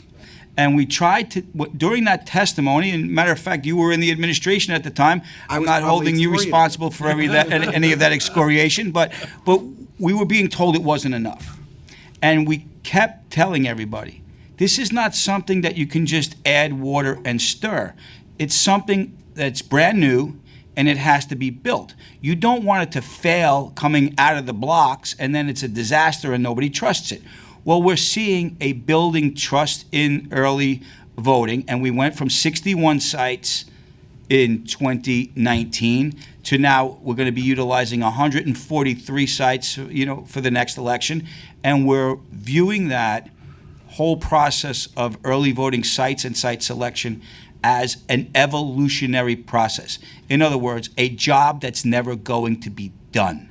You shouldn't look at it and go, okay, we're good enough now. we should always be looking to improve. Well, Chairman, if we can advertise, if council members, if community residents want us to look at particular sites throughout, we will evaluate. And please, we look to you as council members in the local districts to say, I could use an extra site, and please help us interface with whomever is an appropriate site. And we obviously need to look through our systems to ensure that it's compliant with rules, regs, laws, whatnot. But please let us know. We're looking for assistance. You know, and I'm never shy in reaching out when I think there's a gap in our district. We'll encourage colleagues across the council to take advantage of that as well. Before I just pass it to Councilmember Brewer, I do want to ask one more early voting question. I certainly believe in New York City exceptionalism. We are the best place on earth. But one of the ways in which I'm disappointed is that every other county in New York State has early voting centers where voters from any assembly district within the county can go and vote. And while I applaud you for the increase in total early voting sites, that's a good and necessary thing to make it more convenient for people to vote early. I do think that having hubs at centralized locations that are easy for people to participate in would help increase turnout as well, and potentially be a more cost-effective model than continuing to increase site after site after site. Are there technological barriers that are preventing you from having singular borough hubs that could allow for everybody to come in and early vote at that location? And what will it take for us to overcome it? So I would say that while your statement is true, in fact, it is in some respects the equivalence of being true in word, but not being true in deed. And the reason I say that is the way that the stats are reported is the centralized locations. Well, when they started early voting in some of these more rural jurisdictions throughout New York State, their centralized location was their office. It was the board office. Now, if anyone wants to come into any of the board offices, we can certainly accept a ballot from any place located within that borough. So sometimes when you look at stuff that's purely statistical, you don't necessarily get the big picture. That having been said, New York itself is 1% of the total number of voters in New York State. So to compare us to say what they're doing in Chemung County or anywhere else is not necessarily a right comparison. But to your point, yes, right this minute, technology is preventing us from looking at vote centers. The ballot marking devices that we presently use have insufficient memory to handle all of the ballot styles. One way that could be, which is highly political, one way that could be helped is if, even for early voting, that we don't report results by election district and simply report results by assembly district, because then we would be able to eliminate boatloads of ballot styles. Because in order for the system to report the data out at the back end, it has to go into the system a certain way. So if we were going to report election results by assembly district, well, then the number of ballot styles that we would need would drop. If the number of ballot styles that we'd need would drop, then the number of audio files that we would need for any ballot marking device, whether it be the one we presently use or some new one, would also drop. And now it was back in... Are you seriously considering that at this time? We can't do it. The state law says we have to report election results by election district. Got it. And it has to have that breakdown. I'm sure that there are reasons, legitimate reasons for doing it. I'm simply pointing out that it presents an impediment to us in terms of how we have to set up the ballot styles, and then how we program the machines. Without modifications in state law, are there strategies that you are considering that could allow for borough-wide early voting election hubs? So with the present equipment that we have, no. But I guess it was back in August, the State Board of Elections approved some new equipment. We have taken a look at our calendar, and we have made a determination internally and with the approval of the commissioners. First, no responsible elections administrator or elections systems vendor would suggest that it would be a good idea to change voting systems during a presidential election year. So given the timing of the approval, that became something that was put off into the future. As we look at the balance of the upcoming election years, we start to look at next year, which is now the second year that we would be using ranked choice voting. Some people here might have an interest in that. We're starting to think that, when we first looked at it a year and a half later, probably not a good idea to put out a new voting system in a year where the voters are still getting used to a more complex way of voting. And when the moment comes that we sit down with the commissioners and we believe that it's the right time to start that public conversation, and perhaps it's starting today, we envision engaging in a process the way that we engaged in the process going back to 2010 before the machines were the current machines that we're using were selected, by bringing all of the vendors whose new machines got approved and having a public conversation about that and a period of public input, which of course would include elected officials, but we envision that some of the good government groups and regular citizens will want to know. The accessible community. The accessibility community and all of those things. And we do know this. When that moment in time comes, it is going to be a substantial expense. I have not committed to memory the cost associated with each of these new items that the vendors are putting out for sale, but it's going to be substantial. And it's also going to be something that we would likely have to engage the PPB rules with respect to that, because as I understand it presently, there is no state requirements contracts or OGS contracts for any of those items that we could say, okay, we finished our selection and now we're going to be able to go ahead and do this. So it's a lengthy, costly process. But it doesn't sound like you're considering it prior to 2026, so we'll see what the different procurement vehicles and options you have at that time. Well, I don't want to get ahead of my skis and speak, fully for the commissioners. Let me pass it to Councilmember Brewer, though, before I get in trouble. Right. I know she's...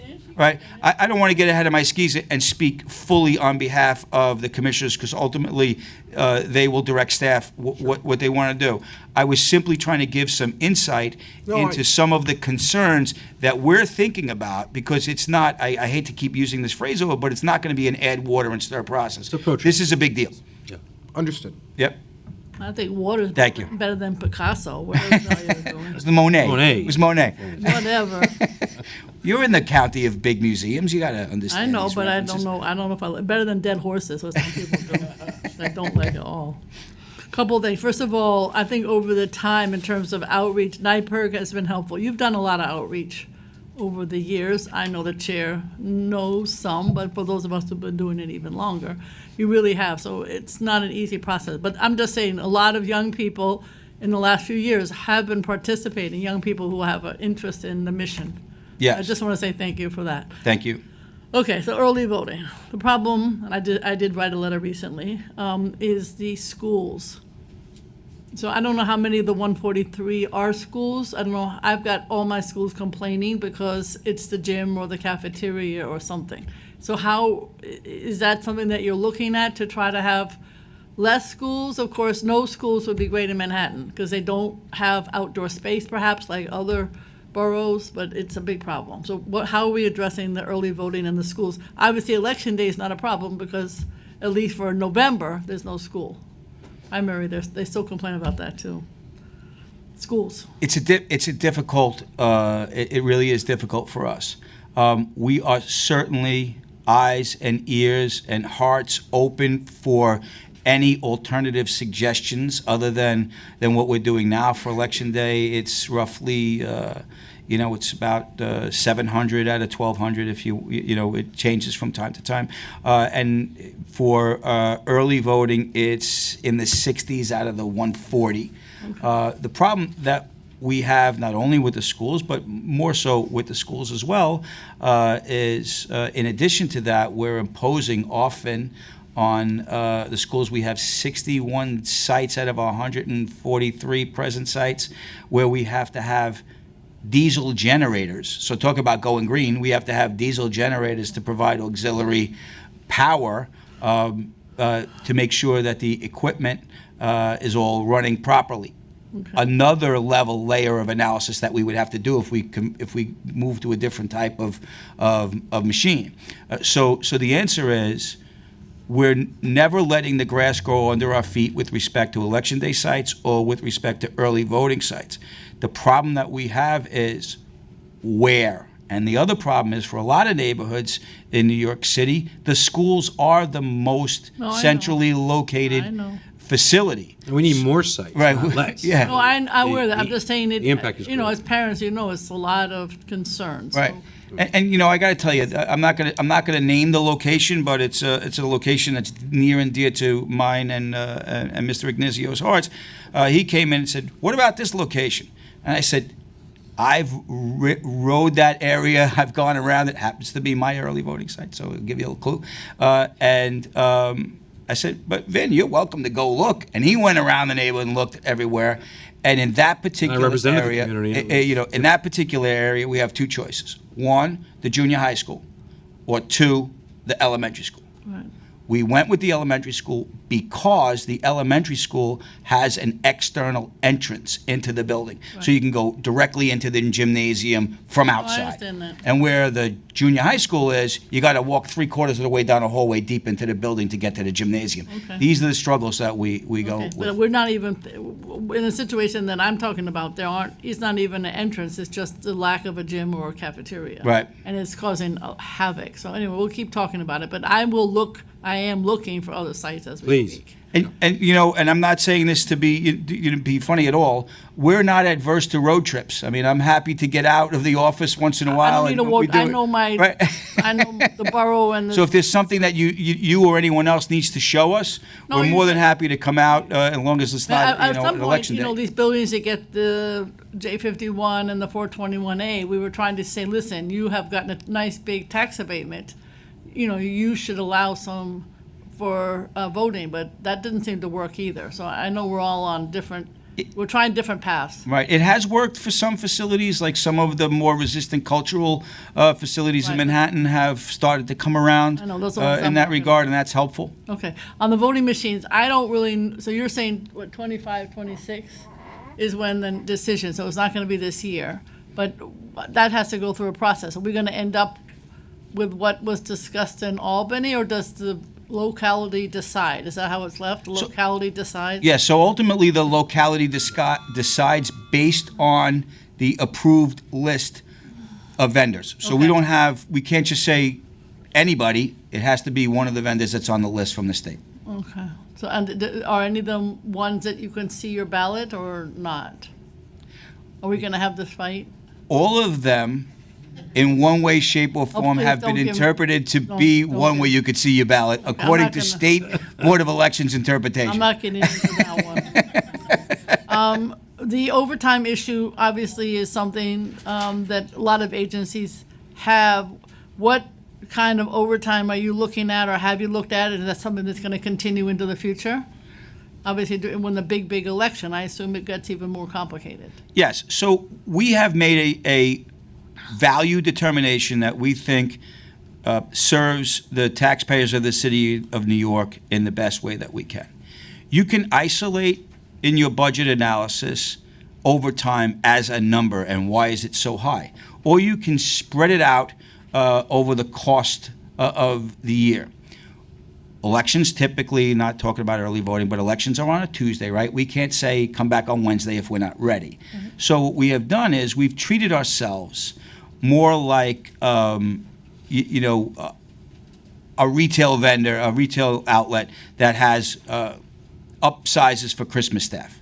Because of the number of of special elections, we used to kind of do it, hire people in extra people in July, August, and then in December we would release them.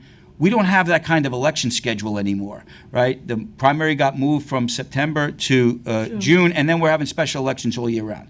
So it is still more fiscally prudent and fiscally conservative, small c conservative, to pay people overtime than it is to hire more full-time staff. Okay. There's more cost associated with upsizing your staff than there is to paying the staff that you have the overtime. And that's kind of the conundrum that we face. Okay. And then Rikers Island, or how do people there vote?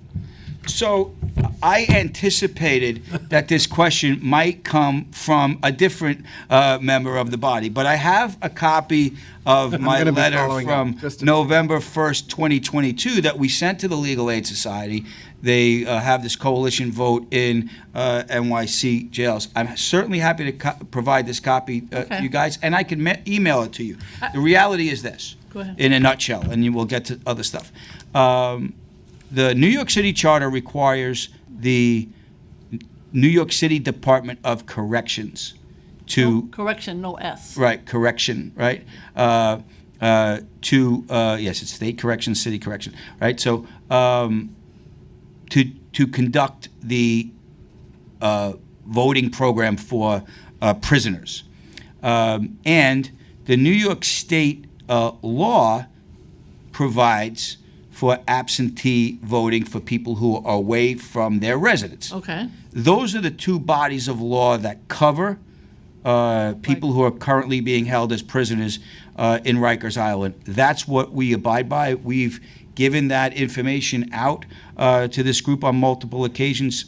They decided to do a protest in front of our building last week or 2 weeks ago, when it's really, I'm not trying to slough it off to someone else, but it's really city docs that But can they handles this. put voting machines on the island? I don't know. I'm asking. Right. That. I don't know. I used to oversee the jails in New York City in a different capacity years ago. I would say that would be a tall ask, but I no longer oversee them, and they have competent professionals, both in the administration and the agency that would You are make that under oath. determination. Yes. From what I can see, you have a closer relationship with these folks. Thanks. I mean, the only other thing I would say, when I'm at NYCHA all the time, it's always the concern that people who come from upstate, not Rikers, think they can't vote. As we have to do more education to explain that if their sentence is complete, they can vote, and even not, they can't. But there's no Right. understanding that I can vote if I have done time. And it's something that And needs while to be understood. while I think it was, I hear it all the time. I think the hearts were in the right place. I don't think it's been advertised well enough that you can get dispensation from the governor to vote, even if you were previously in a category of individuals that might have been ineligible. Okay, I'm just in the whole world Yep. needs to be thought about. Thank you. Thank you so much, Councilmember Brewer, Madam Historian, whatever the right. But I do want to follow up on the issue at Rikers. I was joking about you being under oath. I just, obviously, I just have zero confidence in the leadership of the Department of Correction and their commitment on this issue. And we do want to expand access to vote for people who are almost entirely pretrial. And so 90-something% of the people who are on Rikers Island have not been convicted of any crime, are eligible to vote, and even for the folks who have been convicted of a crime, it's overwhelmingly misdemeanors, they're eligible to vote too. So the population at Rikers should have access to participate. They don't, right? I mean, there's an absentee process that clearly doesn't work. When you look at the data on the number of people who are voting, it's negligible. I mean, it's very modest. You may have the numbers in front of you. I can share what I have. But we really want to see this increase. And so I guess the question I would ask is, we've had a pretty effective model at nursing homes over an extended period of time that I've always thought are a little subject to political influence, but whatever, that aside. Why not replicate something along those lines where the BOE takes responsibility to actually make voting access something that is available to detainees on Rikers Island. So I'll tell you from my agency's perspective, because the city charter requires the Department of Correction to run this program, we do what we're asked by the Department of Correction. If they want to change how they're going to run the program and want to consult with us on what additional efforts we can make in that regard, we're happy to do it. But I have visited Rikers Island in a professional capacity on enough times to know you can't get on the island if they don't let you there. Right? So, as well it should be, right? I mean, the jails are there for a reason. So it has to be, it can't be an either or. It has to be symbiotic between the Department of Correction and the Board of Elections. Absolutely requires cooperation and coordination with the Department of Correction. If we're waiting on them to do this, it will Right. never, ever happen. Well, I honestly and totally respectfully, I think you're in a much better position to scratch that itch with your colleagues than the Board of Elections is. Well, what and we're I- happy to continue the conversation. Look, we're happy to take a look at the language in the charter and how it needs to be revisited. But what I'm looking for is leadership from the Board of Elections on this issue to step up and try to help address a gap that the Department of Correction never will. And so if we're waiting for the Department of Correction to provide leadership, to provide you with guidance, to make it's not happening, and it's not going to happen for the foreseeable future. So we want to find an alternative path forward that's going to address, the fact that thousands of people, and under Mayor Adams, it's increased by, the number of people on Rikers Island has increased by 30% in these 2 years, and it's growing by the day. We want to make sure these folks have the right to vote. So let's do this. And you obviously have my phone and my email. Pick a day, we'll sit down, have a get together, and put our heads together, because there may be a way to modernize the process that keeps our staff off of Rikers Island. I had sent to Councilmember Brewer the other day. We have a nice button on our website now that gives people access to not only absentee balloting, but to the new early mail balloting statute that was passed. And maybe there's a way for us to work with the Department of Correction and the social workers on the island to give scheduled access, computer access to the prisoners for the purposes of applying for an absentee ballot through the portal. Then we get that, and then it just happens, right? I don't want to say it's by magic, but the system is set up to work properly. And that might be a way for us to modernize the process, streamline it to some extent, and put the prisoners in a better position than they are presently. Well, I appreciate that. Welcome the opportunity to meet and discuss in greater detail. I imagine that if we put our heads together, we can find some good solutions to, I would also just encourage that BOE be coordinating with the Department of Correction and the Department of Design and Construction, who are a much more willing partner, to make sure that as we're moving forward on the borough-based jail plan, that the needs of the BOE are considered and incorporated. Well, in Brooklyn, where the borough-based jail is in my district, there's ample community facility space in the facility where we should be making sure that the design is met to accommodate an early voting type location that should work much better than having to go through an absentee process. So I hope we can discuss that item as well, because we're about to start construction of the new facility in the weeks ahead. It is finally moving forward in Brooklyn, although not at similar speed in other boroughs. My last topic for the day, unless my colleagues want to jump in on anything else, is around interpretation and translation. So I'll just ask a few questions if you wouldn't mind. How many poll site interpreters and translators are typically required for Election Day by the BOE? And how many languages are you currently covering? And then just want to tee up the John R. Lewis Voting Rights Act, I believe, is taking effect September, thank you. So I was going to say very soon. Does this impose additional requirements on NYC beyond what our existing laws require? If so, what changes does the BOE need to make to meet the Voting Rights Act language access requirements, and you're feeling good about are you on pace to do so? So my understanding is that the John Lewis Voting Rights Act does not impose additional language requirements, but those conversations we just recently did. We have an operational working Yeah, group exactly with right. the AG's office. With the AG's office. This challenge is much bigger for them in terms of statewide management than it is for us, but we are a big piece of the pie for them.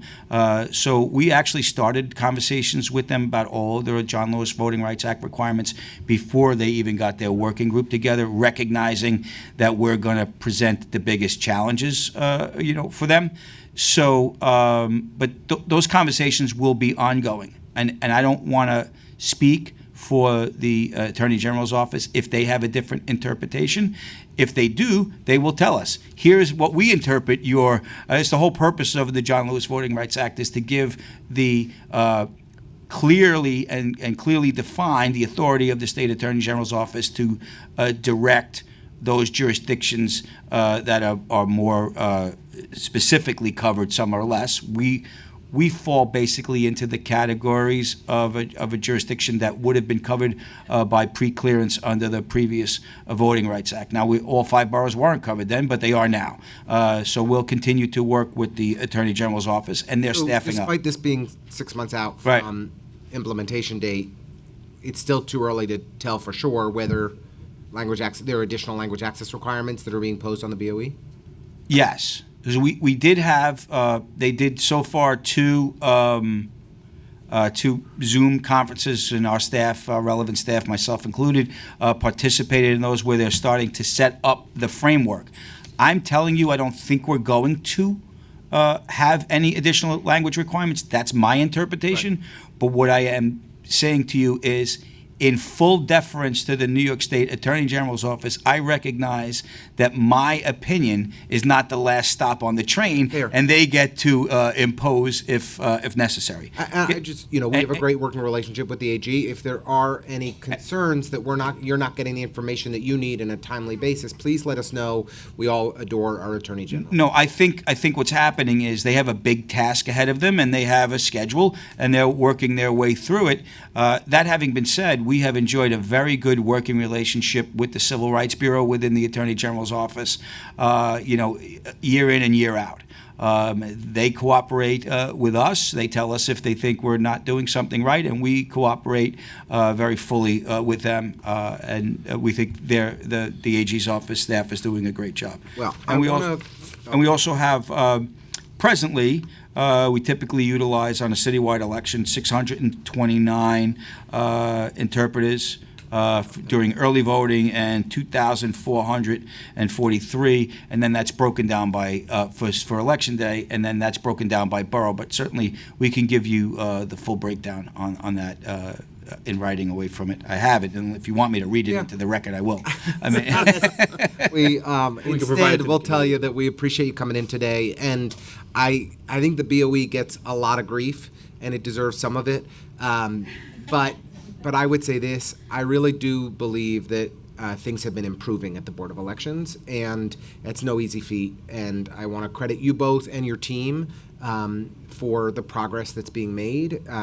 It's a very difficult structure that I think places severe limitations on the kinds of reforms that should happen, but working within those constraints, you've done an admirable job. So I just want to thank you guys for coming in and thank the whole BOE team for their work and look forward to continuing to work together. Thank you very much. And I would just like to say as well, one of the things that we're welcoming, because it seems to be happening from the outside in, I don't know what your interpretation is, to the extent that we're not trapped between a path that the New York State Legislature wants to walk versus a path that the New York City Council might want to walk, and the more that those two bodies can come together and do what is fair and reasonable, and we're not the rope being pulled one way or the other, that's very helpful to us, and I have seen an improvement in that regard over my course of time as the executive director. We're happy to to work on those conversations. Senator Myrie is a fellow Brooklynite, so we'd love to bring together colleagues to try and think about better coordination at the city and state level. But thank you for coming in today. Thank you so Really much. appreciate it. Thank you all, and we will switch over to Doris if everyone is ready. Thank you. We'll be moving on to the Department of Records and Information Services shortly. In the meantime, if you are here to testify as a member of the public, please note we are running about half an hour to 45 minutes behind schedule, but you are in the right place if you are here to testify regarding the budgets for the Committee on Governmental Services, State and Federal Legislation.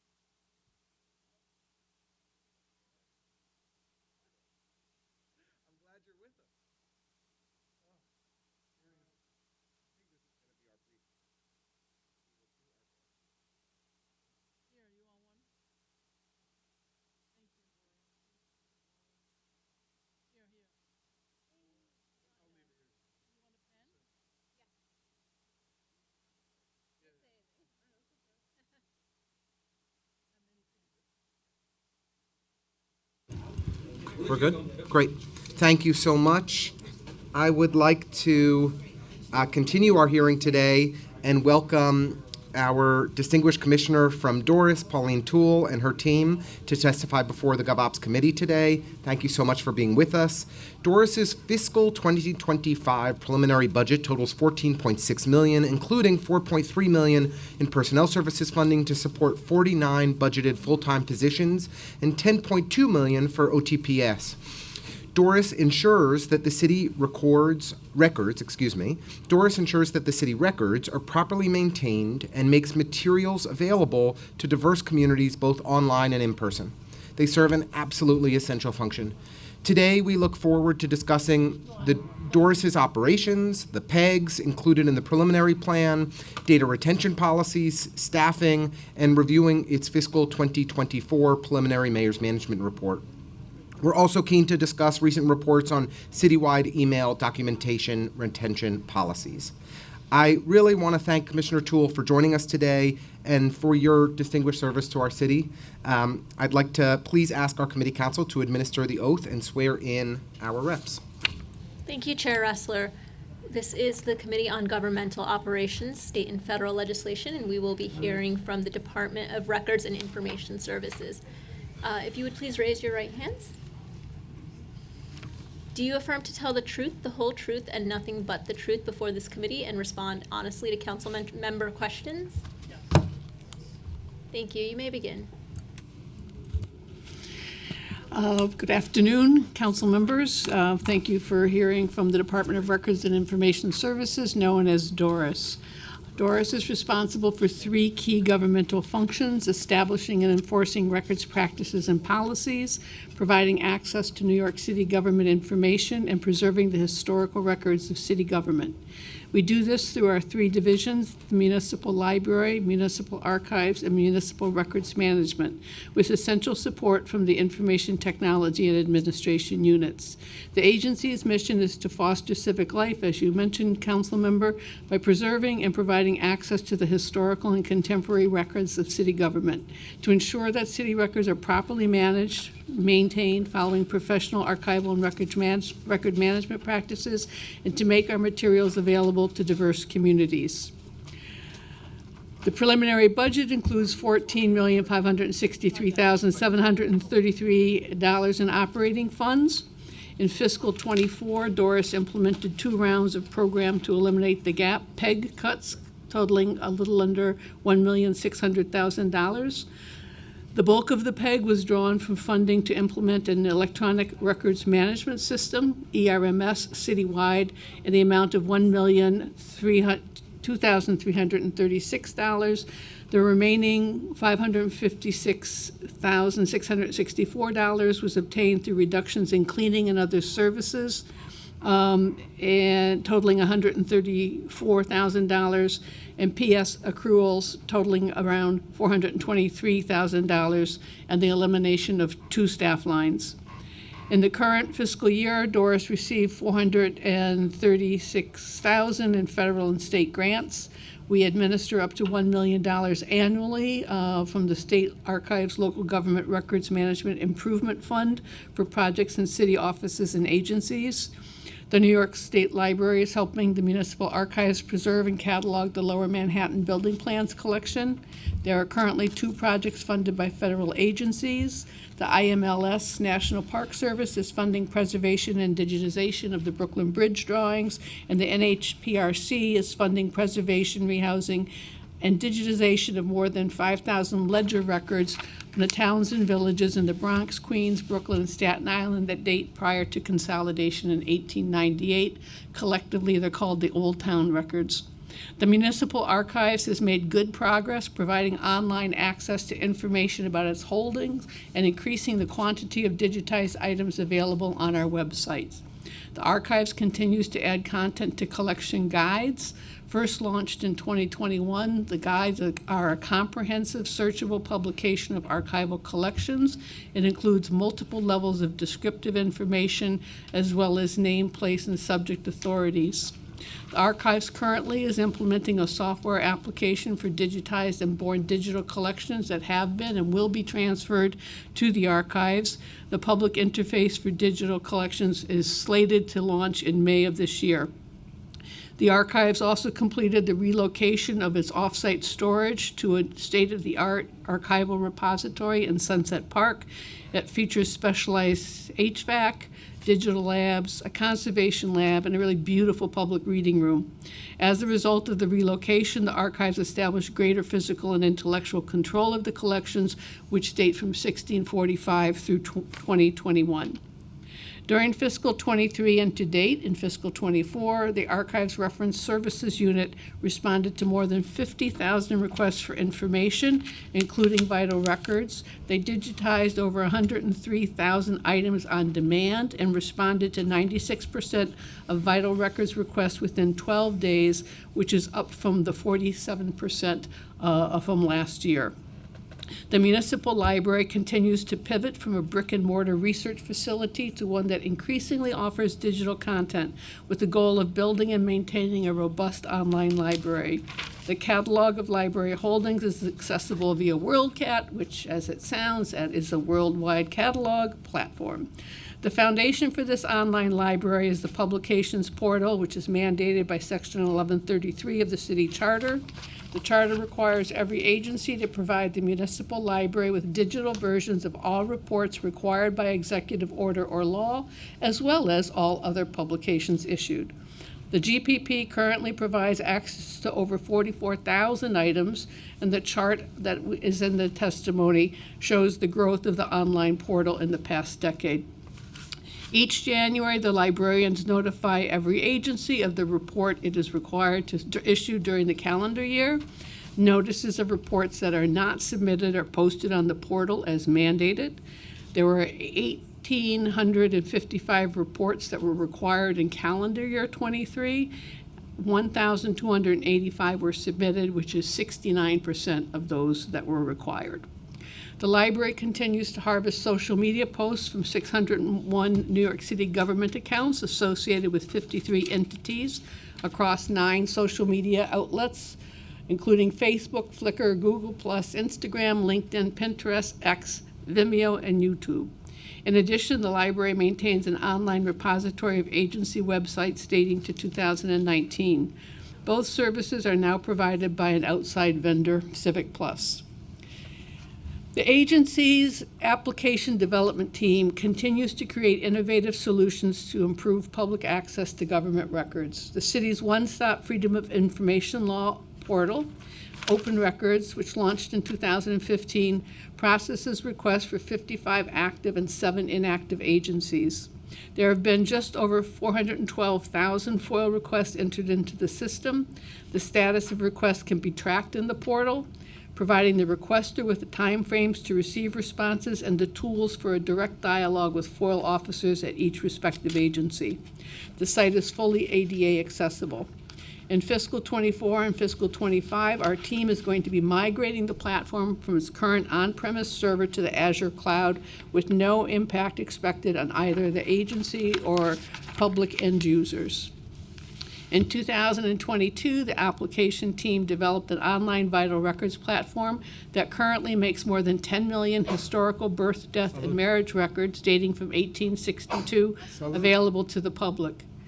High-quality copies of the records can be downloaded and printed from the site at no charge. The historical records allow people around the world to explore their family history, and additional records are added on a quarterly basis. On records management, the city charter defines records as anything created or received in the course of transacting city business. For the past several years, Doris has developed guidance to help city government manage the 2 million cubic feet of accumulated paper records, as well as to implement modern records management practices for born digital records.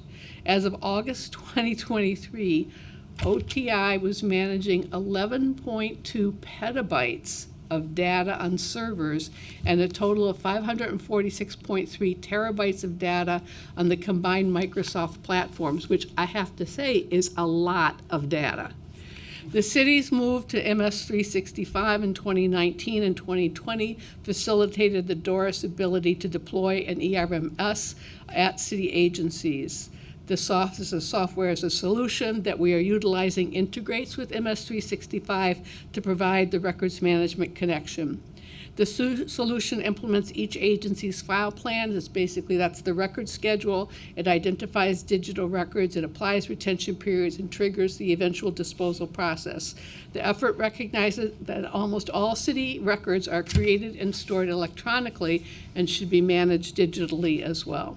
Currently, 30 agencies utilize the ERMS, and there are 42 million records under management. This is up from 7 million at the start of fiscal 24. We are working with OTI and several agencies that did not move their records to the MS Cloud to deploy the solution on records stored in their on-premise servers. And we are now deploying the tool to manage email records at agencies using the service. Public access. Doris has taken steps to expand public access to and engagement with the library and archival collections on-site, online, and in neighborhoods. We offer many online programs, including lunch and learn sessions, book talks, and lectures. Our recent program on the founding of municipal government in 1653 had more than 300 viewers. Our current on-premise exhibit, Uniting the Boroughs, was created in partnership with MTA Bridges and Tunnels. It explores the engineering marvel that is the Triborough Bridge. We have built a strong social media presence with dedicated followers on Facebook, X, and Instagram. In addition to the nyc.gov site, we have 2 .nyc sites, Women's Activism, and archives.nyc, and then a separate City of New York site, Harlem Conditions. Archives.nyc includes images from our exhibits. It has a weekly blog post. It has examples of digital collections, a New Amsterdam story collection. It's also an entry point for volunteers to sign up for our storytelling initiative, which is called Neighborhood Stories. This project pairs volunteers who gather stories and residents who want to share information about their neighborhood. It's based on the notion that the effect of governmental decisions is experienced by everyday New Yorkers. So these perspectives about schools and housing and street cleaning and parks, policing, you name it, they're available online and will be available going forward in the archives. Harlem Conditions focuses on a 1936 report to Mayor Fiorello LaGuardia that was not published at the time. A stellar group of New Yorkers had been appointed to a commission to explore the roots of a 1935 riot in Harlem. Their conclusions have resonance today. We have also exhibited archival content at the annual Photoville show, most recently linking sound from historical WNYC radio broadcasts with video from the NYPD surveillance films. And finally, our education outreach includes connecting high school students with access to primary source records and providing elementary school students with either an in-person or online trip through the Brooklyn Bridge records. This summarizes our key activities, and we'd be happy to answer questions if we can. Commissioner, that was informative and insightful. Thank you very much for taking the time to craft that testimony and sharing it with us. I'll jump right in. The FY24 preliminary budget for Doris totals $14.6 million, including $4.3 in personal services to support 49 full-time positions. That's the FY25 budget for Doris. That's a 10% reduction from the FY24 adopted. And I'm just concerned about your all's ability to continue to fulfill your vital mission facing such a significant budget cut. Well, I appreciate your concern, and obviously everyone is dealing with a very difficult situation with the cuts. We were,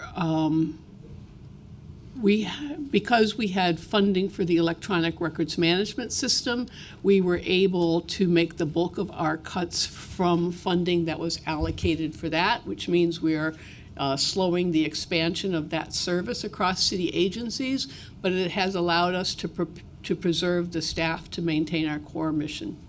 Okay. I'll come back on the electronic records management system. You know, earlier in your tenure as commissioner back pre-pandemic at FY19, in FY19, we were at 61 full-time staff for Doris. So we're now at, I think, a 47 budgeted staff. We're looking at a 23% reduction. With that significant reduction in the workforce, do you believe that Doris can continue to fulfill its vital mission? Well, that number from 2019 also included positions that were funded through grants, and so not all of the positions were tax levy funded, so the number you're looking at with 49 budgeted for fiscal 25 doesn't take into account any funding we might get for work that would allow us to bring on additional staff. Have you secured grants that will allow you to bring on additional staff? We have one grant right now that has one grant to Stack Pool.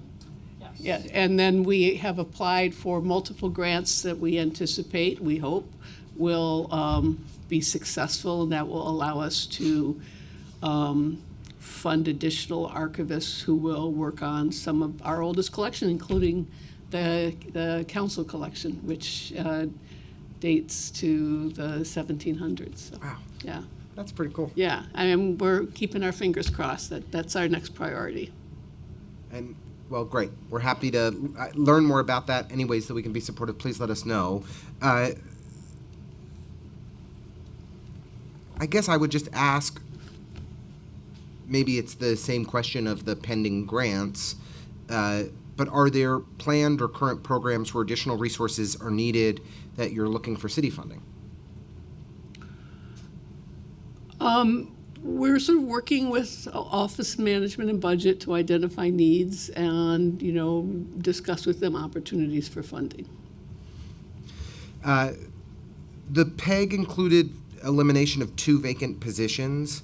How was the decision made to eliminate those positions? Was that by Doris, by OMB, or together in consultation? No, Doris just made the decision to eliminate the positions, and we looked at the positions that were vacant and the likelihood of being able to fill those positions in the near future and the availability of other resources to do some of that work. To return to the ERMS,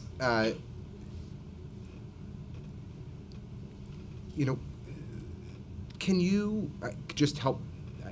My understanding is that by implementing this PEG on the ERMS, you're slowing the timeline by which agencies will adopt utilization of it. Is that right? That is correct. And can you break down how many agencies will not be utilizing the electronic record management system over what period of time as a result of this? I don't have that figure for you, but it really depends on how you define agencies, offices.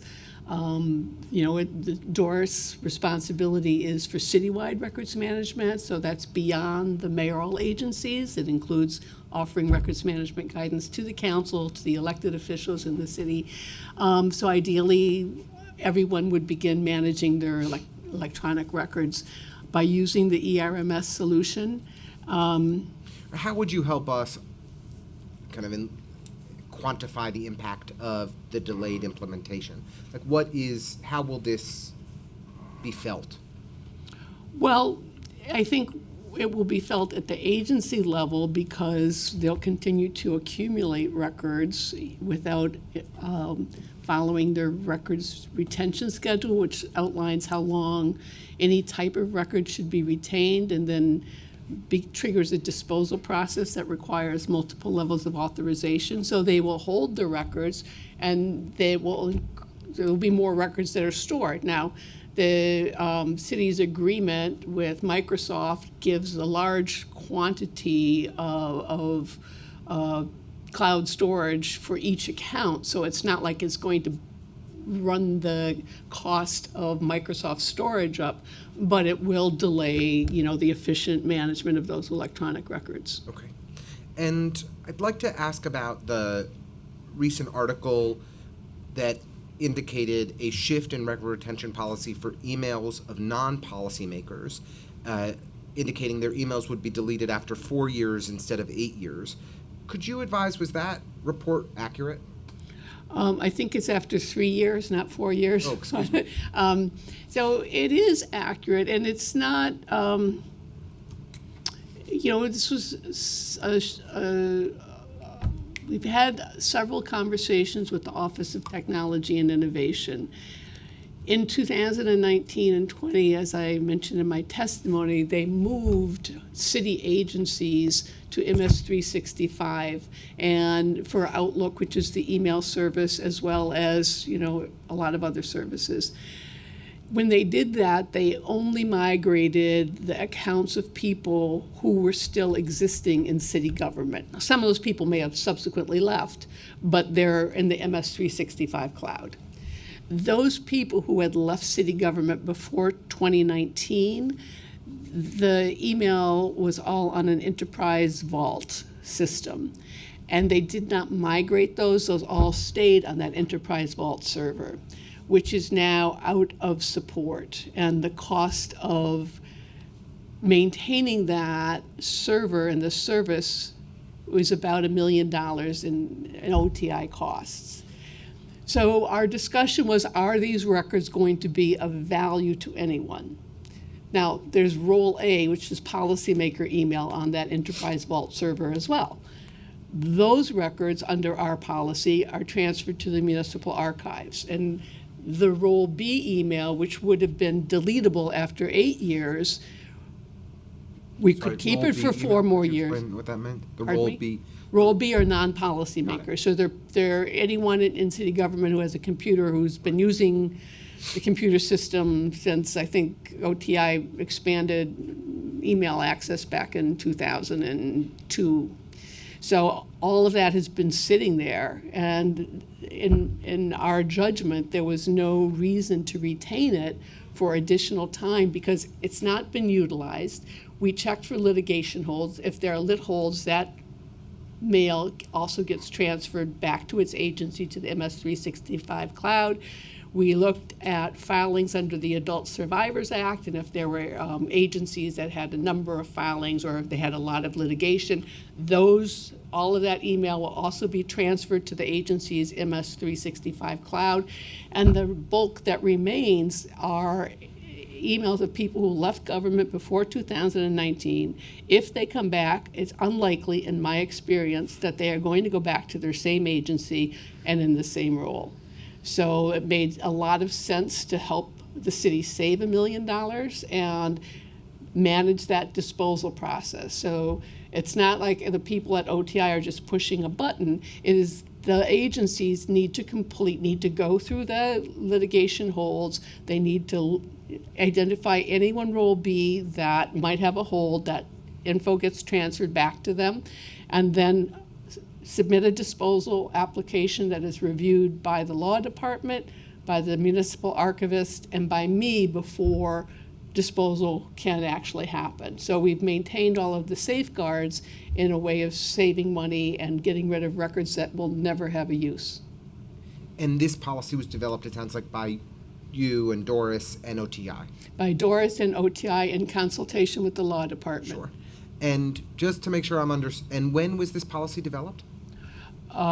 We started talking about this maybe last year, about a year ago, and sort of as OTI defined the problem and we began to get our hands around things, we had to wait until after November when the deadline for filing a claim under the Adult Survivors Act ended, so we could identify entities that in the city that might have more filings, or if there were a lot, we might not move forward with the project, but it ended up that it's a viable project.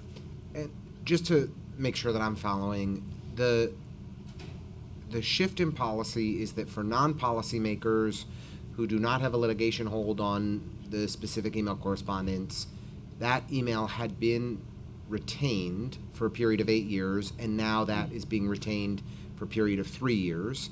And there's a process before it's ultimately, eliminated or destroyed. But that is the shift to avoid the cost of storage, which is approximately $1 million a year. Yeah, there were two points of clarification. One is this email of Role B, so non-policymakers who left city government before 2019. Right. So those non-policymakers who still are in city government, their email will be retained for the requisite period of time, the 8 years. And the other piece is, no, it's not that email was being kept for 8 years.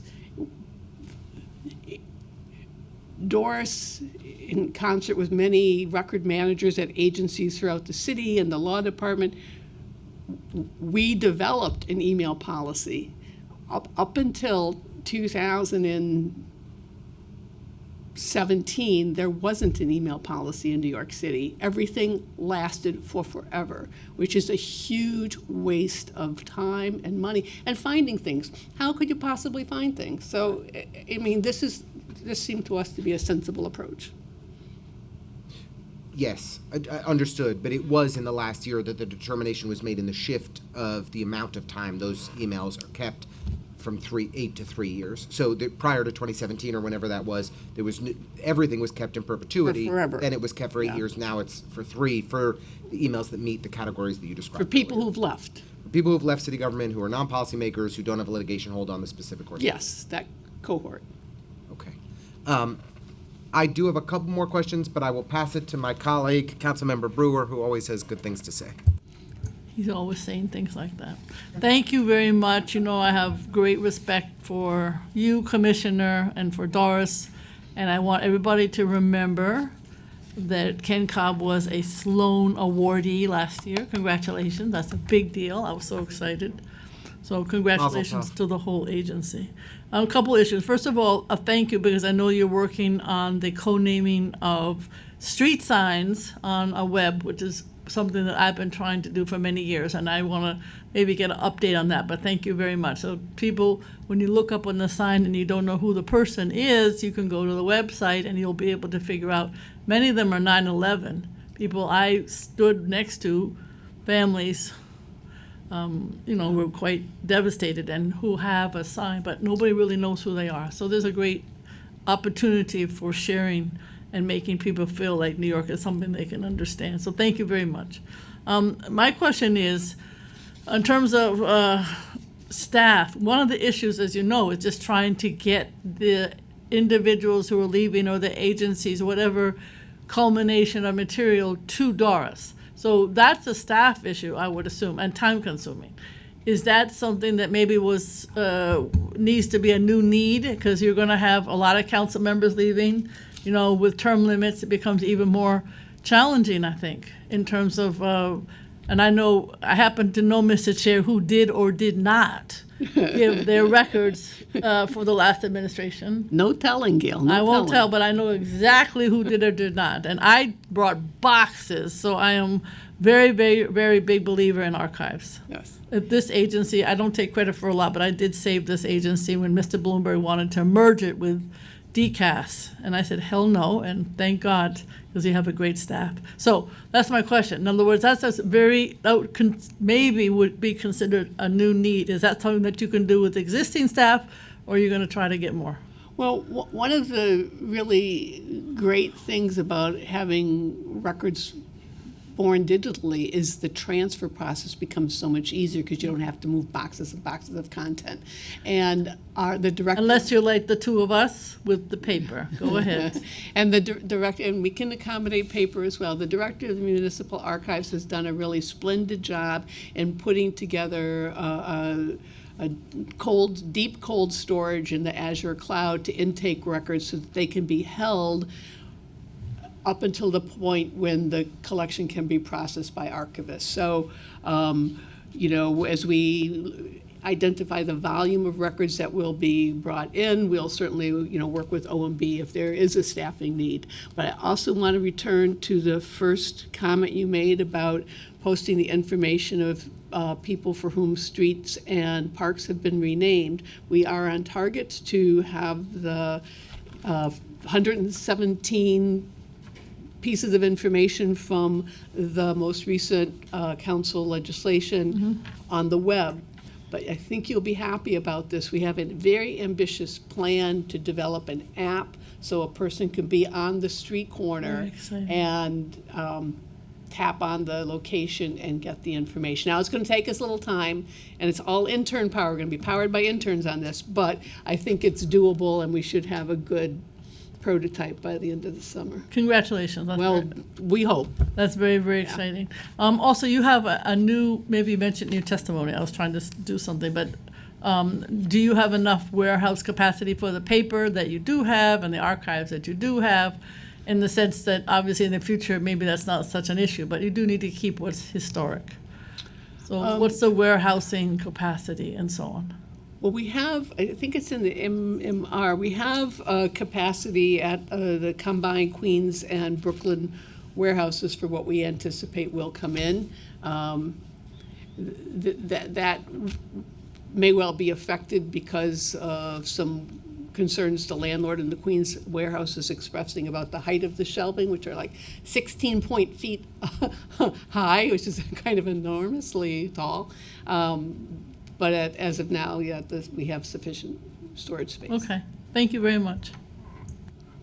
Thanks so much, Councilmember Brewer. And the celebration of street renamings and educating New Yorkers about the history of people who have contributed so much to our neighborhoods is a tremendous undertaking. And on that and on other fronts, if there are ways that this committee can help amplify the good work that's happening at Doris, we really want to do so. So please don't hesitate to keep us apprised of milestones and progress that we can celebrate with you. We'd be happy to do so.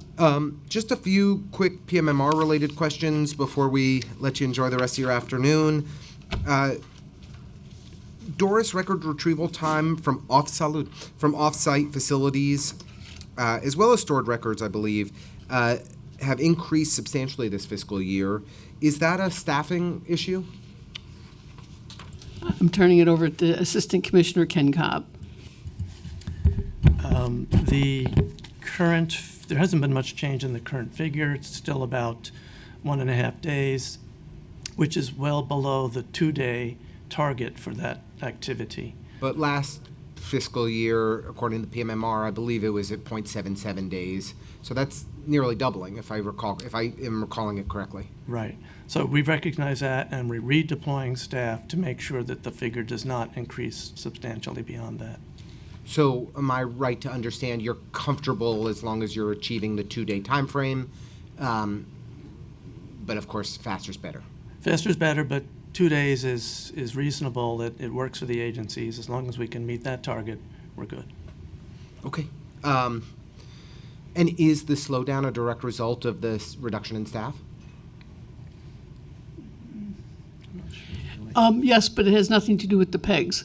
It has to do with people leaving, their temporary workers and leaving and being able to fill positions, yeah. There was significant improvement in the processing of vital records requests. Do you want to just speak for a moment about the success you've had there? Yes, it's really quite extraordinary. The average time to process requests for copies of historic vital records is still, we're down to 7 days when it previously had been about 17 days.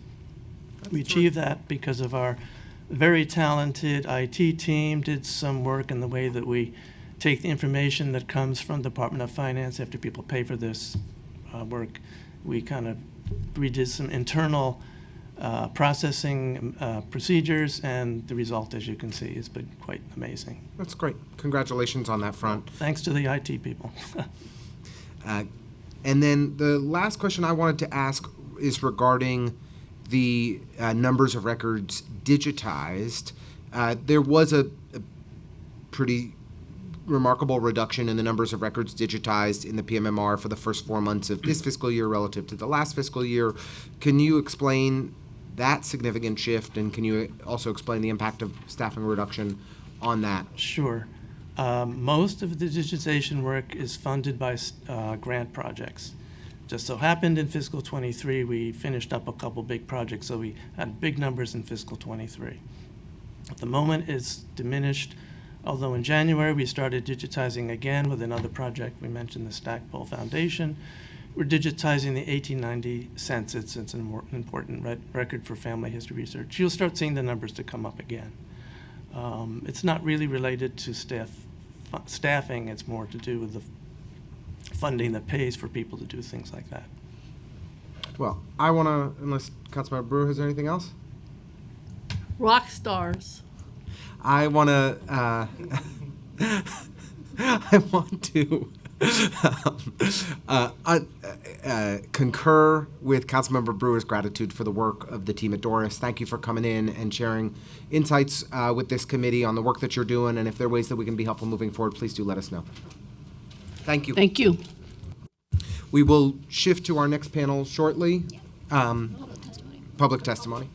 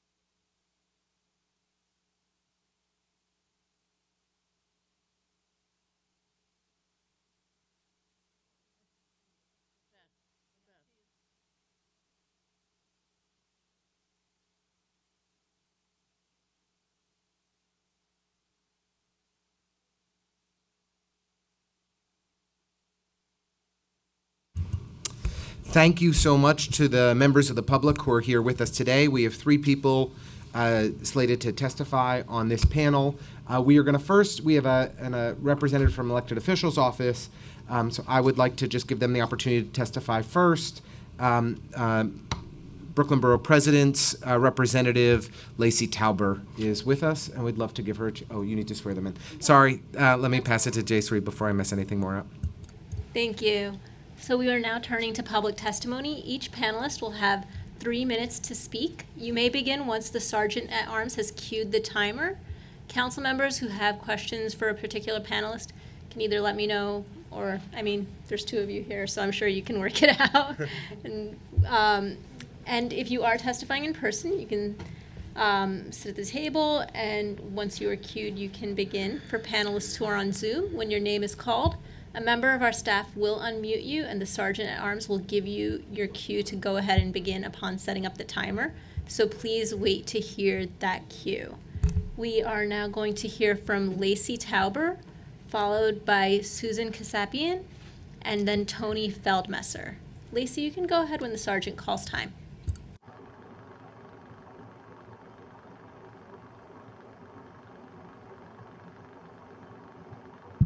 Your time has begun. Okay, sorry, I heard it. Got it. Thanks. Hi, Chair Ressler and members of the committee. As mentioned, I'm representing Brooklyn Borough President Antonio Reynoso today, the Legislative Director here at Borough Hall. And I'm basically here to talk about community board budgets, even though they're not on the hearing agenda today. As you know, community boards are a critical link between the public and city government, weighing in on important issues that impact everything from small businesses to street safety to the availability of affordable housing, and their individual budgets, as well as the support they receive from external partners, deserves the council's attention. This is a challenge, actually, since there is no one agency responsible for supporting their work. In practice, each board is its own independent agency.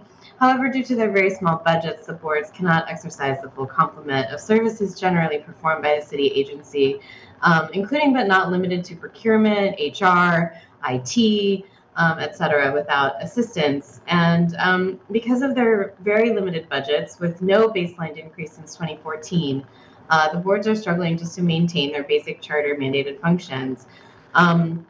Accordingly, the charter tasks both our offices, the BPs, and the Civic Engagement Commission with providing technical assistance and training to the community boards. However, the BP's office is simply not funded to provide the full scope of the support and technical assistance that they need. And the CEC is facing major proposed budget cuts that will hinder their already limited work in this area.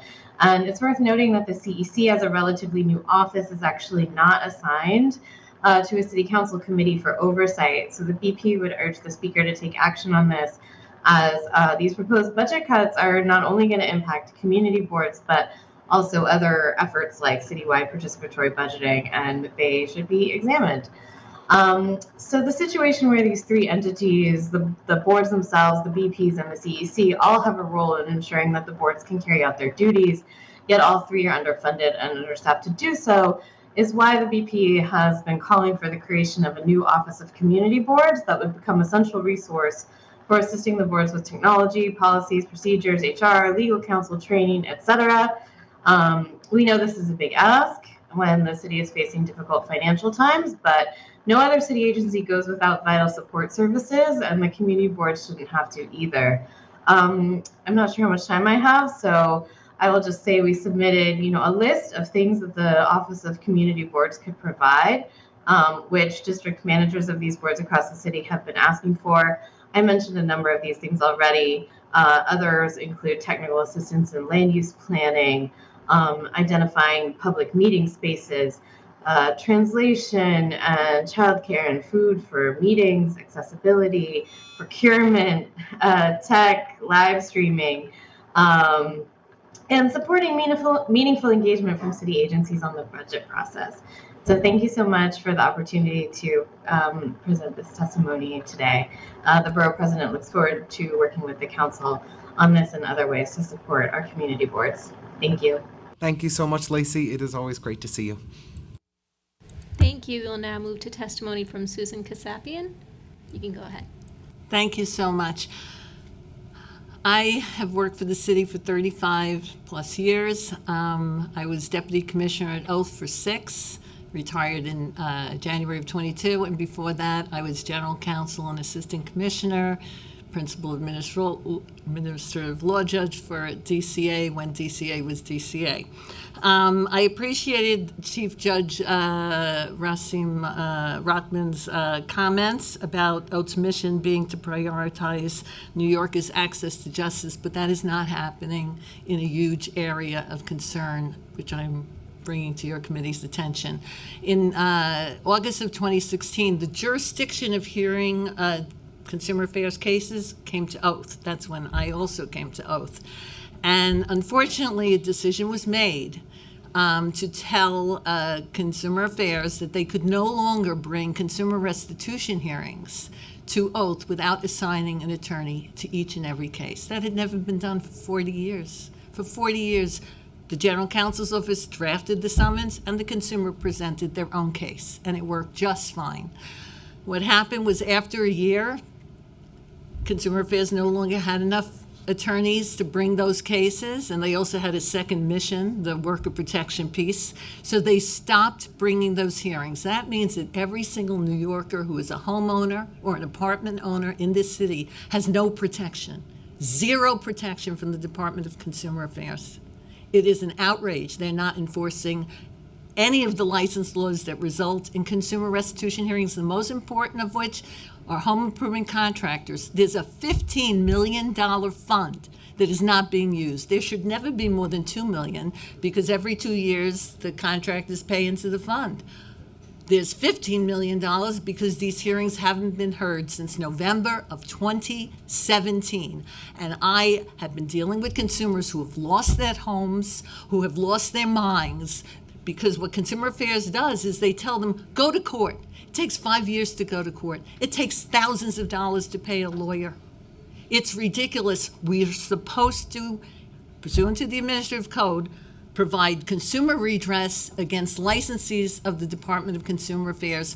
They're simple hearings to write up, and the consumers can present those hearings. And on the collectability of fines point that Councilman Brewer brought up, the absurdity is that the funds can pay fines and restitution, not like LLCs that just go out of business and you can't find them. This is real city money that the city coffers are not getting, and they can be getting it with legitimate contractors that pay the fines they're ordered. But if the contractor doesn't pay the fines, they can invade the trust fund. And there's a second trust fund for tow truck companies. That fund has hundreds of thousands of dollars. That's not being utilized. It's totally absurd. And I just end off with the mind-blowing absurdity that vigilante consumers are allowed to present cases on idling of engines and noise complaints, but Oath will not allow a consumer homeowner to present their own case. This is in violation of Oath's own hearing division rules, and I was the deputy commissioner, one of them, for the hearing division. It's outrageous. It's lasted for over 6 years. It must stop. The commissioners should talk to each other, and these cases need to be on the docket again, and Oath cannot afford to lose staff. When I was the assistant commissioner, the deputy commissioner there, we didn't have enough staff attorneys full-time then. So there's no way with the added burden that they can possibly do the work they're supposed to be doing, no less this work, which they refuse to do for no reason. No rule is needed, nothing is needed. Someone just has to say yes. Thank you so much for listening. Thank you, Susan. You can, okay, if there's any questions, but. I'm happy to answer questions at any time. I would love to answer questions, actually. We have one more witness on this. Okay. And I'm happy to hear Tony Feldmesser's comments. Next, we have Tony Feldmesser. Tony, you can go ahead when the sergeants call time. Your time has begun. Thank you very much. I'm trying to get my visual here going. I'm at the union office, and so I'm not familiar with their technology. Just give me a moment. How do we do this? Sorry about that. Oh, I don't know. That says stop video. Oh. Don't worry about it, Tony. We're happy that we can hear you just fine. Okay, great. But I put on a nice suit and tie for you. So my name is Tony Feldmesser, and I'm the chapter leader for the UFT's Judicial Hearing Officer chapter, representing per-session hearing officers at the Office of Administrative Trials and Hearings. And on behalf of the entire union, and especially the members of my chapter, I would like to thank Chair Lincoln Ressler and all the members of the City Council's Committee on Governmental Operations, State and Federal Legislation for holding today's public hearing. With me is Eileen Wienerman, our union liaison, and our fierce advocate, both at the union and with Oath. As background, our members are employed in Oath's hearing division. We provide hearings. There we go. Oh, hey. Hey, Susan. Hi. As background, our members are employed at Oath's hearing division. We provide hearings and due process to those who receive summonses issued by the city's regulatory agencies. The respondents who come before us are as diverse as the city. For many, this is their first experience and perhaps their only experience with the judicial system. We cannot emphasize enough how important it is for us to provide due process on behalf of the city to these individuals and entities in the public service. But we are here today to call for an investigation and oversight into Oath's labor practices in the context of its budget and operations. Ironically, we are faced with an employer who, despite being ordered to comply with city regulatory rules on our members' behalf, has chosen to purposely ignore them. In doing so, Oath has undermined labor relations and union rights, cheated our members by reducing their compensation, and wasted city resources. Before going into specifics, I would like to present in plain terms and by example what has been going on and why oversight is important. Imagine that you're an employee working in an office for, I don't know, let's say a government agency, and you're given all the equipment to perform that job, from your computer to your phone, to your stapler, to your heat, from a desk to electricity, from internet access to a printer. And then your employer kicks you out of your office and says, if you still want your job, you must find your own place to do it and supply all those things yourself. And by the way, we're not going to compensate you for any costs that may arise because we kicked you out. We won't even discuss it. Oh, and by the way, if you can't do this, sorry, you're out of a job. This, in a nutshell, in the current parlance, has been our members' lived experience. Before the pandemic, we, like other city employees, worked in offices throughout the 5 boroughs, and we, like other city employees, worked remotely during the pandemic. However, unlike other city employees, we were told one day, after being led to believe otherwise, that we would not be returning to our offices and that we would have to continue to work remotely, no exceptions. If one of our members could not work from home for whatever reason, they were out of a job, constructively terminated, no recourse. Before the pandemic, we, like other city employees, were given supplies and equipment and electronic support so we could perform our jobs. However, unlike other city employees, this kind of support has been deliberately withheld. No exceptions, no recourse. And this continues today, despite a court order to the contrary. Once it became apparent that we would be working remotely moving forward, we made a demand to Oath management to bargain in good faith over the amount of compensation to which we were entitled due to that remote work. This was not some far-fetched or esoteric request. As our deputy commissioner likes to say, a 6-year-old would know. A 6-year-old would know that negotiations are mandatory when a management decision has an impact on employees' compensation. Nevertheless, Oath said no, make us. So we went to the Office of Collective Bargaining and sued them over their failure to provide compensation for equipment and electronic systems and otherwise bargain in good faith. And despite the fact that they had no legal defenses, Oath still said no, make us. So we agreed to mediate through the Office of Collective Bargaining at Oath's own request. Then Oath sabotaged the mediation by demanding we abandon our action as a condition for continuing it. The mediator, who had spent considerable time and effort, could barely hide her anger. So we went ahead with the case. After months of hearings, tens of witnesses, and submitting hundreds of exhibits, Oath did not put on a meaningful defense. Let me just emphasize the fact that this took approximately 2.5 years. So we won. We won the decision. We got a decision from the Board of Collective Bargaining that found us entitled to compensation for equipment and support and directed Oath to bargain with us. And despite this, even with union negotiations going on at that very moment, Oath said no. Oath refused to discuss it with us and brought nothing to the table in direct violation of that order. At this point, I'm going to just refer to the Board of Collective Bargaining Decision 10 OCB 2D 14 that was issued on April 4th, 2023, and that will be submitted with our written testimony. At this point, it's worth mentioning that the Office of Labor Relations was complicit with Oath management at every step. Their conduct fed into the campaign of the worst of employers who have tried and have failed to treat their employees as something less, not entitled to support, like gig workers. And for the record, the UFT established time and again that we were city employees and are city employees. Absolutely. Also, while there's been much discussion about the advantages of remote work to employees, will remote work serve as a means for management, like Oath's, to take advantage of its dedicated workforce? Within this context and in others, we hope that the City Council investigates all remote work practices with an eye toward employee protection. One more thing you should know about Oath's use of city resources. Since our union certification, we've had to file no less than 7 improper practice charges and 1 Article 78 on behalf of the chapter. Oath and OLR have lost or have been forced to settle every one of them.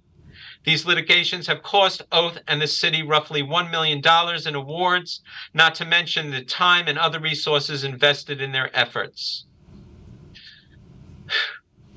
Tony, thank you so much for your testimony, and my only regret is that we didn't have an opportunity to hear from you before we heard from Oath, as we would have welcomed the opportunity to ask questions on this. Same is true for your testimony, Susan. So we will absolutely follow up with you both for more information. I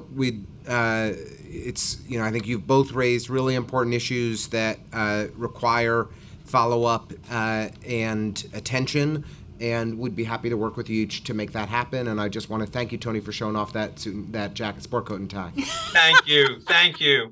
We look forward to our continued engagement with the council on making clear Oath and OLR's conduct toward the city's unionized employees. Thank you. Thank you very much for your testimony. Thank you both for being with us today. We look forward to working together. And I just want to thank one more time Ross, Jayshree, Erica, and Julia for their tremendous work, and Molly from my team. Thank you all for making it through a marathon day, and thank you to Councilmember Brewer. Seeing no other witnesses online or in the room, Chair Ressler, would you like to close out the hearing? Hope everyone has a great afternoon. There you go. Yeah, that was good.